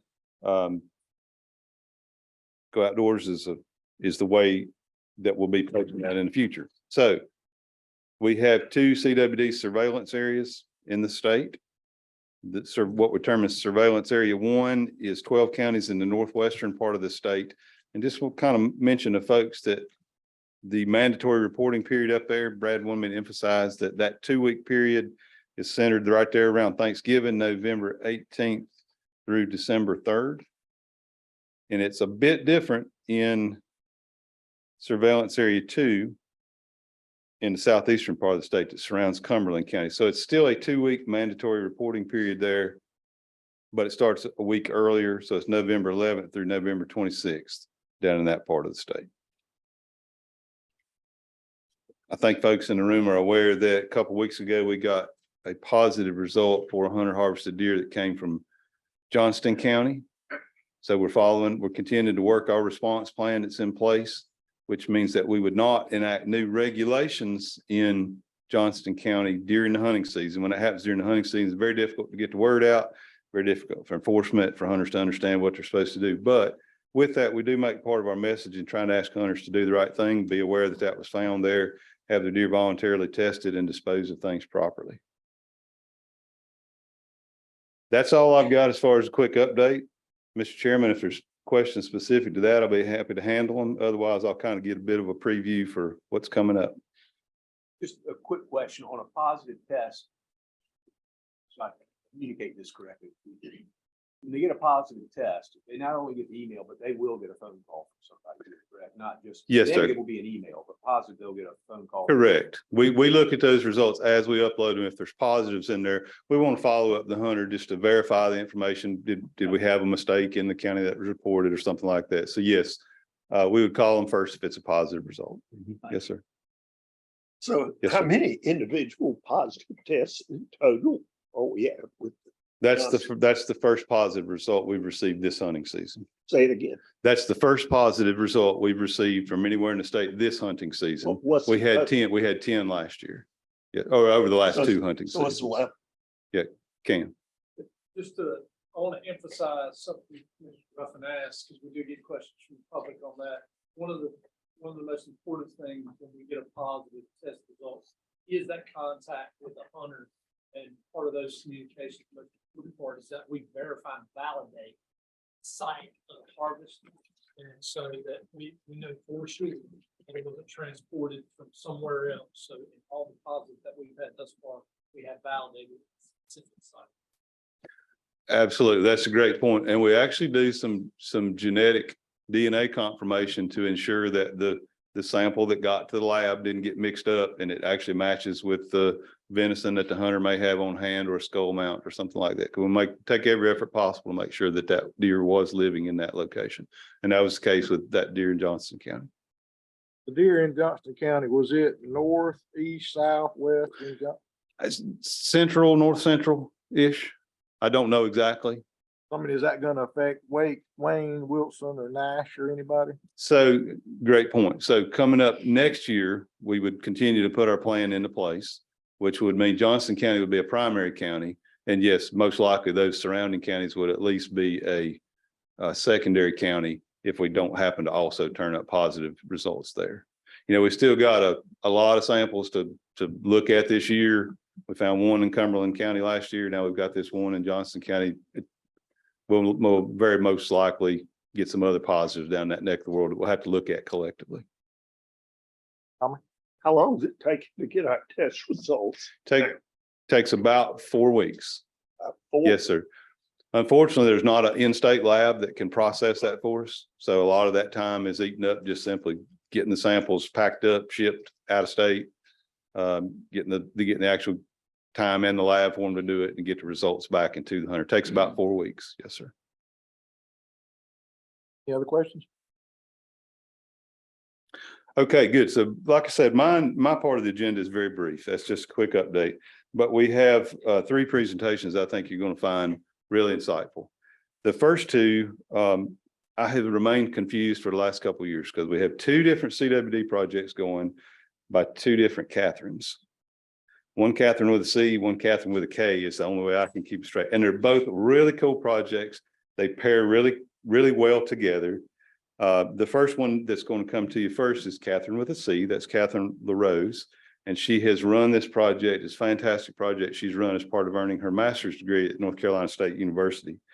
She's going to be followed up by Catherine Jewell, who is internal to the commission. She's one of our full-time employees. She's one of our social scientists. She's also looked at a different facet of CWD management. How do we do this stuff going forward? How do we best serve the people and the resources of the state?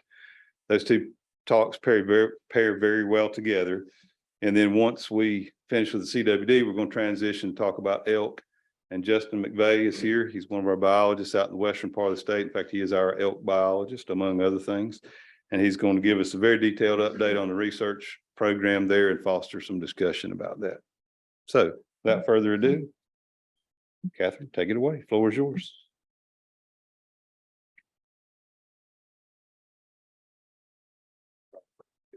Should key up. Let's go. Okay.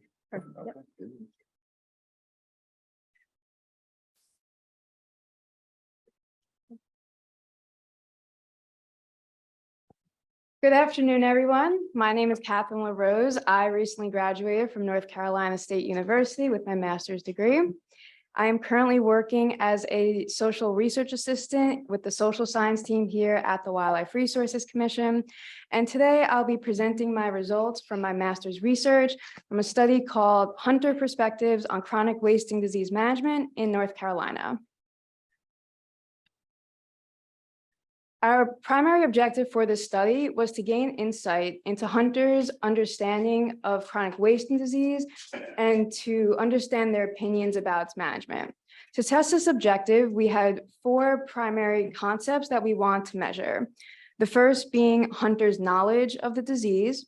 Secondly, their perceived risk of it or their level of concern about chronic wasting disease. Thirdly, their intended hunting behaviors and preferences for management strategies for CWD. And lastly, their willingness to pay for CWD testing and safe carcass disposal. I want to emphasize that this project started before CWD was officially detected in North Carolina. So we want to understand hunters' opinions before the state was CWD positive. For this project, we administered an online survey to adult white-tailed deer hunters of North Carolina. Our hunters were randomly selected and it was a statewide survey, and we used the WRC's Alvin database to obtain our sample. Recruitment to complete the survey was sent from March to May of last year. I want to give a brief background on who we actually sampled. So our sample primarily consisted of males, and 69% of our sample reported having obtained a college degree. The average age for our sample was 55, and the average number of years spent deer hunting was 30. Now I want to look more into their hunting experience. We asked a question about their frequency of using bait, and we found that most hunters have used bait at some point. 62% of the sample used bait in kind of this middle range of sometimes using bait and most of the time using bait. Similarly, we asked another question about eating deer meat, and we found that most hunters do eat deer meat that either they themselves have harvested or someone that they know. From a different question, we found that about half of the hunters process the deer themselves or have a family member or friend do it. Now we're moving on to the first concept that we want to measure on our survey, which was knowledge. 92% of the hunters in our sample said that they had heard of chronic wasting disease. But then we want to have them assess their own knowledge level of the disease. So most of our sample, 61% of hunters, indicated that they knew a little bit about the disease. And then we actually want to test their knowledge of the disease. So for that, we had 5 statements shown here, and we asked the respondent to answer them as either true or false. The X's represent statements that are false, and the check marks indicate statements that are true, and the percentages indicate the number of hunters who answered the question correctly. So for example, it is false that CWD outbreaks typically occur in late summer to early fall. 10% of hunters knew that. 10% of hunters knew that this was a false statement.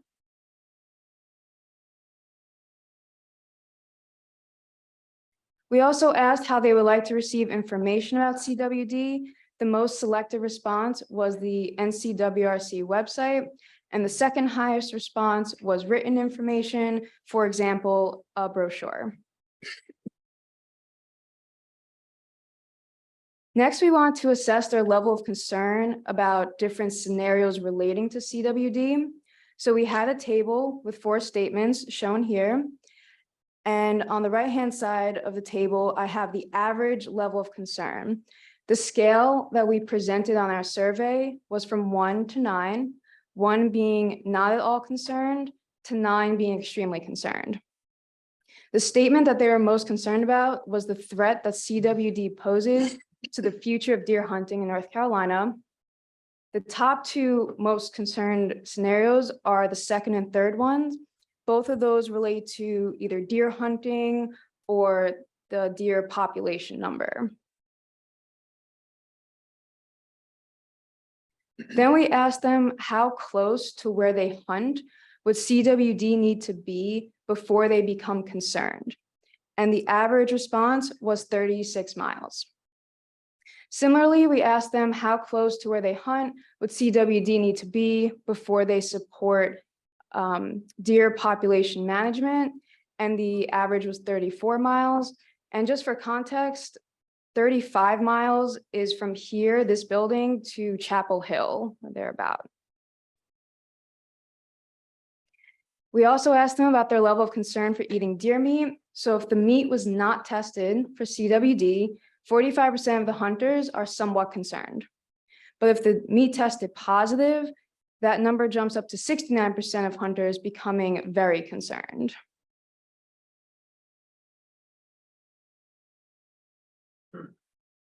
Next, we asked them about their likelihood of changing their hunting behavior if CWD was found in the county where they most often hunt deer.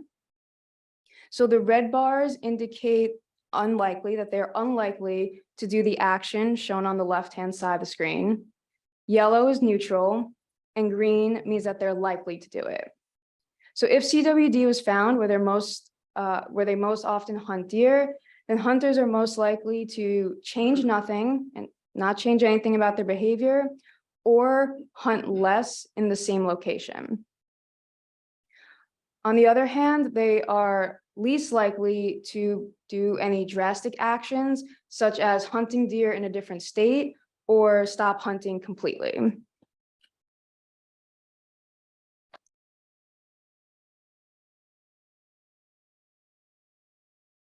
Next, we want to know how many hunters would stop hunting completely at different prevalence levels of CWD. So if one case of CWD was detected in the county where they most often hunt deer, 9% of our sample would stop hunting.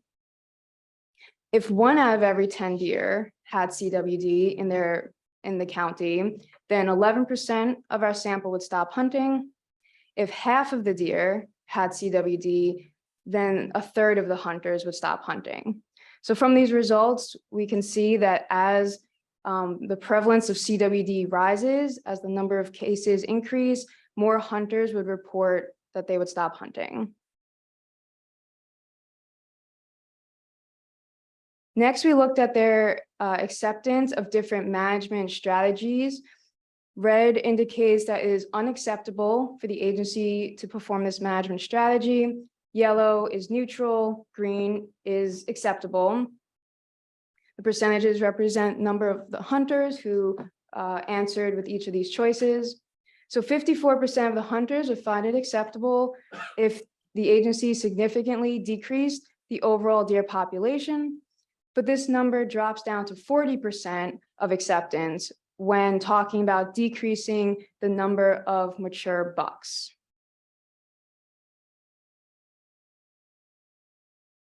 We presented a couple more management strategies to understand the hunter's acceptance of them.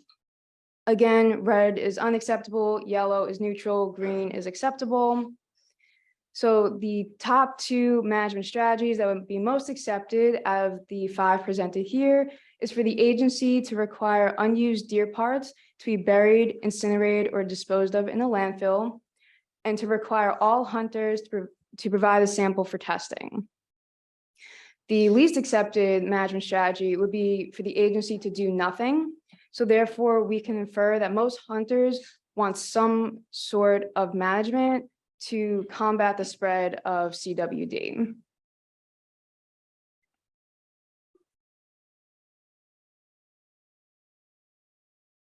The last concept that we measured was willingness to pay for CWD management.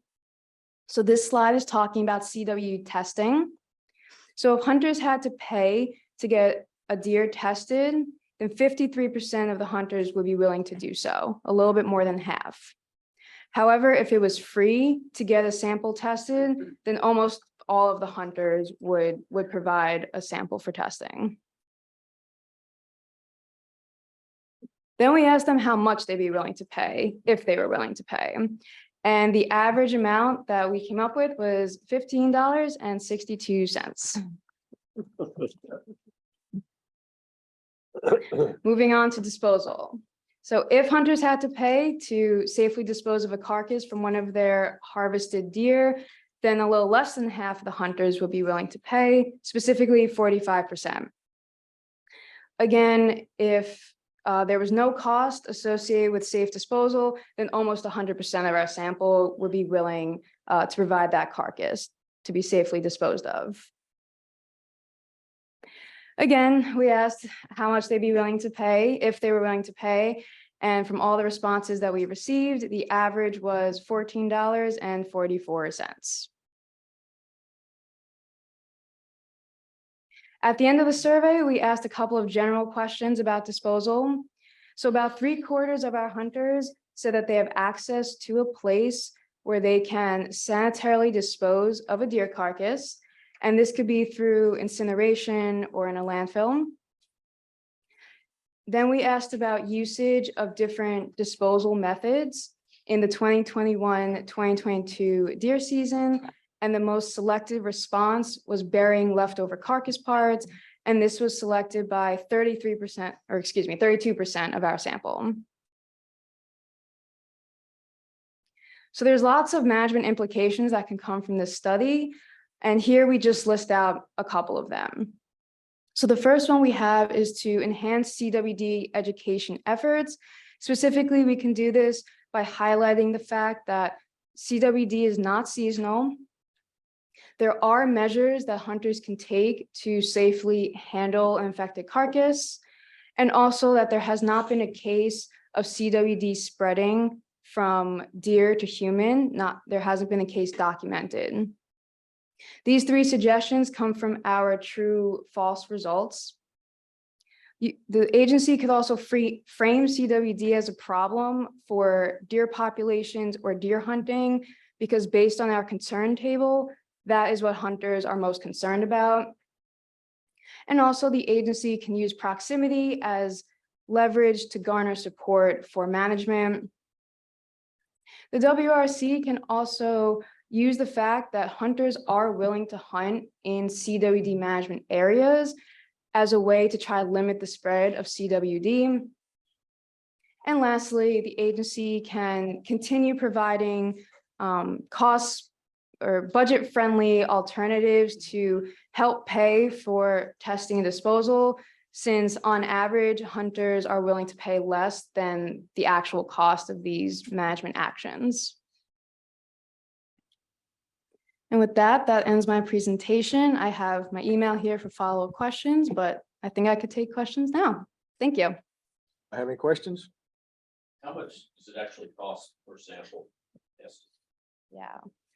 I'm sure other people can answer this better, but from what I know, to get all the materials necessary and to obtain that one sample, on average, it could be over $100. I don't know if Yeah, anyone. we're paying on average about $25 Oh, For the to sample. get our results back. get the results back. Per sample. I got the $100 just from a report that I read where they said it was an average from across state agencies, and that was for all field operations necessary for that one sample. That was my question. That's, We get a package test. because we send a lot of samples to the lab. So I bet you. Camp there's Drive no labor is figures in that into ballpark of $20. Depends on how many we send in that box. Catherine is also right. If an individual hunter were to send their single sample, contract the lab, it probably would cost them. Presumably individual hunters would do it through us. And In that scenario, I suspect the cost would be about. but we're paying a lot. For this. Yes. Thank you, Mr. Chairman. Remind me, in other states where they've learned to live with it, I mean, what are the ramifications? Does deer hunting drop? Does harvesting drop? Mhm. And it does. And I mean, are we looking at, I guess, those kind of models of what's going to happen with North Carolina? I mean, I know we're doing the best we can with it, but Yeah. this is what, you guys are kind of preparing and planning and. Yeah, usually obviously. there is a decline in hunting participation, those like first few years that it's detected. It has been shown that hunting participation will go back up and kind of stabilize back to where participation rates were before it was detected. But those first couple of years where it's brand new, it's novel, yeah, participation does drop. And we saw a drop off in that first area. Really? Wow. After the first use. That correct? We saw some similar results to what other states have said. Catherine's right. People do react to the new message of CWD being in the county that they hunt. And that 35 mile, 34, 36 mile number is really interesting. That's kind of the size of the county when folks feel like it's in their backyard. And yes, they did react up in the northwestern part of the state. It was in line with what Catherine's study would show. It wasn't just a total abandonment of hunting. It did shift the type of deer they were looking for, the type of deer they were willing to shoot. And other states' examples suggest that that first year effect, as you said, is a little bit different in successive years once folks get, as Commissioner Zimmer said, they're sort of learning to live with it and understand it a little bit better, potentially have a testing source. If somebody submits a sample, puts their deer head in or whatever else, are they ever notified that particular sample came back negative? Yes, I was told it was gonna happen last year and it didn't. And and the reason I say this is because, when I shot a deer, I didn't know whether it had CWD or not. You don't know till you get the answer back. And so I figured, okay, what I'll do is I'll go process it, put it in the freezer. And then when I get the answer back, by the way, it's fine, then I'll be able to eat it. But I had to call back over here to find out that it was okay, as opposed to the WRC calling me saying, now you can eat your deer. we're not gonna phone call everyone that gets a not detected result. We try to contact them by email. Okay. Well, I mean, some contact. Yes, sir. We mostly do that by email, or we do it on the scenario once we get that view my test results where a hunter can proactively look for it. But I will remind you that we're learning to run, struggling just to get all that in place. But our intention is, yes, every hunter that has a deer tested, we want them to have it. So. Yeah, I mean, I know whether or not I could eat, and even if it did have CWD, I mean, I wouldn't want to eat it, even though, I mean, I think I'd have to discard it if you told me mine had CWD. And we'll help folks do that as well. Well, Get rid of it. Brad says you have to make sure you're. Yeah, let me, just to clarify. So last year, we sent emails if people register their emails, of course, people have to give you the correct email. And so we would send email notification. And also, I personally was able to go in and look at my own history of harvest in our old system. Our goal, as we develop our new system, we go outdoors, and the app that everybody's jumping on is being real successful. It's going to get better and better, right? As we transition all the way into our new application, and you can be able to look at it right here on your telephone. And so that's coming soon. I just want to know whether or not I can eat it. One of your questions about letting nature take its course under our current scenario, which is going to get worse. I wonder about the implications of reintroducing large predators like wolves. Presumably, we preferentially take out sinking and weed deer. the situation until that things. Yeah. We're gonna let Brad Albert answer. Yeah. You let Dave answer that one. Did you say you're gonna let Brad Howard answer? Question. Yeah. So that goes to the big game committee. The Department of Ag is overseeing all the high fence operations, correct? Correct. And so is there any word from them about if any CWD showed up in any of our high fences and containment? And another thing I'd like to know, is that number increased while it's been under Department of Ag? The number of CWD cases or the number of? Well, the first question is, have anything showed up in the state since we've had this outburst? Has anything getting in the pens? I'm gonna look down to Kyle. He may be more in contact with them than me. So no, there has not been a documented CWD case in any of the captive service farms. Yeah. Okay, sure. What state has had the longest history of CWD? Well, it'd be Colorado where it originated. Yes, sir. And is it available to us of their total harvest in 2022? What percentage of that total harvest tested positive? I couldn't tell you off the top of my head.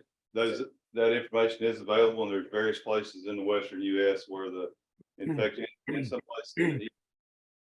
That'd be an interesting thing to know versus would also be interesting to know what their total kill was back here from when they first. It's quite high in detected some it. And areas. man, what percentage was just, but you answered my question. Yeah. And I'm not sure. Kyle may have an answer. He's got. I was just gonna say, it's very hard to compare the deer populations out west to the deer populations in the east. You know, the deer densities are very different.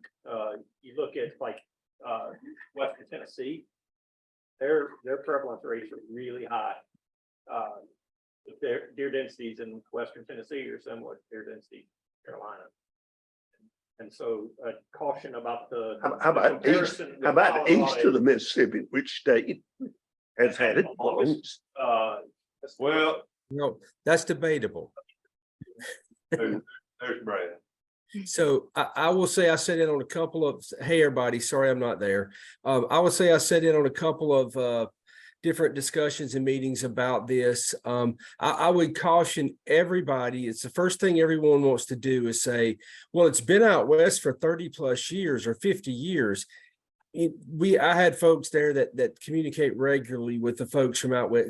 The deer populations, the densities, the types of deer that are out there, we probably shouldn't bank too heavily on what's going on in Wyoming, Colorado, those areas. They've got mule deer, they've got elk, they've got whitetails that are only on the river valleys. We're starting to learn more. Arkansas just started an enormous study trying to understand the impacts of CWD because they've clearly had it much longer than they realized.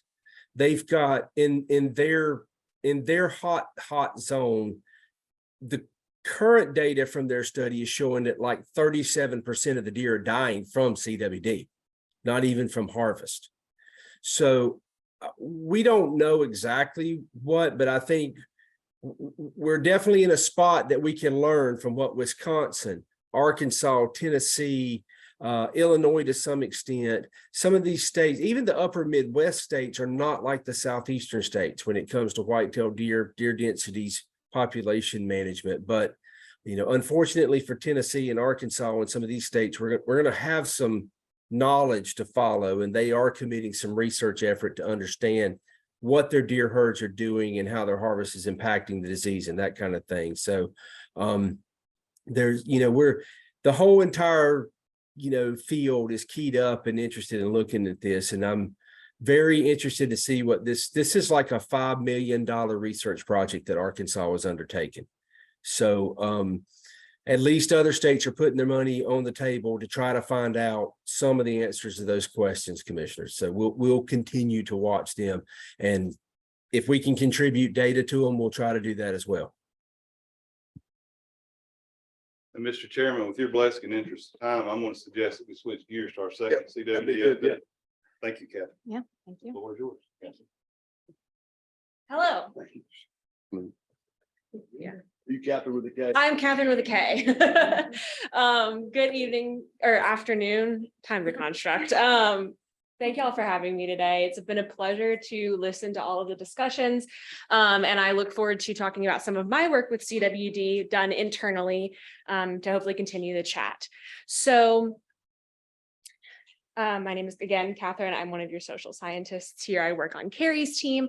And shocker, shocker, before that, I was at NC State with Nils as well. So keeping it in the family here. So I don't need to remind you guys about CWD in North Carolina. We were all there. But for the timeline of this project, so it was detected in March of last year.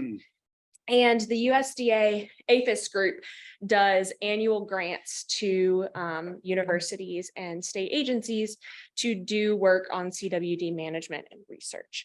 So immediately we were like, all right, we've got one chance at a first impression, right? So what can we find out this year that is going to help us understand what hunters are thinking? How can we improve our policies and procedures for the future? And what are they saying? What are they thinking? So in August of last year, we were notified that we did accept a grant, or we were accepted for a grant for this project.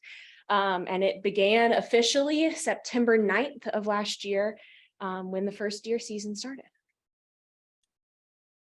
So there were a number of different objectives that we wanted to learn from this project to inform our policies, but the three main ones that I'm going to speak on today are why are hunters voluntarily testing their deer for CWD? And when we learn that, then how do we encourage other hunters to continue to test their deer? Are there marketing strategies we can use? Are there themes that are more important than others? The second one, how do hunters prefer to get their deer tested? We've provided a suite of options for folks to be able to test their deer. Is there one that's more popular than others? Is there one that's more popular in the surveillance area versus outside the surveillance area?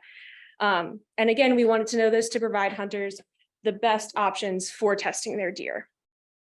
And then finally, did any hunting behaviors change because of CWD?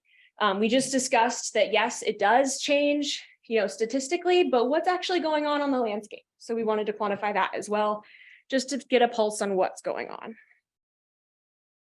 So specifically, we wanted to hear from successful hunters. The first question on the survey after consenting to participate was, what was your harvest authorization number? So we confirmed that they had harvested a deer last year, but also number two, that they weren't breaking the rules. So as you guys know, we did have a mandatory testing period. And just as a reminder of that, we'll come back to it. But it was the first 2 weeks of gun in the secondary surveillance area and any deer harvested in the primary. So anyone that was supposed to have tested their deer and didn't, they were removed from the sample because they were not following our rules and regulations. So to get to these folks, we had QR codes at CWD submission sites across the state. Y'all remember our freezers. We had some posters at taxidermists and processors. We had banners for check stations. And they looked like this because we were giving away 500 knives to the respondents of the survey done by a random draw. We also emailed folks that had an email registered with us through a monthly e-blast. And then finally, at the end of the season, once it had completed, we sent a mailed copy of the survey to, I believe, 8,600 respondents, or 8,600 hunters. And that was a mix of both folks that did and did not test their deer. So all in all, we heard from 2,422 respondents. 51% of those reported testing their deer. Something we've discussed a little bit, in previous meetings I've heard is there's folks that are taking their deer to processors and taxidermists and don't know that there's a sample being taken. So this 51% is folks that reported they knew that their deer had been tested. 38% hunted in the Northwestern Deer Zone, which last season is where the entire surveillance area was contained within. And specifically 27% of total respondents hunted in the surveillance area. So we got a good representation of the people that CWD affected the most. So we're going to start, there's three main groups here. So there's the folks that tested their deer inside the surveillance area. Here's a map, because I know we've been looking at the new one. So here's a reminder of what it looked like last year. So testing inside the surveillance area, testing everywhere else. And then finally, those who didn't test. So we're going to start out with those who tested inside the surveillance area. And this was done by a self-reporting. So they reported that they harvested within the surveillance area. So I talked about those requirements a second ago. So we asked if they were required to test or not, because they didn't necessarily have to be. So 70% of those who tested their deer inside the surveillance area were required to test all of their deer. And that's the big green chunk you see here. This little blue marker is testing required for some of their deer. So they could have had one during that 2 week of gun season in the secondary, or one in the primary, or outside of those 2 weeks. The gray little triangle is those that had no testing required. So they were outside of the 2 weeks, or they weren't in this primary area. And then that little yellow sliver, 5% said that they weren't sure if their deer that they harvested had to be tested or not. And again, if they were breaking our rules and regulations, they were taken out of my sample. So within the surveillance area, these are our results for how they submitted it. So 48% of the respondents reported that they used a freezer. 23% reported using a processor. 19% reported using a taxidermist. 15% said a check station, and that 2% of other coordinating directly with a biologist or a member of our law enforcement. As a note, this was a select all that apply question. So if someone used a freezer for one deer and a processor for a second deer, they could select both.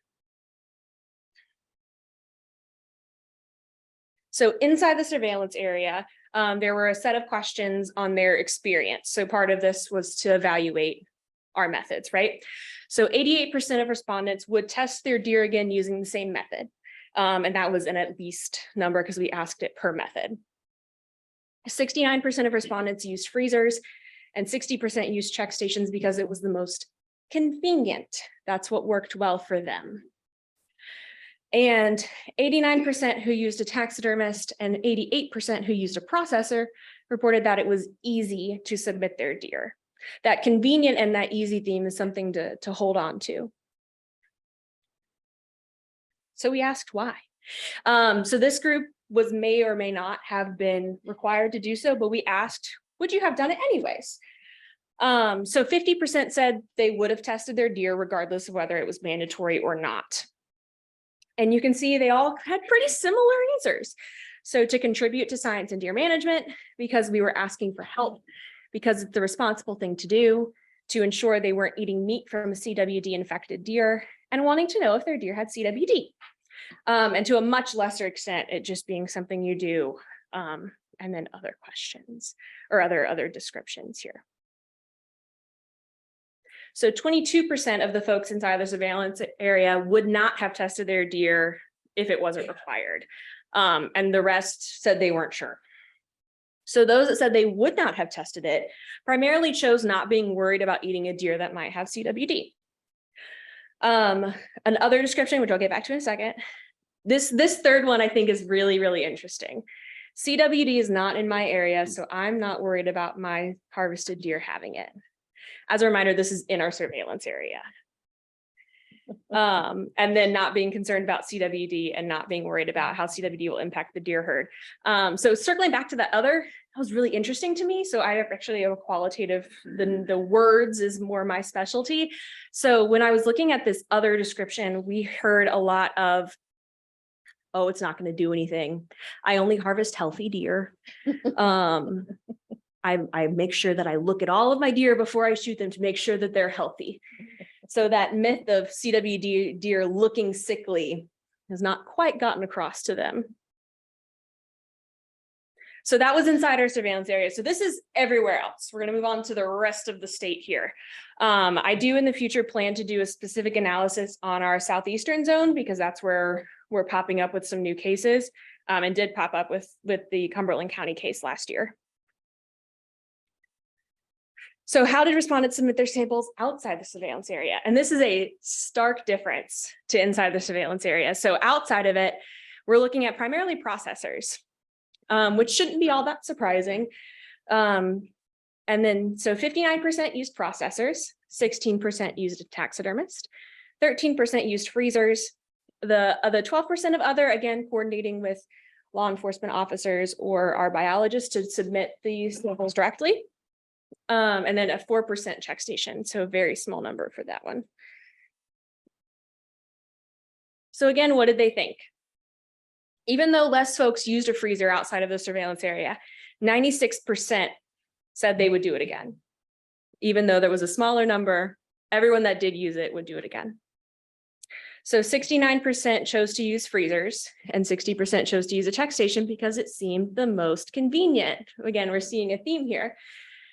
89% of respondents who used a taxidermist and 88% of respondents who used a processor, again, reported it was easy to submit their deer. So again, that convenience, that easy thing is something that's really popping up when we're talking about the evaluation of our methods. So 25% of our total respondents voluntarily tested their deer. So we asked why. And some pretty similar themes came up here too, or similar selections to contribute to science and deer management, because we were asking for help, because it's the responsible thing to do. We're the top 3 from this one. And then to a lesser extent, making sure that they weren't eating meat from a CWD infected deer, wanting to know if their deer had CWD. The other, again, only harvesting healthy looking deer, making sure your deer don't have CWD, all of the things you hear, right? And then again, a very small number of someone that said it's just something you do. So moving on to the 50% of our sample who did not test a deer. So we wanted to hear from them too, specifically to figure out if there's a way that we could encourage them to test their deer in the future. So why? CWD wasn't in their area, so they weren't worried about their harvested deer having it. And this is fair to say because statewide, it was only in a small location last year. Now we know that's a little different. We asked folks if one of the statements was, I wasn't aware we had to submit a sample. We threw that in there just to see if people knew that that was a thing that they would maybe have to do. If the CWD was found in their area in the future, having to test their deer. Also not knowing how to submit a sample. And this 22% one I think is really interesting as well. It's not mandatory for me, so I'm not gonna. And then other was a whole host of things. Again, only healthy looking deer, that kind of thing. So overall, so those were the specific questions we asked to our 3 different groups. And we also asked a suite of questions to everyone so we could compare between groups. So we talked about disposal with Catherine's project, and we asked about disposal as well. So folks are primarily dropping off with the processor, followed by leaving carcass parts on the ground within a mile of where the deer was harvested and burying leftover carcass parts. So something interesting that I think we're seeing here is, for the most part, folks are doing things that we would consider optimal, that we're okay with them doing. They're doing it for the most part. And that behavior change. We talked about it earlier and I was like, wait, hold the discussion, we're coming. So 92 of respondents hunted the same amount as in previous years. 97% did not change where they hunted and 91% did not change their target. So we asked if the type of deer that they targeted changed. So were they more interested in a doe? Were they more interested in a trophy buck? Were they less interested in those 2 groups? However, when you look at that Northwestern zone in particular, 8% of the Northwestern zone respondents did report hunting less often. And 8% of those Northwestern zone respondents also said they were more interested in harvesting trophy bucks. So looking towards the future, so what can we do in future seasons to make this transition in this process for hunters as quickly as possible, emphasizing the importance of testing for science and deer management. If that's why they're testing, if that's why they would test, that's the vein we need to pull.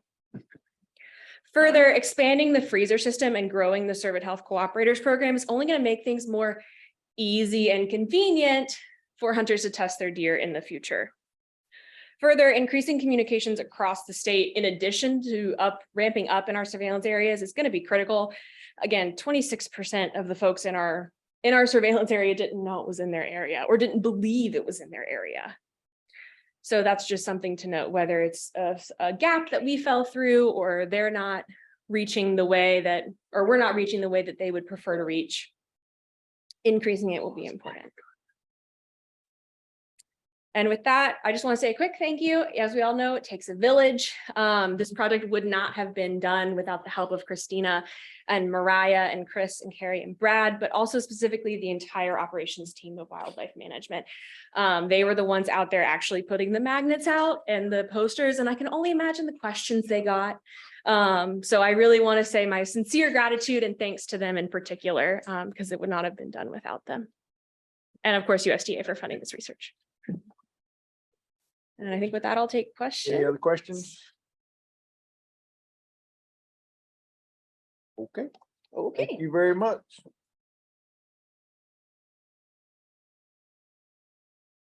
Now, here we go. I thought you were gonna have a lot of questions. I'll just tie it together real quickly by saying I appreciate both of those projects.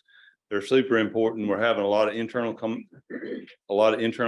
conversations about how we tweak our messaging, how we tweak our procedures in the field to try to do the best that we can with that. So there's two great projects. I'm just gonna get out of your way, Justin. Take it away on elk.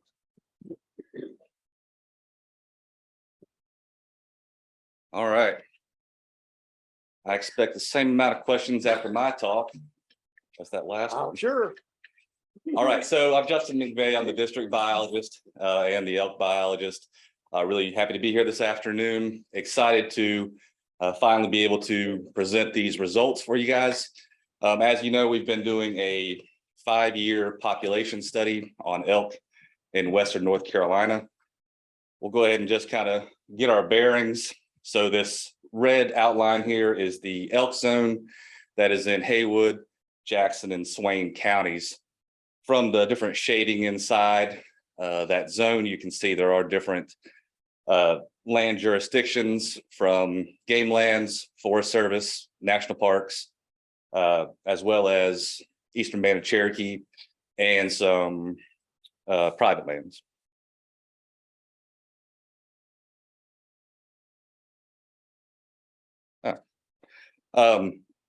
So we actually started this study or started thinking about this study about 6 or 7 years ago. We were looking at a more scientific way of counting elk. We had a way of counting elk or estimating called a minimum count. Really, really simple and basic, essentially where staff from our agency, national parks, and ECBI or Eastern Band, EBCI, the Band of Cherokee Indians, we would spread out on all the open fields for 2 days in the morning and the evening and count elk. We knew we were missing elk, so we wanted to get a little bit better way of doing that. So this project came about through that, and the research objectives were to estimate population density, and through that we can get abundance or how many elk, then get those metrics that kind of tell us how the herd is doing, like survival, recruitment, and growth. Along with that, we also wanted to determine if those vital rates or those metrics were sufficient enough to have a sustainable hunt in the future.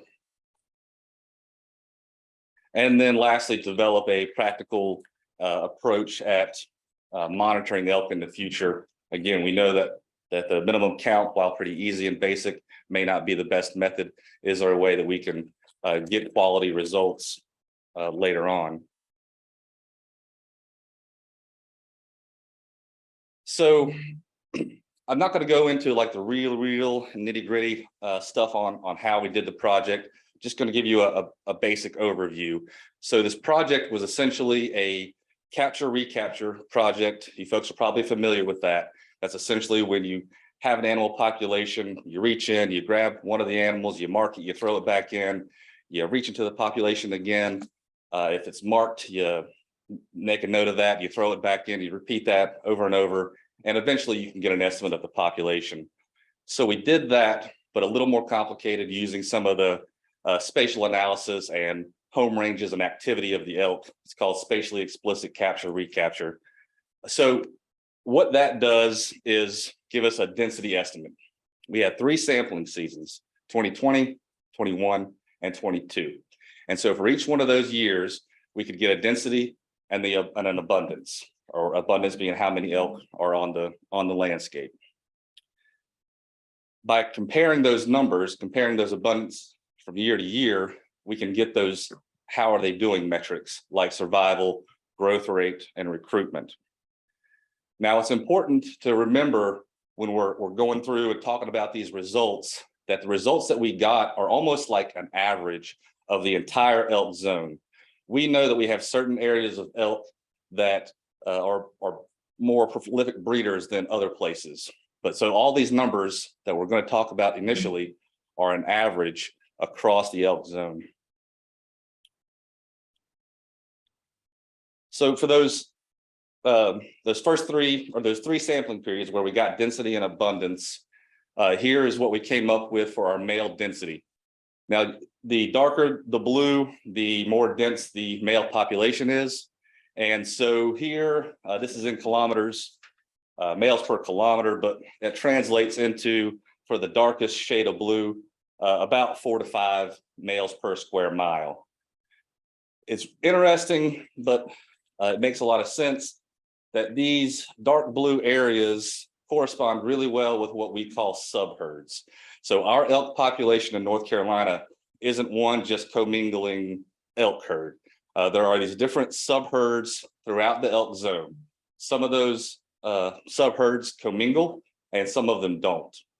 Also, interestingly, and it makes sense that where all these subherds are, where we see the highest densities, these are where our open fields, early successional levels, or early successional habitats are. Elk are always going to be a grass obligate species, and so that's where we're seeing the elk activity. So with this density, we could translate that into getting an estimate of how many elk. And so we see 71, 58, and 62 for the 3 sampling years. Now, if we switch over to female density, you'll notice it's in the same locations. Those dark blue areas correspond with our subherds, correspond with those open areas. However, if you'll notice the females per square kilometer, it's a little bit higher. So that's translating into about 13 to 20 females per square mile. And that makes sense. Most populations unhunted, or you're going to have 30 bulls to 100 cows. So this falls in line with what we had expected. Again, our realized estimates of abundance, which is N, or how many, 108, 162, and 178.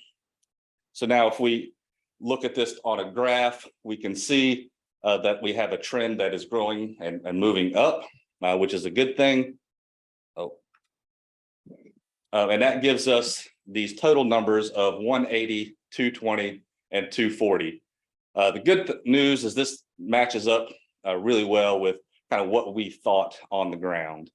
As I mentioned earlier, all we had to work off of was minimum counts.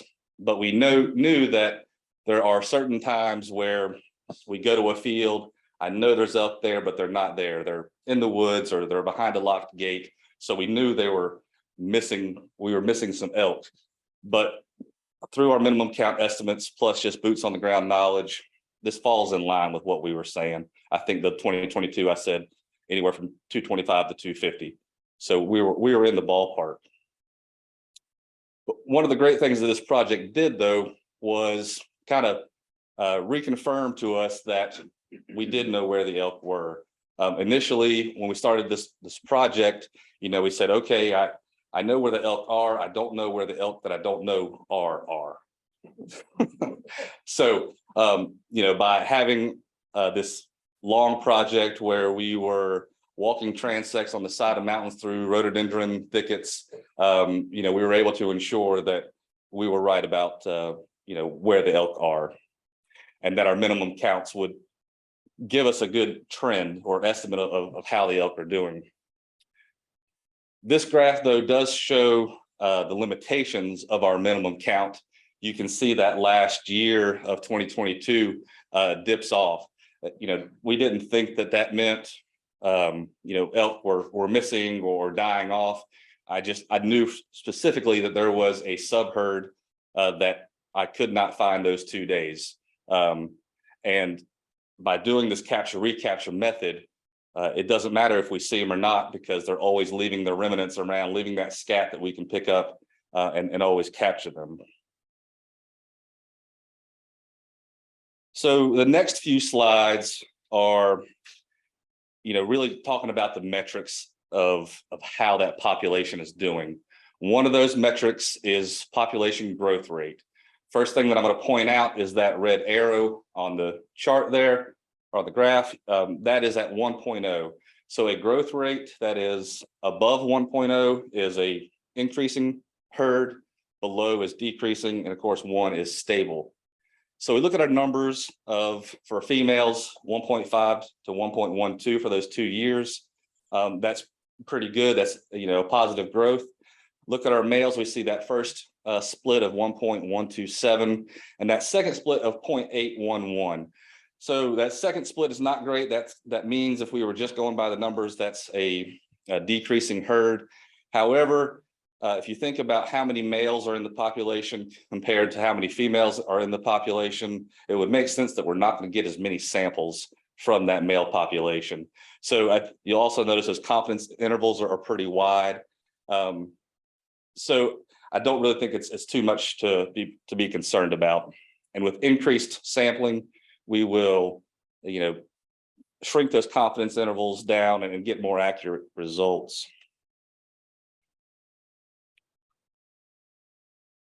So apparent survival, which is just the probability of an elk surviving from 1 year to the next. We look at those female estimates. They're pretty high, and they kind of match up pretty well with what we see in eastern states. Things around 0.8, 0.9, that's pretty average for survival of females. Again, our male survival rate is pretty low. I think it's just because we didn't sample enough. There's also been some discussion that males move around, especially during the summer. We see a lot of that kind of exploratory movement by juvenile males. So maybe we just weren't able to capture their DNA, later on. But that mean pooled survival of 0.654 is okay. And we'll talk a little bit more about that in a minute. And the third and final metric that we were able to record through this spatially explicit capture recapture method is per capita recruitment, which is just the number of calves successfully recruited into the adult population. And a lot of times when you think about recruitment, it's female recruitment. We actually broke it down between females and males. So before I go on, I forgot, I'm nervous. I wanted to make sure I give credit, but where credit is due. So when I say we, what I mean is University of Tennessee and Joe Clark and our grad student, Jessica Bronstein. They did all the heavy lifting. I did the light lifting of picking up scat, but I had that on my notes and I glossed right over it. So I didn't want to forget to make sure I gave credit. So anyway, this recruitment rate overall 0.44. That's not too bad. That's kind of what we see in other states as well. And so this slide is really just an overview of all those results. So we look at growth, which is just the growth of the population from 1 year to the next, 1.125. That's positive. That's pretty good. It follows that trend of our minimum count that we've been seeing since we started doing it in 2013. Survival rates, elk or for females, pretty good. Males a little bit low, but again, that may just be sample size error. And recruitment 0.44, again, pretty decent, but just meaning that it's going to take 2 to 3 years for a female to reproduce herself. And that may be one of the reasons that we have such a slow growing herd. Some of the other reasons, that we may have a slow growing herd, we have to talk about mortalities. So this is our known mortalities since 2013. It breaks down into about 35% motor vehicle, 18% depredation, 22% unknown. Those unknowns are animals that we find that we just can't figure out why it died. It could have been depredation, it could have been motor vehicle, it could have been a natural cause. So it's could be in one of those categories. Now, if we look at a little more recent snapshot and look at this year, we see the same general trend where we have 33% motor vehicle, 25% depredation. And you'll notice a pretty big chunk, 25% of animals that were euthanized This year, 2 of those were disease evaluation, and one of them was likely a motor vehicle strike. We couldn't be sure. But that made up the majority of our mortalities. That's 12 animals just this year. That breaks down into 6 females, 6 male. And that's kind of what we see throughout the years that we break it down. We have had years that are a little bit more. We have had years that are less. There's not really one sex that gets, we find dead more often than another.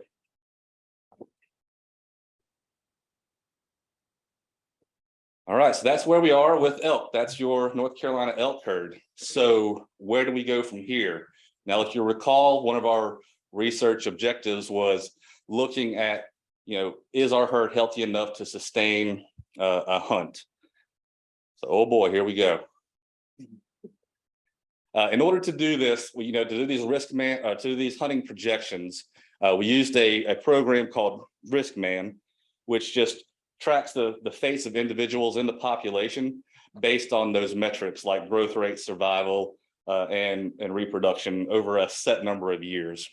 So we took data from this capture recapture work.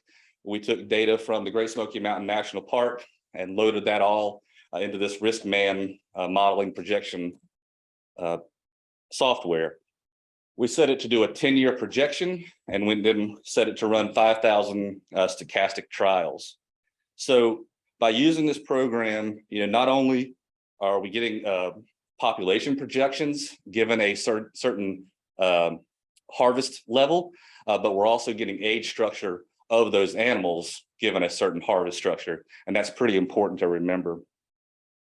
So we created different harvest scenarios. But one of the first things that we did was we took a look at this elk zone. And if you'll recall earlier, I said, we have these different sub-herds, and we knew that not all of the herds commingle with one another.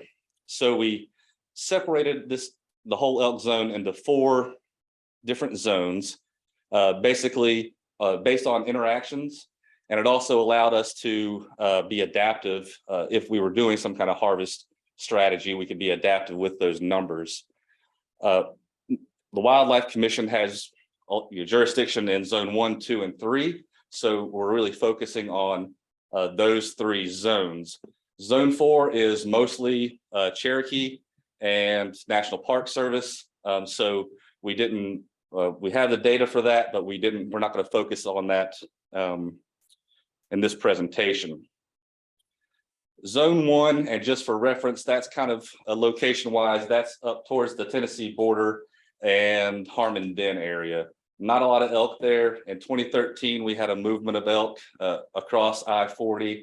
And since then, there's been between 10 to 15 elk in that little sub-herd and not really grown.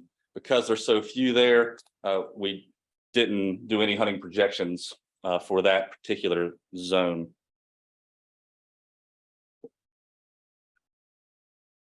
So now we're zooming in to zone 2. Again, this is that same density layer that we saw earlier, where the darker the squares, the more dense the area. This funny little squiggle here, for you that know the area, could probably figure out that that's Cataloochee and the same shape of the Cataloochee fields. The green layer, the lighter green area, is our huntable zone or huntable lands layer. The darker green is our game lands area, whether it be state-owned or U.S. Forest Service. So in this area, you can see we've got some pretty good densities. However, not very many, if at any, on our game lands. And so we created this, our zone 2 projections. Now, this is based on harvest of a bull 2 years or older. Essentially, we were looking at branched bulls, not spikes. So elk will branch usually that second year. So this is just based off of that 2 year and older. Projections, if you said you could shoot 1.5 year old bulls, it's going to really change the outcome and projections. So with all those things set, the models suggest that we could harvest 1 to 2 bulls per year in this zone. Now, both quotas are likely going to reduce that male age structure. However, if you have a 2 bull quota in this zone, it's going to significantly reduce that age structure. And that's really important. What are we looking for in the future? We want to make sure that we have mature bulls in our population. These projections will change with increased sampling and modeling. So we are planning on continuing our sampling process. We're going to be doing it in-house. Dr. Evans is going to be running our genetics. We've got some folks at NC State that are going to be running the modeling. And then our staff, Cherokee staff and National Park Service will be running the transects where we actually collect the feces. A lot less effort.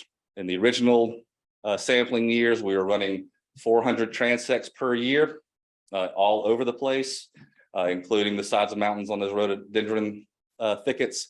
The sampling protocol has been refined where we're going to focus our efforts on open lands and reduce the number of transects to 100, which will make it a lot easier to knock out. So if we now go to zone 3, again, just for some geography, this is the Maggie Valley area, the same density layer that we saw earlier. You can see our silver game land up here in the top left corner.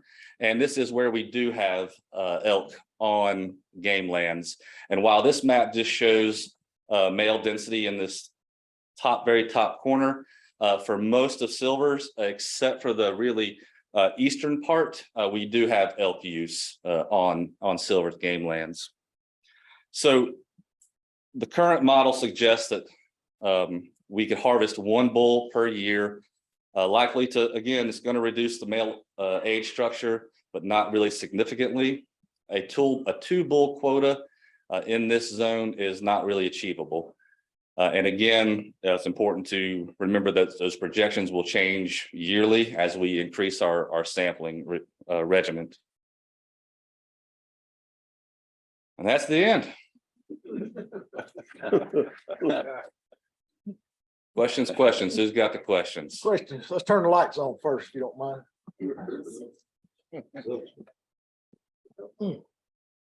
Okay, anybody got any questions? Yes, sir. So I got a question. Let him go.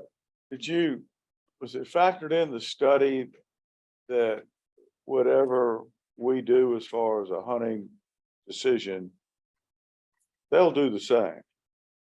And that, in other words, the Cherokee, if we do 2, they'll do 2.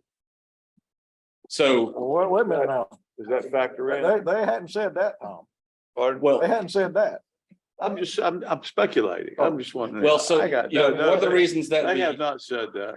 we have those different elk zones is one, we don't see interaction between some of those zones, but it also gives Cherokee pretty much their own zone and their own modeling. That's what I mean. So that's kind of factored out.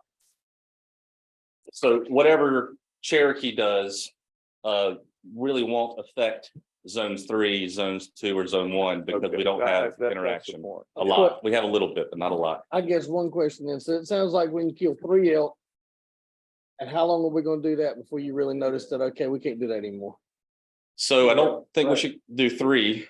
1 per zone. But there's 2 in one zone and 1 in another zone, is that right? Without the age structure. So I think, and So 1 elk.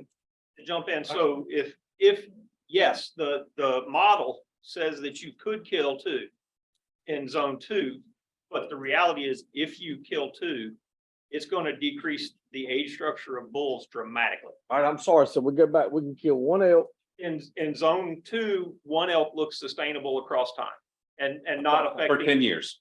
For 10 years, yeah. And again, that's all going to change as we get more data. So now we're, And then in zone 3, yes, we could kill 1. It's going to affect the age structure, not as bad. So if you were asking me, the first year, yeah, I think the first year that we offer to hunt 2 elk would be appropriate.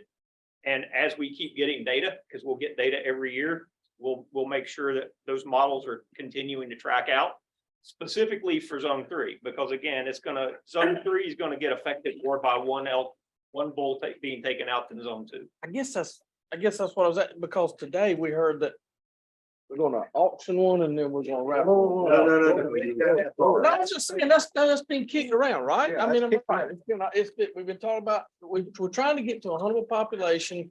We've got to figure out how many we can take, and then they were there. Might have Xanax like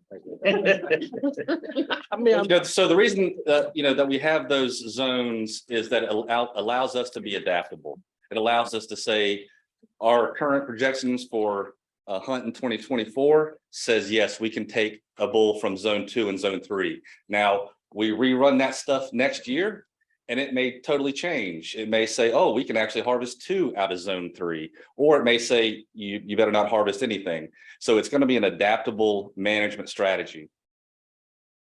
So let me, before we get too deep down this road, and I'm more than willing to, we'll plan some multiple meetings on this topic. We're talking about shooting elk. We're jumping into, let's figure out how we're gonna start killing some. We need to figure out where we're gonna kill them, how we're gonna let somebody kill them. We're going from here to way down there, like we're looking for a tree stand. We got a lot of ground to cover, boys, before we start deciding, are we gonna ever do this? And as of right now, we may say, okay, we got one we can kill. The vast majority of them on private land. Is that a true statement? Yes, sir. So how are we gonna facilitate letting a guy have access? Our own study that we did, private landowner said, nobody's gonna hunt my land but me. I'm good with that, but do we need to start having conversations with private landowners up there? To Jay Adams' comment, do you let a private landowner charge, you're willing to pay me $10,000, you can come shoot that bull? If we're good with that, then, you know, that's a conversation to have.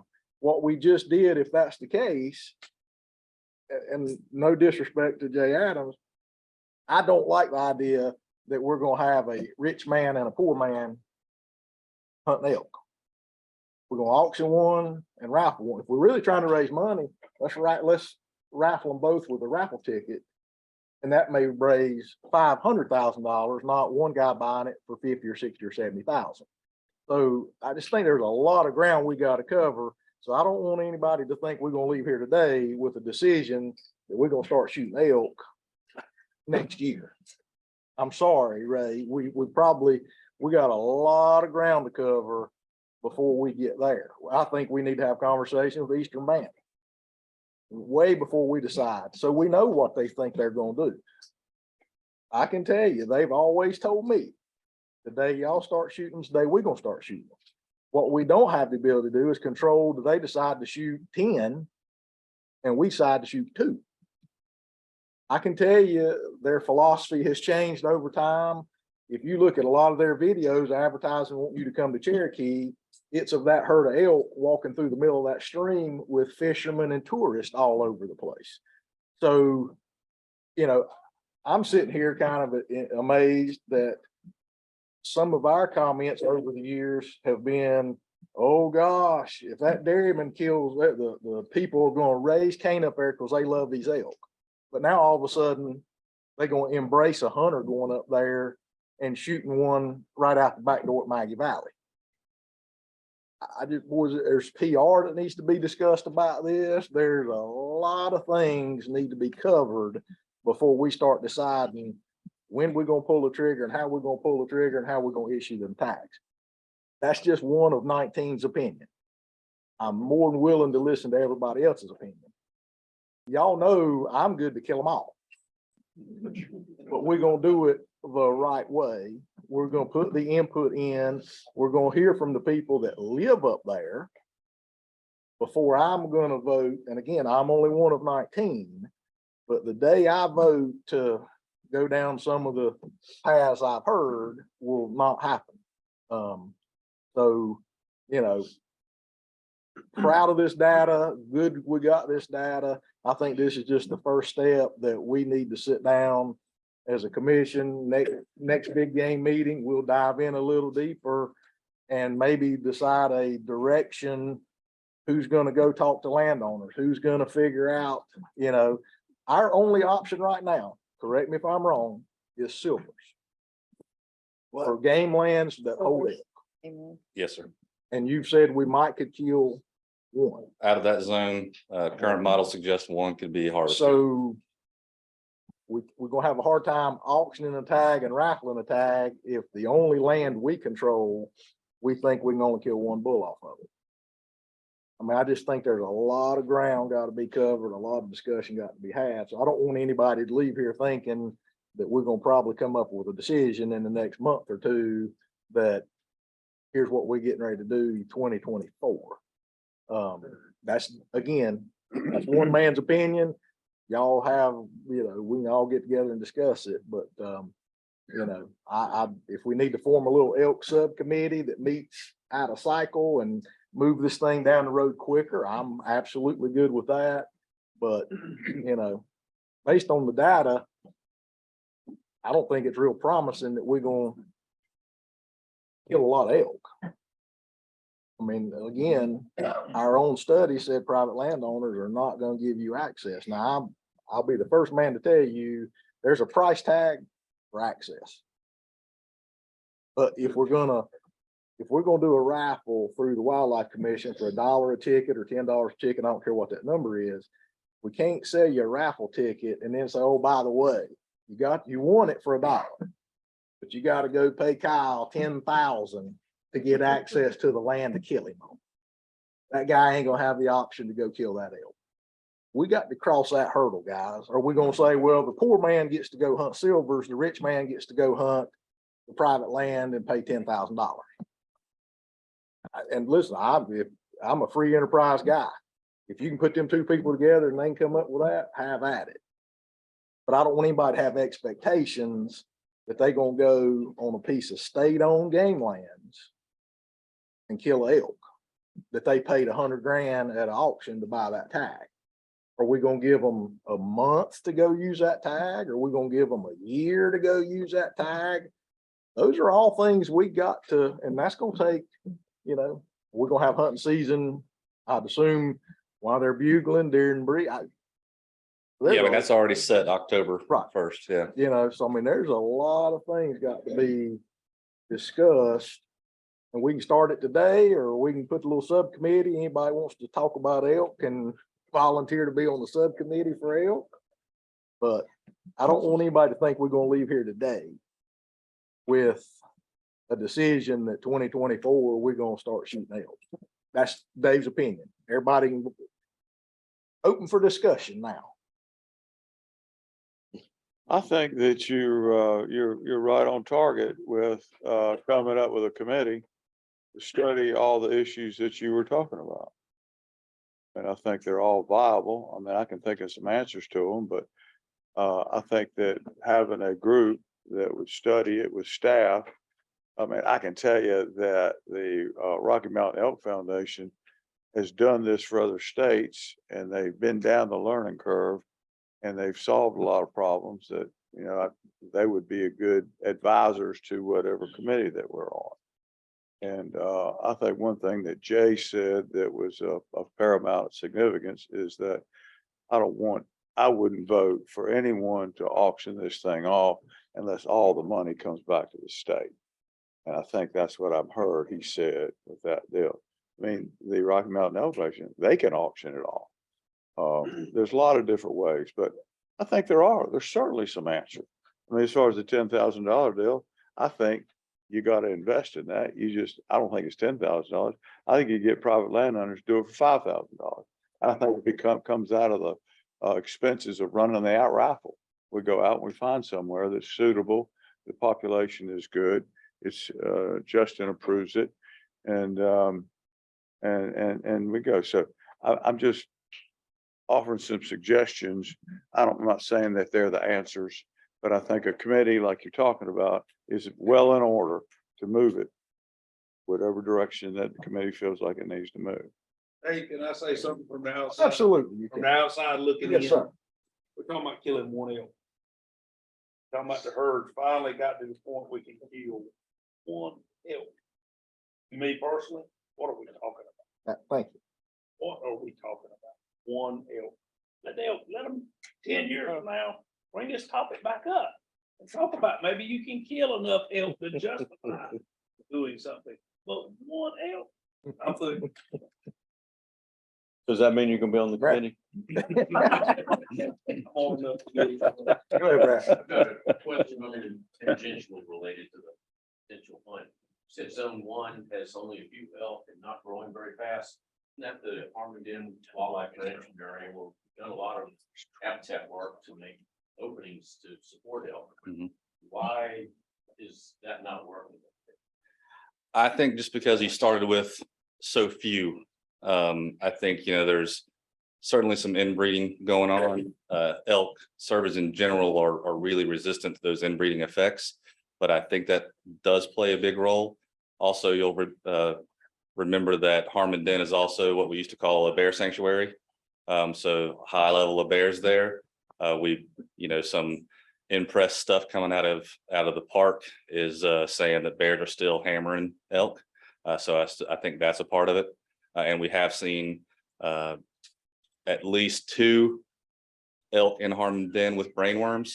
So you have that third, mortality factor of brainworms, which is deer have it, doesn't bother them, but it packs a wallop for an elk.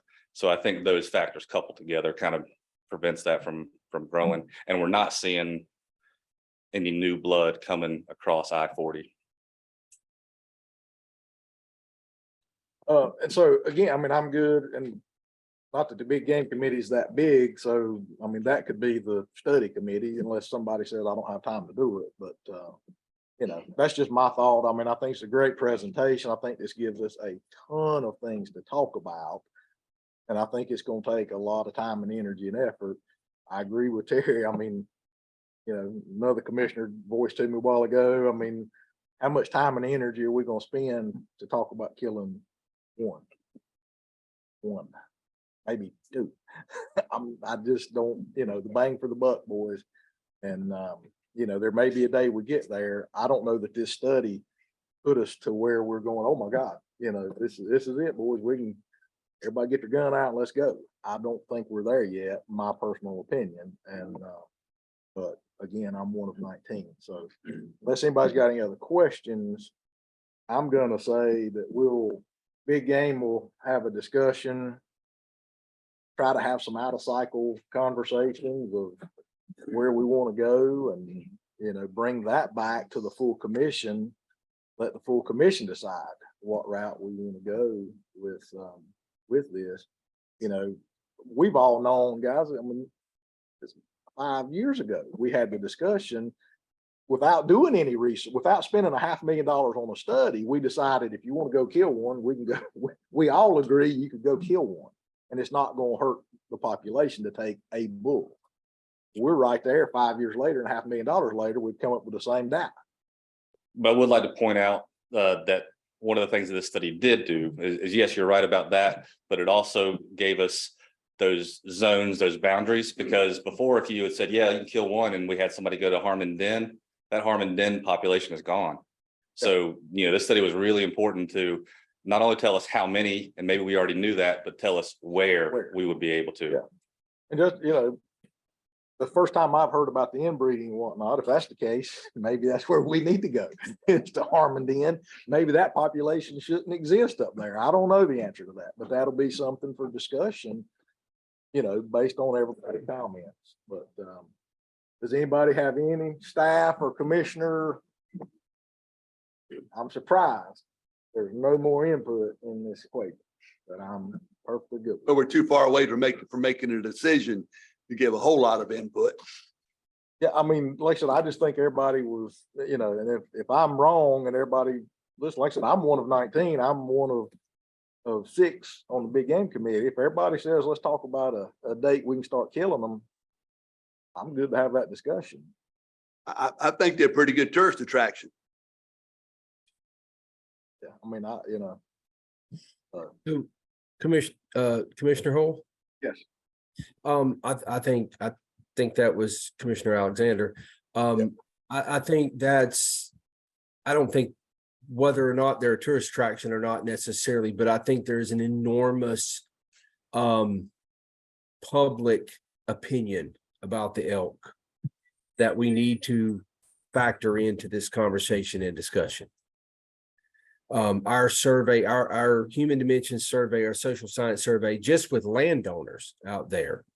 You know, there's a lot of different boxes that we have to check for this to be successful. So I think your idea, your concept is a very appropriate concept. I think we got some great biological information now. The sociological stuff, we've got some really good work with that. I mean, Carrie's staff just finished a replication of our landowner survey. And maybe we need to explore a little bit more of that. You know, what does quote unquote hunting the elk population in Western North Carolina mean to the greater public of Western North Carolina? You know, so I think your suggestions are spot on. Okay, thank you. So nobody got any other comments? David, I would say, based on the numbers, what's the rush? I mean, it's new to me, but I don't understand the rush. Can I say something about the rush? I think we heard a little bit about the rush, and all due respect again to Jay Adams that was here today, but that's the rush, just to be honest, is that we're under is for the Wildlife Commission to make a decision whether or not we're gonna allow elk hunt or not. It's what I'm getting from powers that be that want us to open. And our mission is on the wall. We're there to provide programs and opportunities for hunters, anglers, and fishermen to enjoy wildlife associated recreation. It's part of it. And if there's a program and opportunity for us to allow, and the science supports it, whether it's 1 or 100, it's a program and opportunity open to the public. It's the discussion, right? That's why it's the rush.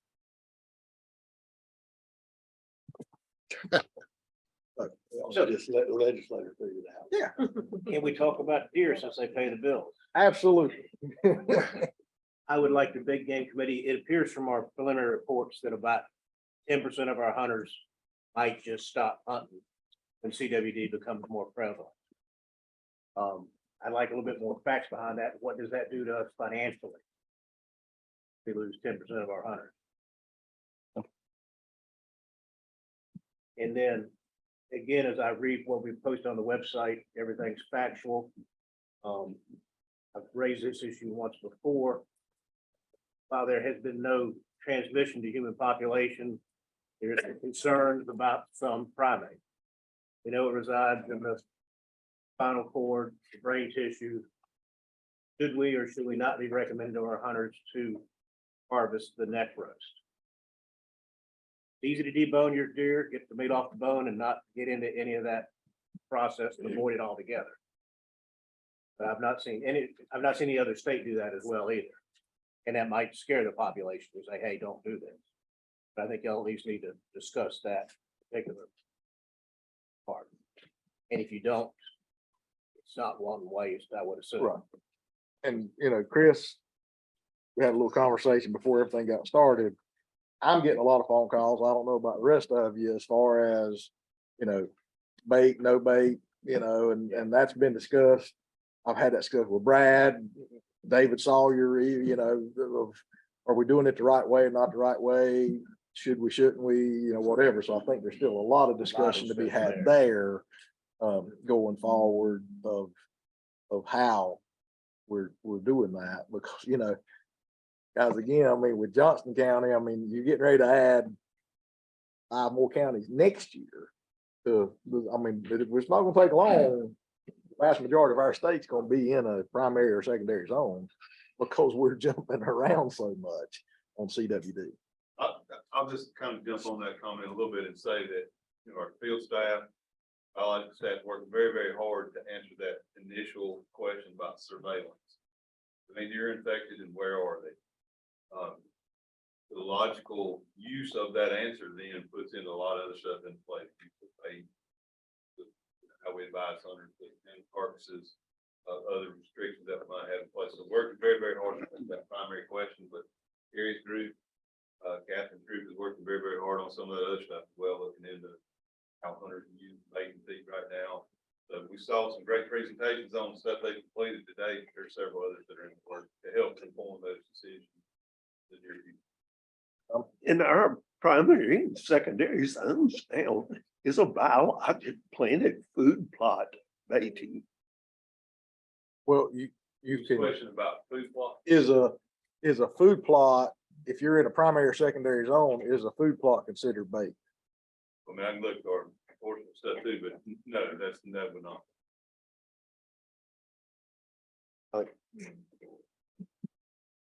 All right. Any other questions? We're 10 minutes over. We're adjourned. We'll take a 10-minute break and re-adjourn at 3:45.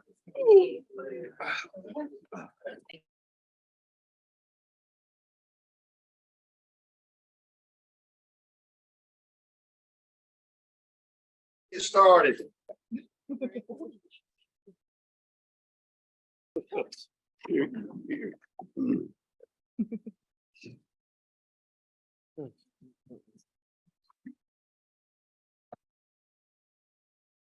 Al, are you good? Yes, we're good.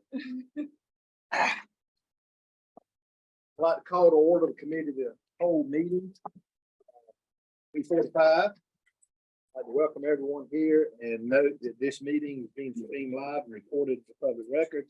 A recording of the meeting will be available at www.ncwildlife.org. And at this time, I would call on Margot to conduct a roll call of members present. I'll do a roll call for the committee of the whole meeting. Committee Chair, Monty Crump. Here. Committee Vice Chair, Mark Craig. Here. David Hoyle. John Coley. Wes Segers. Here. Tommy Fumble. Here. Tom Barry. Here. Brad Stanback. Here. Jim Ruffin. Here. Ray Clifton. Here. Kelly Davis. Here. Steve Wyndham. Landon Zimmer. Here. John Stone. Hayden Rogers. John Alexander. Here. Tom Hayslip. Here. J.C. Cole. Mike Alford. Mr. Chairman, you have a quorum. Thank you. We'll move forward. First item on the agenda is permanent rulemaking notice of text annual cycle inland fisheries rules. I recognize Christian Waters.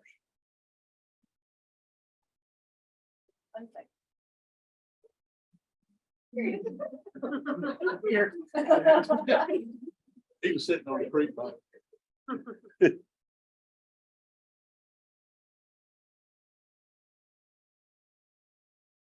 Sorry about that. Thank you, Mr. Chair. That's all right. So I will be covering our rule proposals for the 24-25 rulemaking cycle. Your exhibit in your package there, it will be D1 tomorrow. It includes the proposals, the descriptions and the justifications. There are 17 total proposals. I don't go through each one, but just to give you the quick highlights, there are 5 that deal with public mountain trout waters, either clarifications, modifications, or boundary changes, which you are used to. We have 1 that is public mountain trout waters that reclassifies wild trout natural bait waters, and then ultimately would remove the classification from the administrative code, because once we reclassify those 8, there will be no more of those waters that exist. There are 11 proposals that basically deal with some type of season size or creel limit change. Probably the biggest one of those is the last 2 in the proposal deals with fishes in joint waters. We do have 2 proposals that combined will clarify the authority to including size and creel limits and seasons, and whether a fish or species can be sold or not in joint waters. That would be for those inland game fish that are found in joint waters. And then, of course, non-game fish when they are caught by hook and line. And we know that Division of Marine Fisheries will have questions and concerns about that. But that would clarify our authority. And then also Exhibit D2 will contain the fiscal note for those 17 proposals. And there was determined to be no substantial economic impact. And that's all I have unless there are questions. All right, any questions? Hearing none, we'll move forward. Permanent rulemaking text. Annual life cycle land and water access rules. Darren Barnes.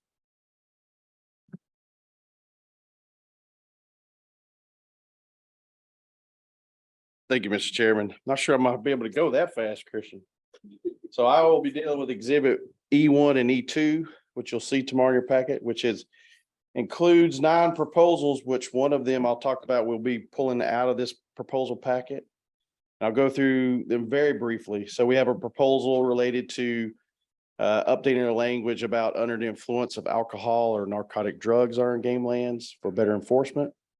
We have a proposal to prohibit target shooting on Dover Bay game land. We have a proposal to restrict mountain bike riding on Chatham, Harris, and Lee game lands, but will still allow it for hunters. We have a proposal that will establish a scouting only zone on the North River game land for our waterfowl impoundment.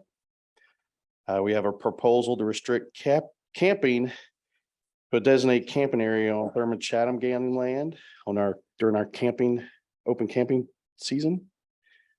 And then we have a proposal, had a proposal in your packet related to changes for Needmore game land that are paired with the proposed changes for the mountain hunting seasons. And we're going to pull that proposal.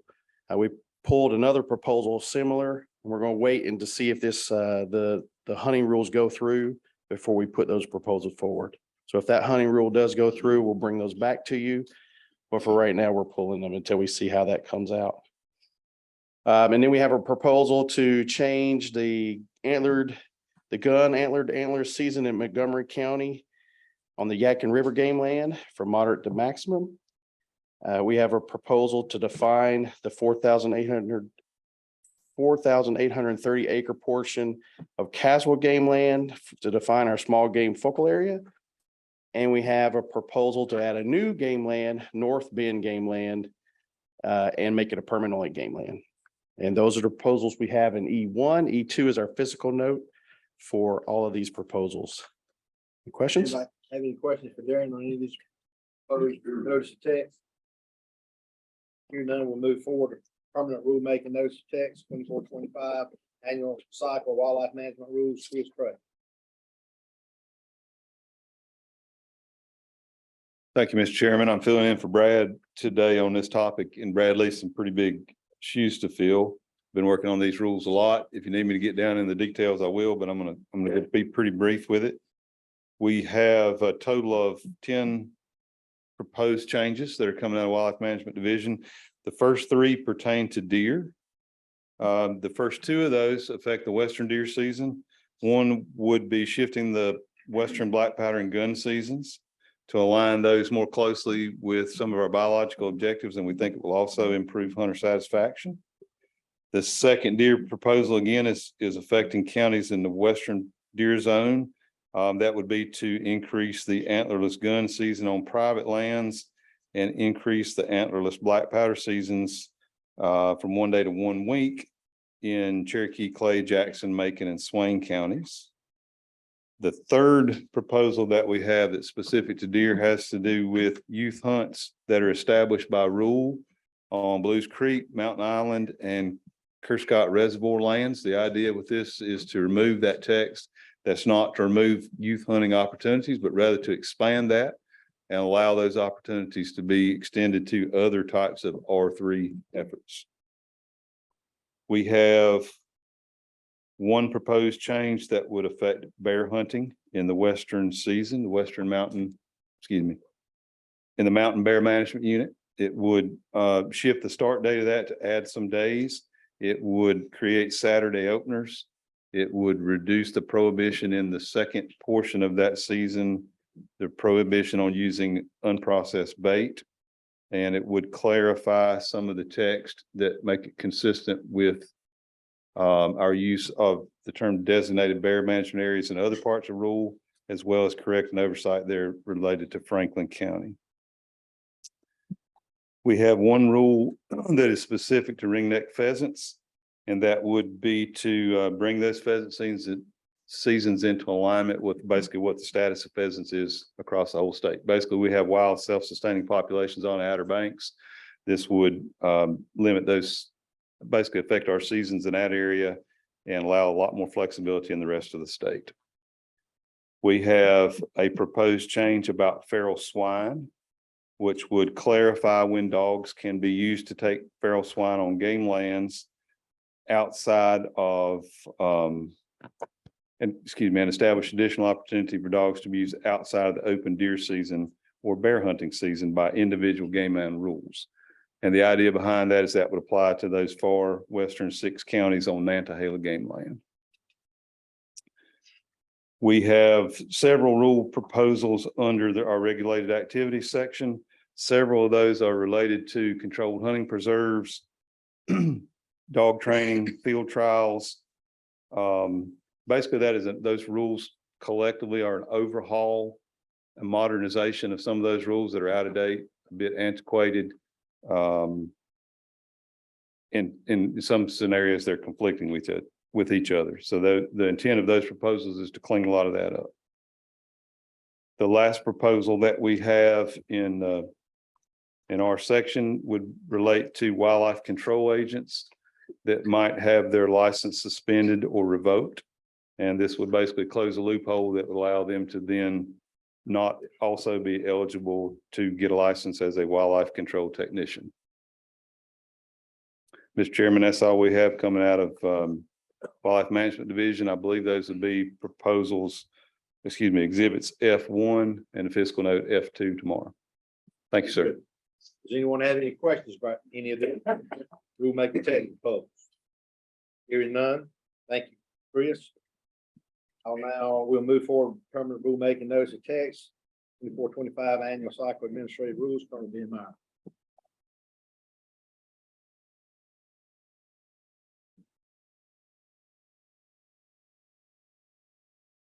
Thank you, Mr. Chairman. We actually only have one rule proposal, and that is to amend the Wildlife Poacher Reward Fund to include the more serious inland game violations dealing with creel, size, and manner of take, and make them reward eligible under the Wildlife Poacher Reward Fund and wild tip.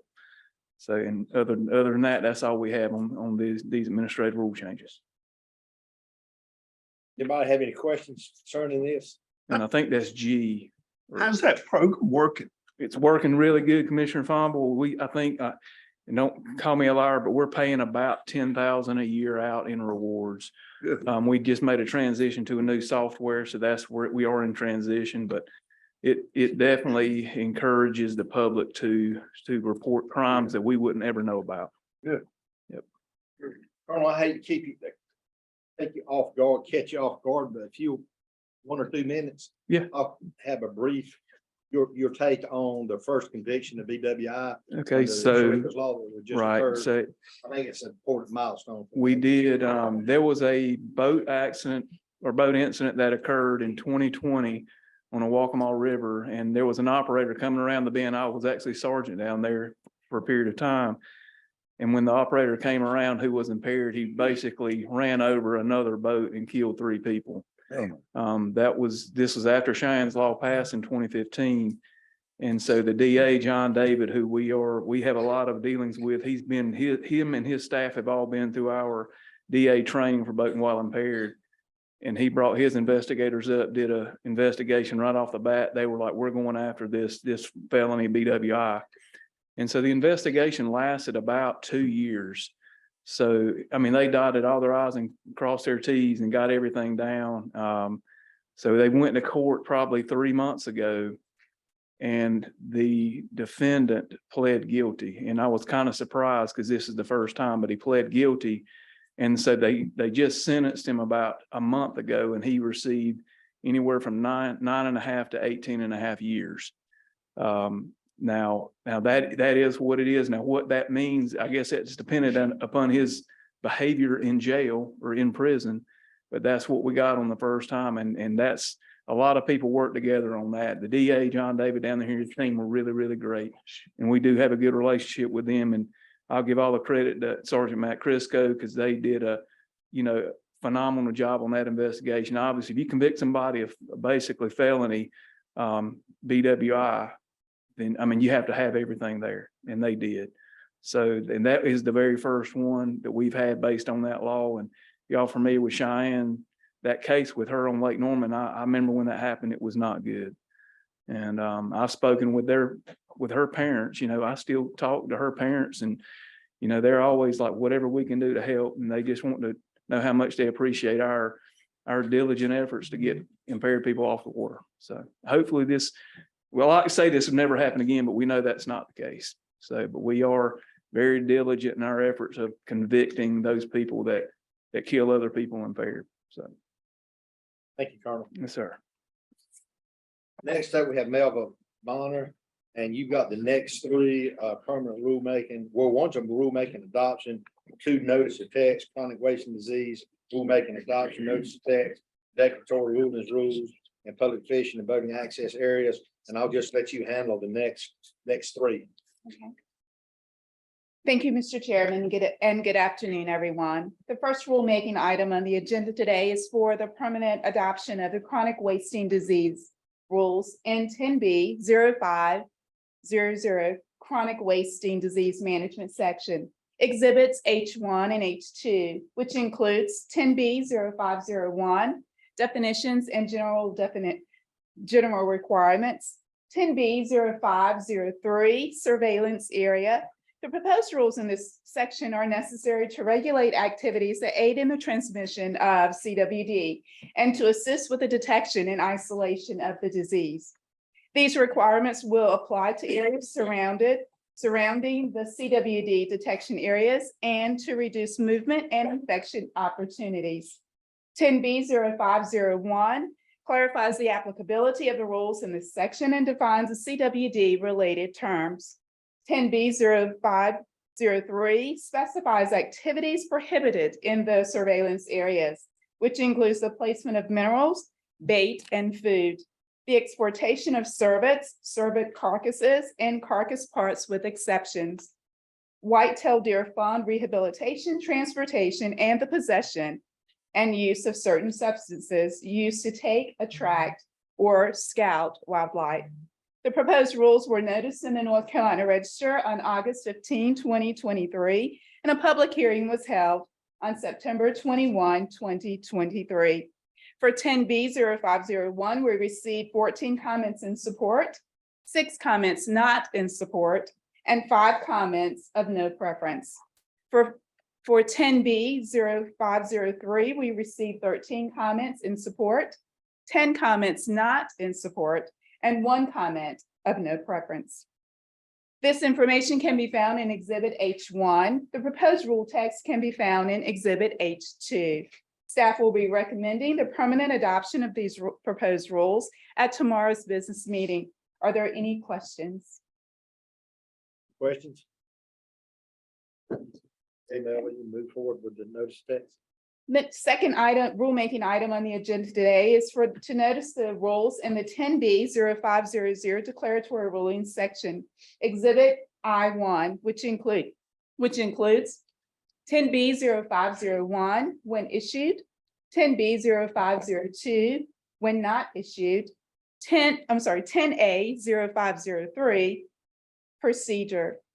Per the Administrative Procedures Act, the agency is required to have rules prescribing the procedure for requesting a declaratory ruling and the circumstances in which the ruling shall or shall not be issued.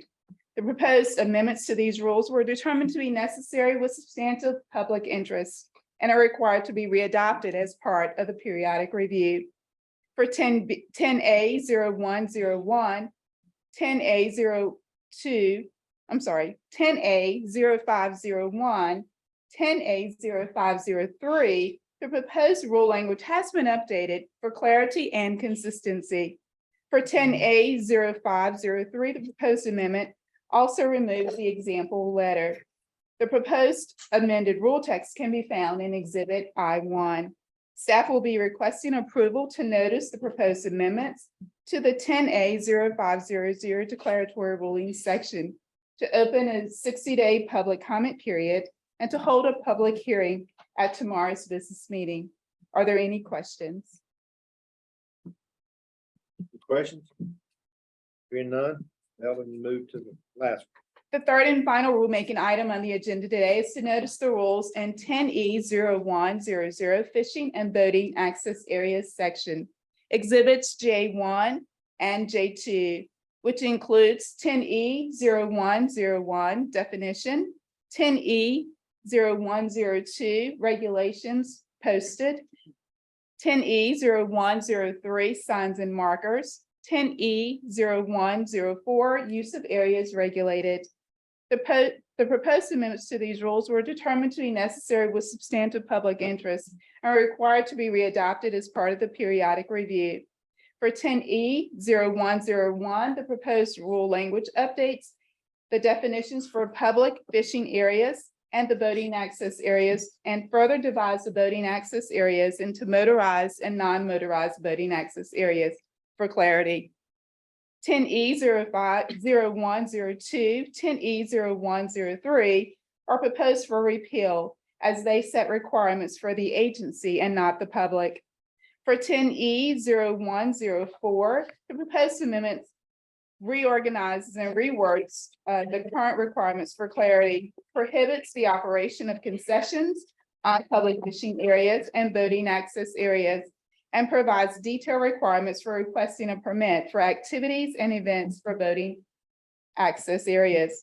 The proposed amended rule text can be found in Exhibit J1, and the Office of State Budget and Management approved fiscal note can be found in J2.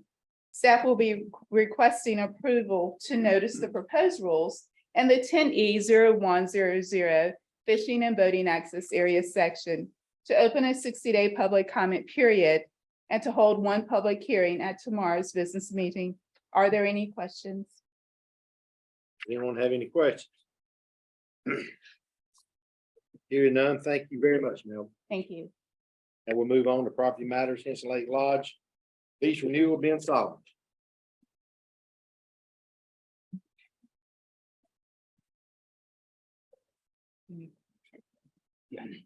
That's good. Thank you, Mr. Chairman. Good afternoon. We have one land matter today. It's the lease agreement for the Henson Lake Rotary Lodge. This is a partnership between the city of Rockingham and the Wildlife Resources Commission. We entered into a lease agreement with the city of Rockingham in 2005, as well as an MOA. We updated the MOA in 2020. The lease is now up for renewal, and we would like to propose renewing that lease and working with the state property office to go through that process. And this is property that the commission owns, and we lease it to the city of Rockingham, just to clarify. Any questions or comments? Can you remind me the terms of that contract?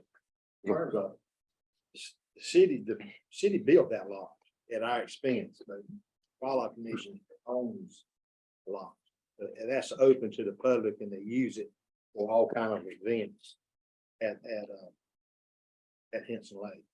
I'm sorry, so remind me, who built it? We did. The city did. City built it. And paid, city at our expense built that lodge based on the lease that we had with the Wildlife Commission at that time. Y'all own it, but we, continue to have the lease. Thank you. And The Yeah, I was getting the R's and we's. You might want to refuse yourself from that one. I bet he doesn't. I'm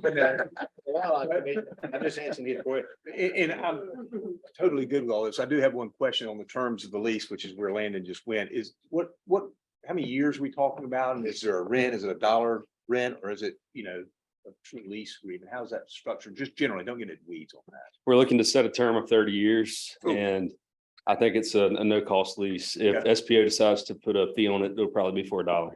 But I don't think the last lease had a fee. With the city build, the city maintains it. We maintain the park, we maintain the trails. I mean, we do this, to me, I think this is a model for, other communities, but I will excuse myself from the vote tomorrow. I was just answering your questions today Perfect. about how the thing works. Great Hold presence. us off when you say we. Well, we as a commission, we as the city, I'm on both sides of the fence. I'm just telling you. Win-win. Whatever. We getting confused. Correct. Choose accepted. Anything else? Moving forward, water safety rulemaking, Betsy Haywood.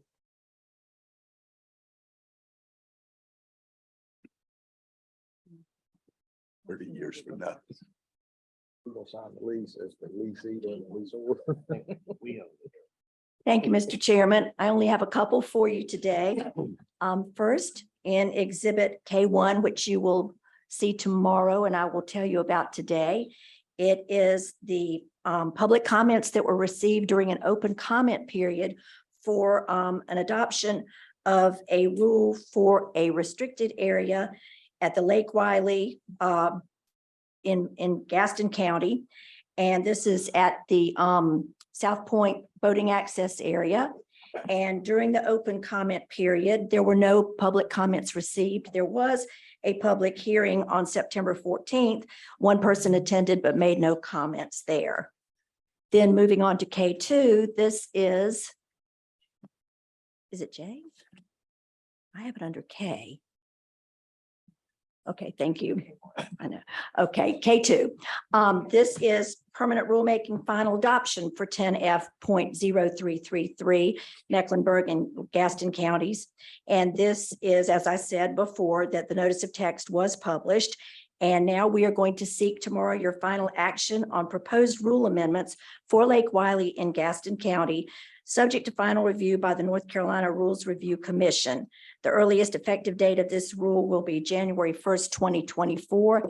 And here is a map as a reminder to you of the restricted area in the cove east of the access area and codification into the NCAC of that no wake zone that already exists there.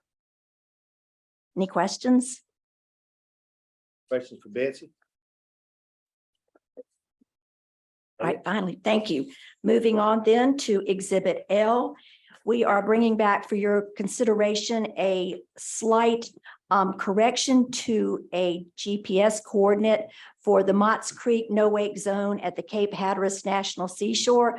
Anna Stefanowicz, our GIS specialist, noticed that an extra zero had inadvertently been added into the coordinates, which would have moved the line about 300 feet. So OAH said we need to bring it back for your adoption of this revision. Questions? Anything else, Betsy? No, sir. Thank you. Thank you very much. Review proposed rule changes, license fees, Kerry Ruhlman and Jason Cox. Thank you. Thank you, Mr. Chairman. Good afternoon, everyone. I know everybody's had a long day already, so we'll try to keep this as brief as we can in the interest of time. It's time again to reevaluate our license fees, and I want to talk about first what the CPIU is. I know most of you are old hats at this, but for the benefit of anyone listening who may be unfamiliar with that, we'll touch on that. We'll give some analytical data, and then we'll talk about a time frame for implementation. The CPIU, or Consumer Price Index for Urban Consumers, is a index comprised of various consumer goods and services that's used as a metric to quantify essentially the impact of inflation. And from that, we can infer certain data points. We can determine, I guess, the change in purchasing power of a dollar over time.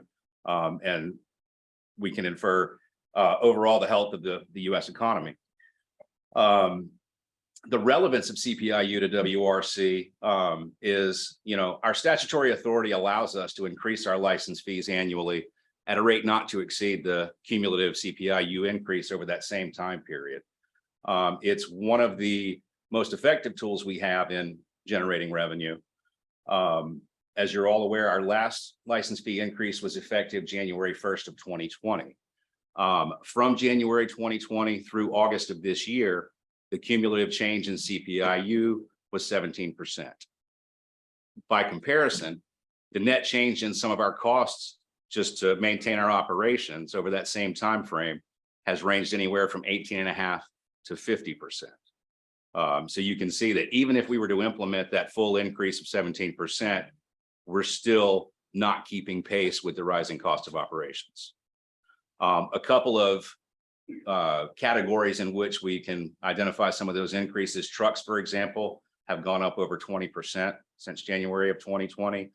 Lumber costs for our docks and BAAs and things have gone up almost 40%. Fuel, we've seen increase on average of about 50%.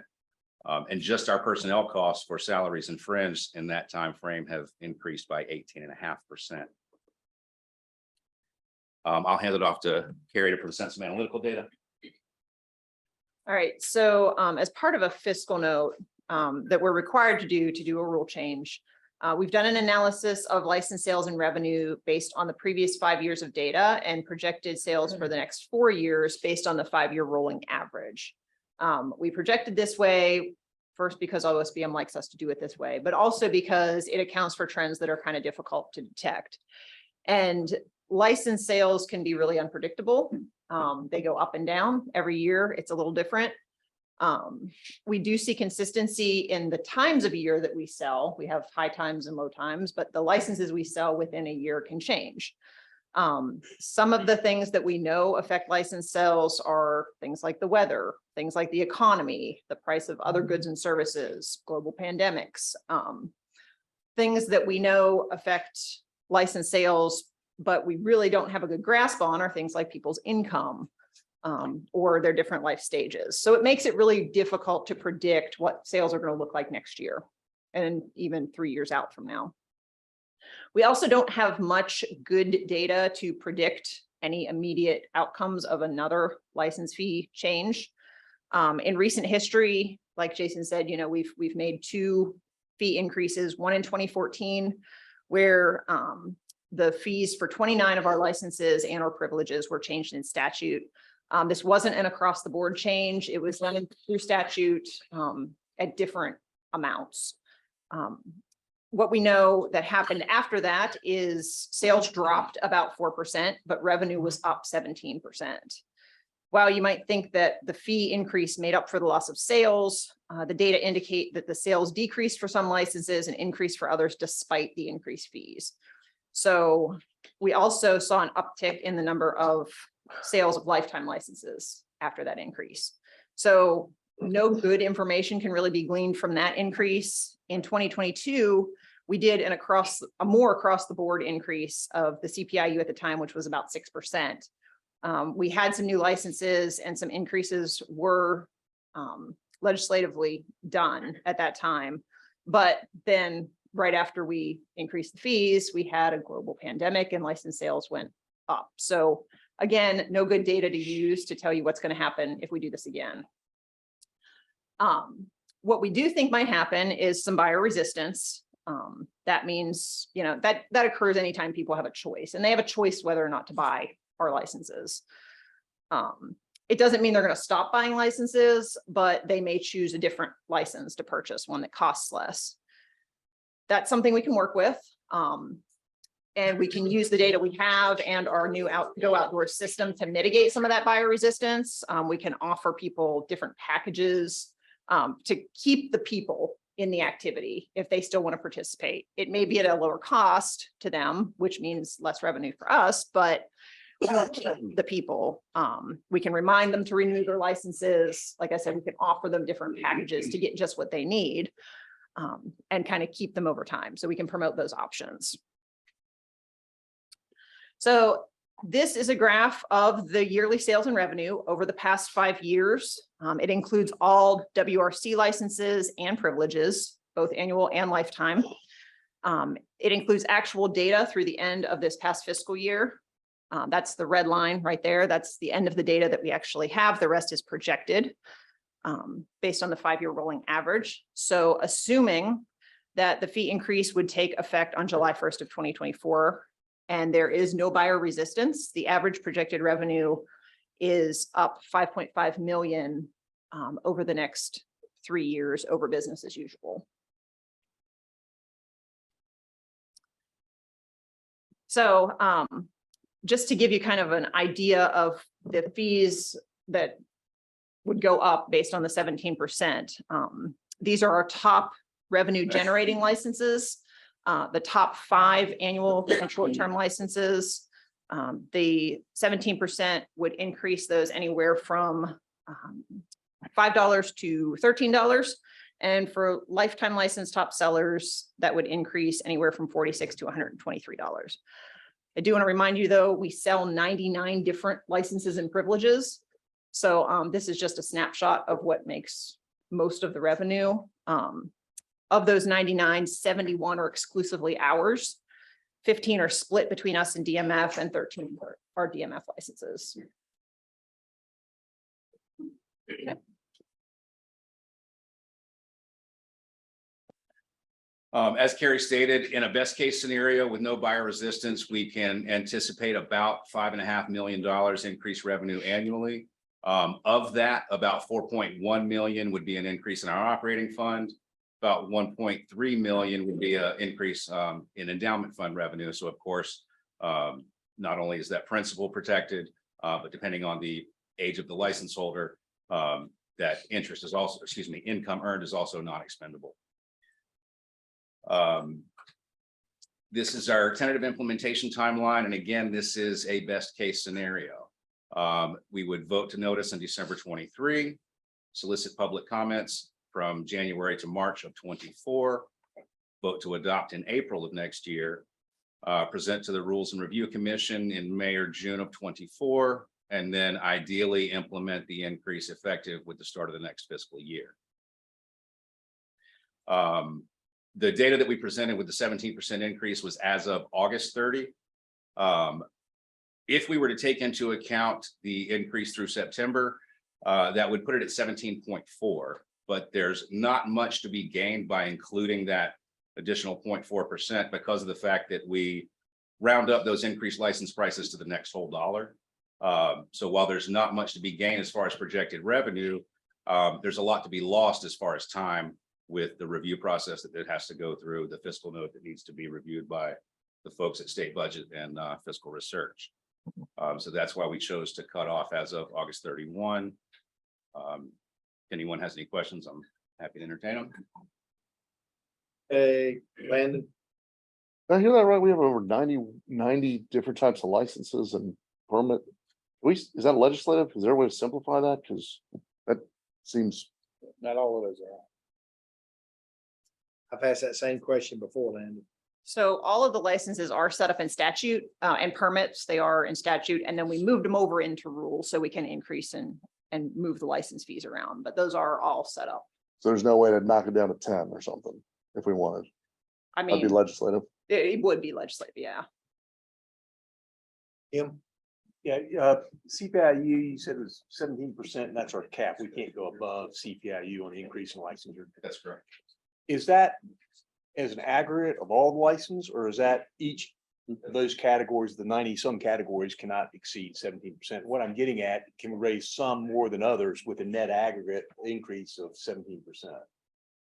That makes sense. The 17% increase would be applied to every license that was Across the board, right? Yes, sir. So does it have to be that way, or can we just call all licenses in a bucket and say the net revenue produced by this increase, because we'll pick and choose the ones we want to raise more and less, is only going to be 17% at the end of the day? That I don't know, but I think from an application standpoint, it would be simpler to apply it across the I board. agree with that, but where I'm going with it is we said we'd meet resistance, perhaps. Yes, As well as, I think there's some marketing opportunities there to maybe raise some of those more than 17%, because we're not meeting our expenses as it exists today based on what the CPIU is saying is. So I'm just wondering if we could pick and choose which licenses we want to raise more and less, and kind of make that a little bit of a market. One thing, we cannot go above 17%. Total aggregate for the license. Or sale of a license. Any license, Correct. okay, individual on No the, less, but not more. on any license, Correct. any, okay, that was my question, thank you. That was a good question. Well, that was what I was wondering, because there's some marketing there that you could alleviate some of those other concerns, but we don't. have Yeah, that. but it's, they tell us in statute how we have to do it. Gotcha, so. thank you. In other words, we can't allocate that $5.5 million however we like. beg your pardon. As a receipt. No. To allocate. Allocate $5.5 million any way we like to. Well, I mean, but where does that money go? General fund or what? The 4.1 million would be in our operating fund. Okay, so yeah. So that we would have some flexibility on, but the piece that lands in our endowment office is going to be restricted. Yeah. Yeah, Tommy, we can do what we want to with it. It's kind of. And the question I've got, you mentioned this. Oh, hold on. Is it my turn yet? Okay, now what about voting licenses? Is that's different? I didn't hear. That's this. separate from this conversation. Okay. Do we have the same restriction on that? 17%? We don't have the same statutory authority with our vessel registrations. Are we going to discuss that or not? Not in this Very conversation. fine. Thank you. So if I can speak, we're preparing our next legislative session priorities, and that it will be in the conversation of vessel you know, this is licensed, but the vessel registration fees will be controlled in the legislature. So as we prepare to go back to the legislature, as we were told by the legislature to raise your fees, we'll be asking, but we'll be addressing the vessel. Heard that all year long. We'll just see if they're still singing that same tune when we go back. They're Every fine. time we went over there, talk about stuff, raise your fees, Thank you. make it users pay. Heard it all, every time. Any further questions? We'll be prepared to vote on this, December 28, 23. Well, whenever we get a approved fiscal note from OSBM, Okay. we can't bring it to notice until we have an approved fiscal note. I got you. Okay, I got you. For right now, we think it'll be by then. We're optimistic. Okay, well, that's, Cautiously optimistic. that's why I was setting that date. Can you go back to the 5-year sales figure, please? So that 22 spike was a 21 spike was a COVID spike. Predominantly, yes, sir. And Whether or not there were other factors at play, we don't know, but we attribute most of that growth over those 2 years just to the pandemic and folks seeking to get outside. there wasn't any COVID influence in 22, I don't think. Beg your pardon? COVID. Wasn't any COVID influence in 22, we don't think. What do? We just don't know. Yeah, we don't really know. Okay. And in 21, I mean, that's not the most licenses we've ever sold. So but I do think the pandemic helped. Well, if it wasn't, what caused the highest year? I don't know. When was that? I'd have to go back and it was outside of the 5 years, definitely. That's it. Yeah, it's been a while. Thank you. So you anticipate the decrease to continue into 27? Is that what I'm saying? That's what's projected. Why? A number of factors, decrease in demand for outdoor activities. I guess that's the predominant driving factor there. But just sort of a leveling off and returning to more traditional levels. Well, and it's based on the 5-year rolling average, right? So it looks at individual licenses too. And another thing to note is, I mean, this is not, it looks huge, but the scale on this, I mean, that's 50,000 licenses right there. So it's not as dramatic as it might look. Any further questions? Here none, we'll move forward and consider rate of transfer from bond index fund to the equity investment fund or the endowment fund. Jason. All right, thank you, folks. So as everyone's aware, motion was made last October, I believe, to transfer 2 million monthly from our bond index fund into our equity index fund. That authorization expires this month. So we're going to look at reassessing that monthly transfer amount. As you'll recall from our August meeting, we established some goals for our target allocation within the endowment fund. To achieve and maintain a minimum equity allocation of 80%, with a maximum of 20% to be held in our short-term investment fund, with our intent to phase out the bond investments over time. Our current allocation in the endowment fund, and we'll display this at tomorrow's meeting as well, we've got 79% in the equity, 5% in our short-term investment fund, and 16% in the bond index fund. So we're right on target with those goals that we set at the August meeting. I would propose that we increase those monthly transfers out of the bond index fund and into the equity fund to 3 million monthly from our current 2 million to begin with November of this year. And to continue that each month through October of 24 or until such time as we've exhausted the holdings in the bond index fund. And that is all I've got. Is everybody, this is in direct response to our last commission discussion, as he noted. Are there any, what kind of discussions is there, Landon?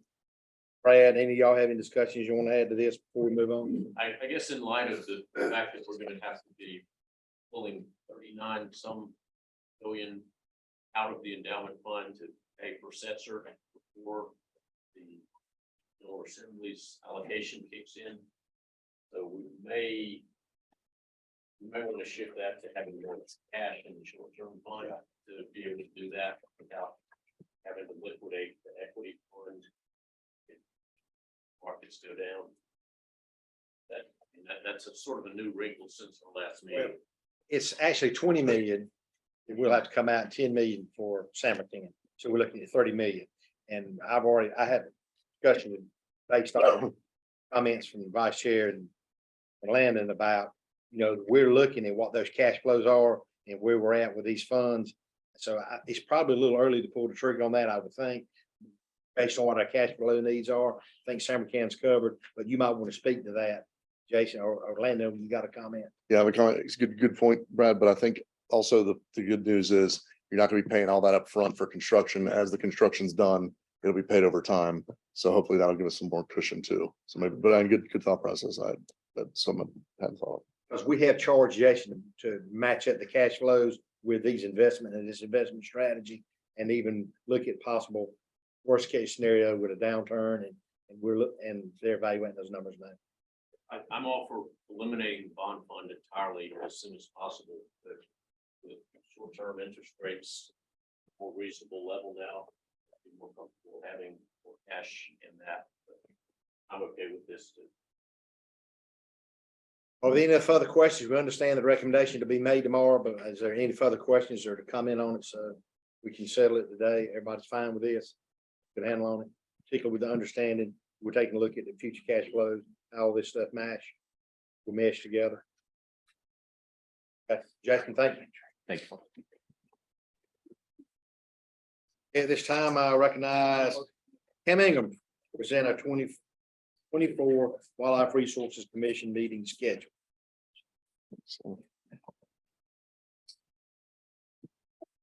Thank you, Mr. Chairman. This will be super quick. As you can all read in exhibit N, this is the draft proposed schedule for next year's commission meetings. They're all on Thursdays. First, February 22nd, April 18th is the one that we discussed about going away outside of this building. And we'll be getting with the chairman and vice chairman to draw that down. July 11th, August 8th, October 3rd, and December 5th, with a total there of 6 cycled meetings. You'll be seeing this again tomorrow in exhibit M. Any questions? Hearing none, Cam, move forward.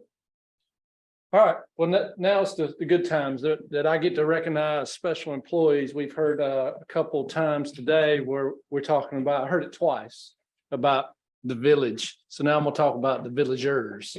And so as Mallory sets that up, what we're gonna do here is I'm gonna go over, recognize a few different folks. And I'll ask you to come up as I recognize you. And then at the end of, when we adjourn today, the committee of the whole, the chairman has requested that we have pictures. So if y'all can hang around, we'd like to get some pictures after we adjourn, because there'll be several pictures. But first I want to call up Sergeant Dustin Durham and also Master Officer Chase Vaughn. And I'll be reading some entries that have been made here, but this year, as we celebrated yesterday, I was in downtown Raleigh yesterday.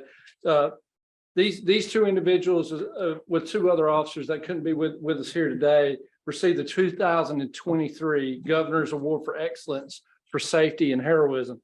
And Sergeant Dustin Durham, the District 3 Sergeant stationed in Northampton and Halifax counties, and Master Officer Chase Vaughn of Halifax County had just completed a late night shift when Sergeant Vaughn's wife informed him of an emergency report that there was a 75-year-old man that suffered from dementia missing from his home. Without hesitation, these 2 officers responded with their commission-issued drone and reported to the command center where the other officers and first responders were staged. After receiving a briefing from multiple agencies, these 2 officers launched their drone in the search area and started their search. On numerous occasions, as you can imagine, Officer Vaughn, it's kind of backwards here. He's the drone operator, but he was sending in his sergeant to look in the woods and the swamps to check for heat signatures that he was finding with his drones, only to be misled by deer, tree stumps, or other heat emitting objects.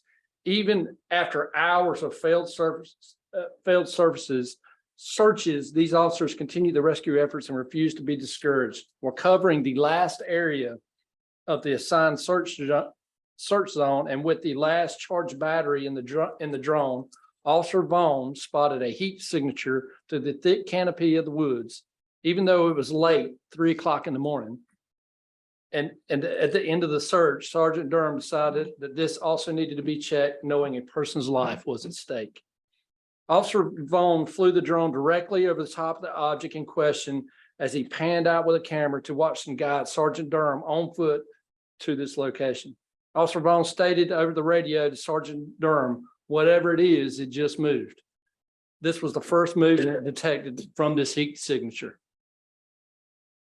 At approximately 3 a.m., Sergeant Durham radioed to Officer Vaughn, "I've got him, it's him."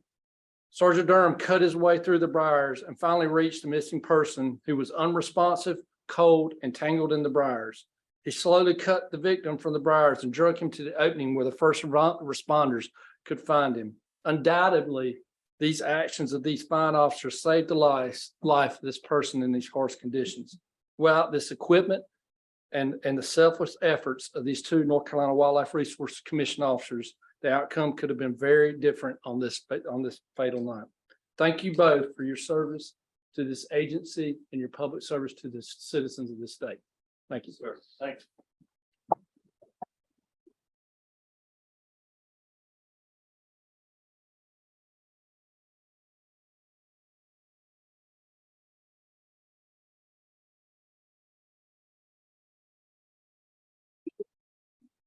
Next, I'm going to recognize Travis Wilson. Travis, if you'll come up. Travis Wilson is a recipient of the 2023 North Carolina Governor's Conservation Achievement Award for the Natural Resource Scientist of the Year. For 20 years, Travis has served as the Eastern Highway Project Coordinator with the Habitat Conservation Division. Travis is involved in all wildlife-related aspects of highway planning, permitting, and construction. He has exemplified professional and leadership in wetland and stream mitigation, wildlife passage, and sportsman access. His work with recognized experts in the field of wildlife crossing structures contributes to books and published articles on the ground research in North Carolina has seen and become a recognized expert in the field. His input is sought by state and federal agencies regarding siting, design, size, monitoring, and research of wildlife crossing structures. Travis was instrumental in the development of a memorandum of understanding that reinforces the commitment of North Carolina Wildlife Resources Commission and the North Carolina Department of Transportation to work together to improve wildlife passage in this great state. Travis is a dedicated member of the North Carolina Wildlife Resources Commission staff and works with wildlife conservation every day. His efforts ensure that wildlife resources are considered in road design and public access maintained or provided where possible. Travis, thank you for the service to this agency and the state.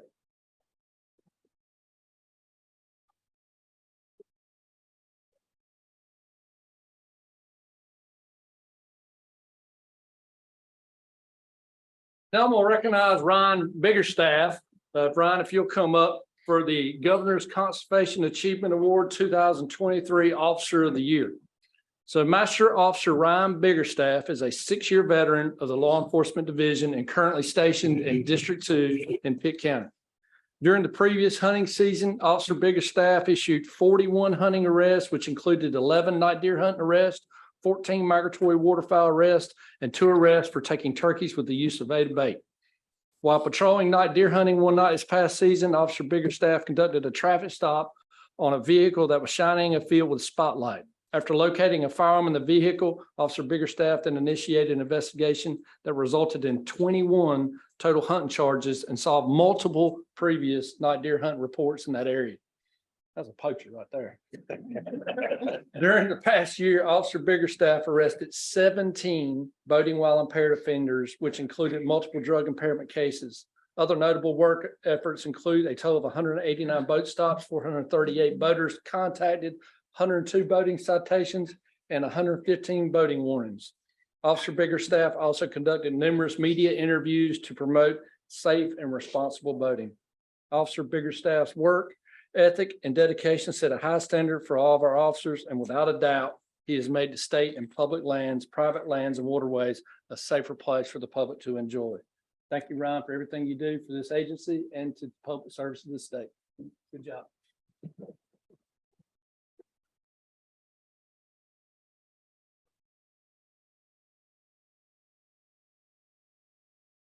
And lastly, Doug Bethler, if you'll come up.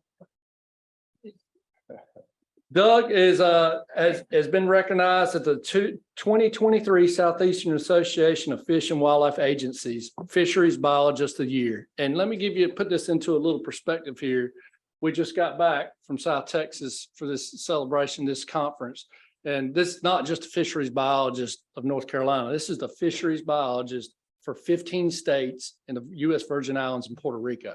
Doug is Fisheries Biologist of the Year for this region. Wow. Since joining the North Carolina Wildlife Commission in 1996 as the District 5 Chairman, Fisheries Biologist, Doug has served the citizens of North Carolina very effectively as a hardworking and innovative fisheries biologist and currently serves as the Mountain Regional Fisheries Supervisor. Doug's innovation was apparently early while in the Piedmont region. He advocated for accurate age and growth analysis by using odorless, is that how you say that? Game board. Instead of scales. He also conducted research comparing gear efficiency for Piedmont crappie populations. This work transformed how the Inland Fisheries Division collects and analyzes data for fisheries across the state, even today. Doug then moved to the mountain region where he spent considerable time and effort studying both stock trout and our native southern Appalachian brook trout. He has orchestrated regional-wide identification of native brook trout populations using genetic analysis. This work has dramatically changed our understanding of the range and the relationships of hundreds of brook trout populations in our mountains. Doug is a tireless advocate for our agency's cold water fisheries and providing access to our anglers. He has led efforts to understand the $1.38 billion dollar impact of the agency's trout stocking program in Western and Central North Carolina. He helped lead the expansion of the winter trout stocking program to access to areas across North Carolina so that anglers could enjoy trout fishing opportunities outside of the mountains. He has been a strong advocate for anglers by helping establishing hatchery supported and delayed harvest stocking locations in almost every county in Western North Carolina.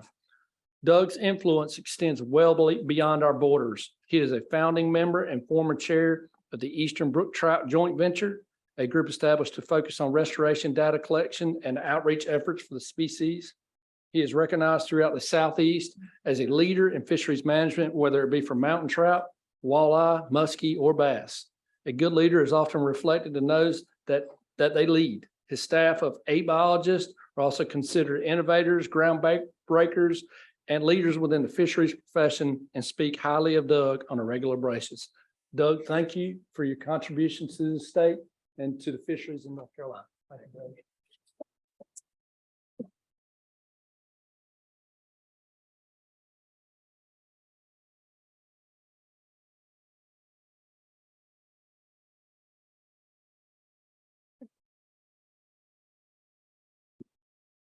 If you would ask Cam said if y'all would wait around and have photos made after the closed session. This time I'd entertain a motion to go into closed session pursuant to General Statute 143, 318, A3 to consult with agency counsel, observe attorney-client privilege, ongoing litigation of Sunny Honey. We'll add DMF, MFC based on prior comments. Entertain such a motion. So moved. Motion, we got a second. Motion second, go into closed session. All those in favor, signify by saying aye. Aye. Opposed, we'll now go into closed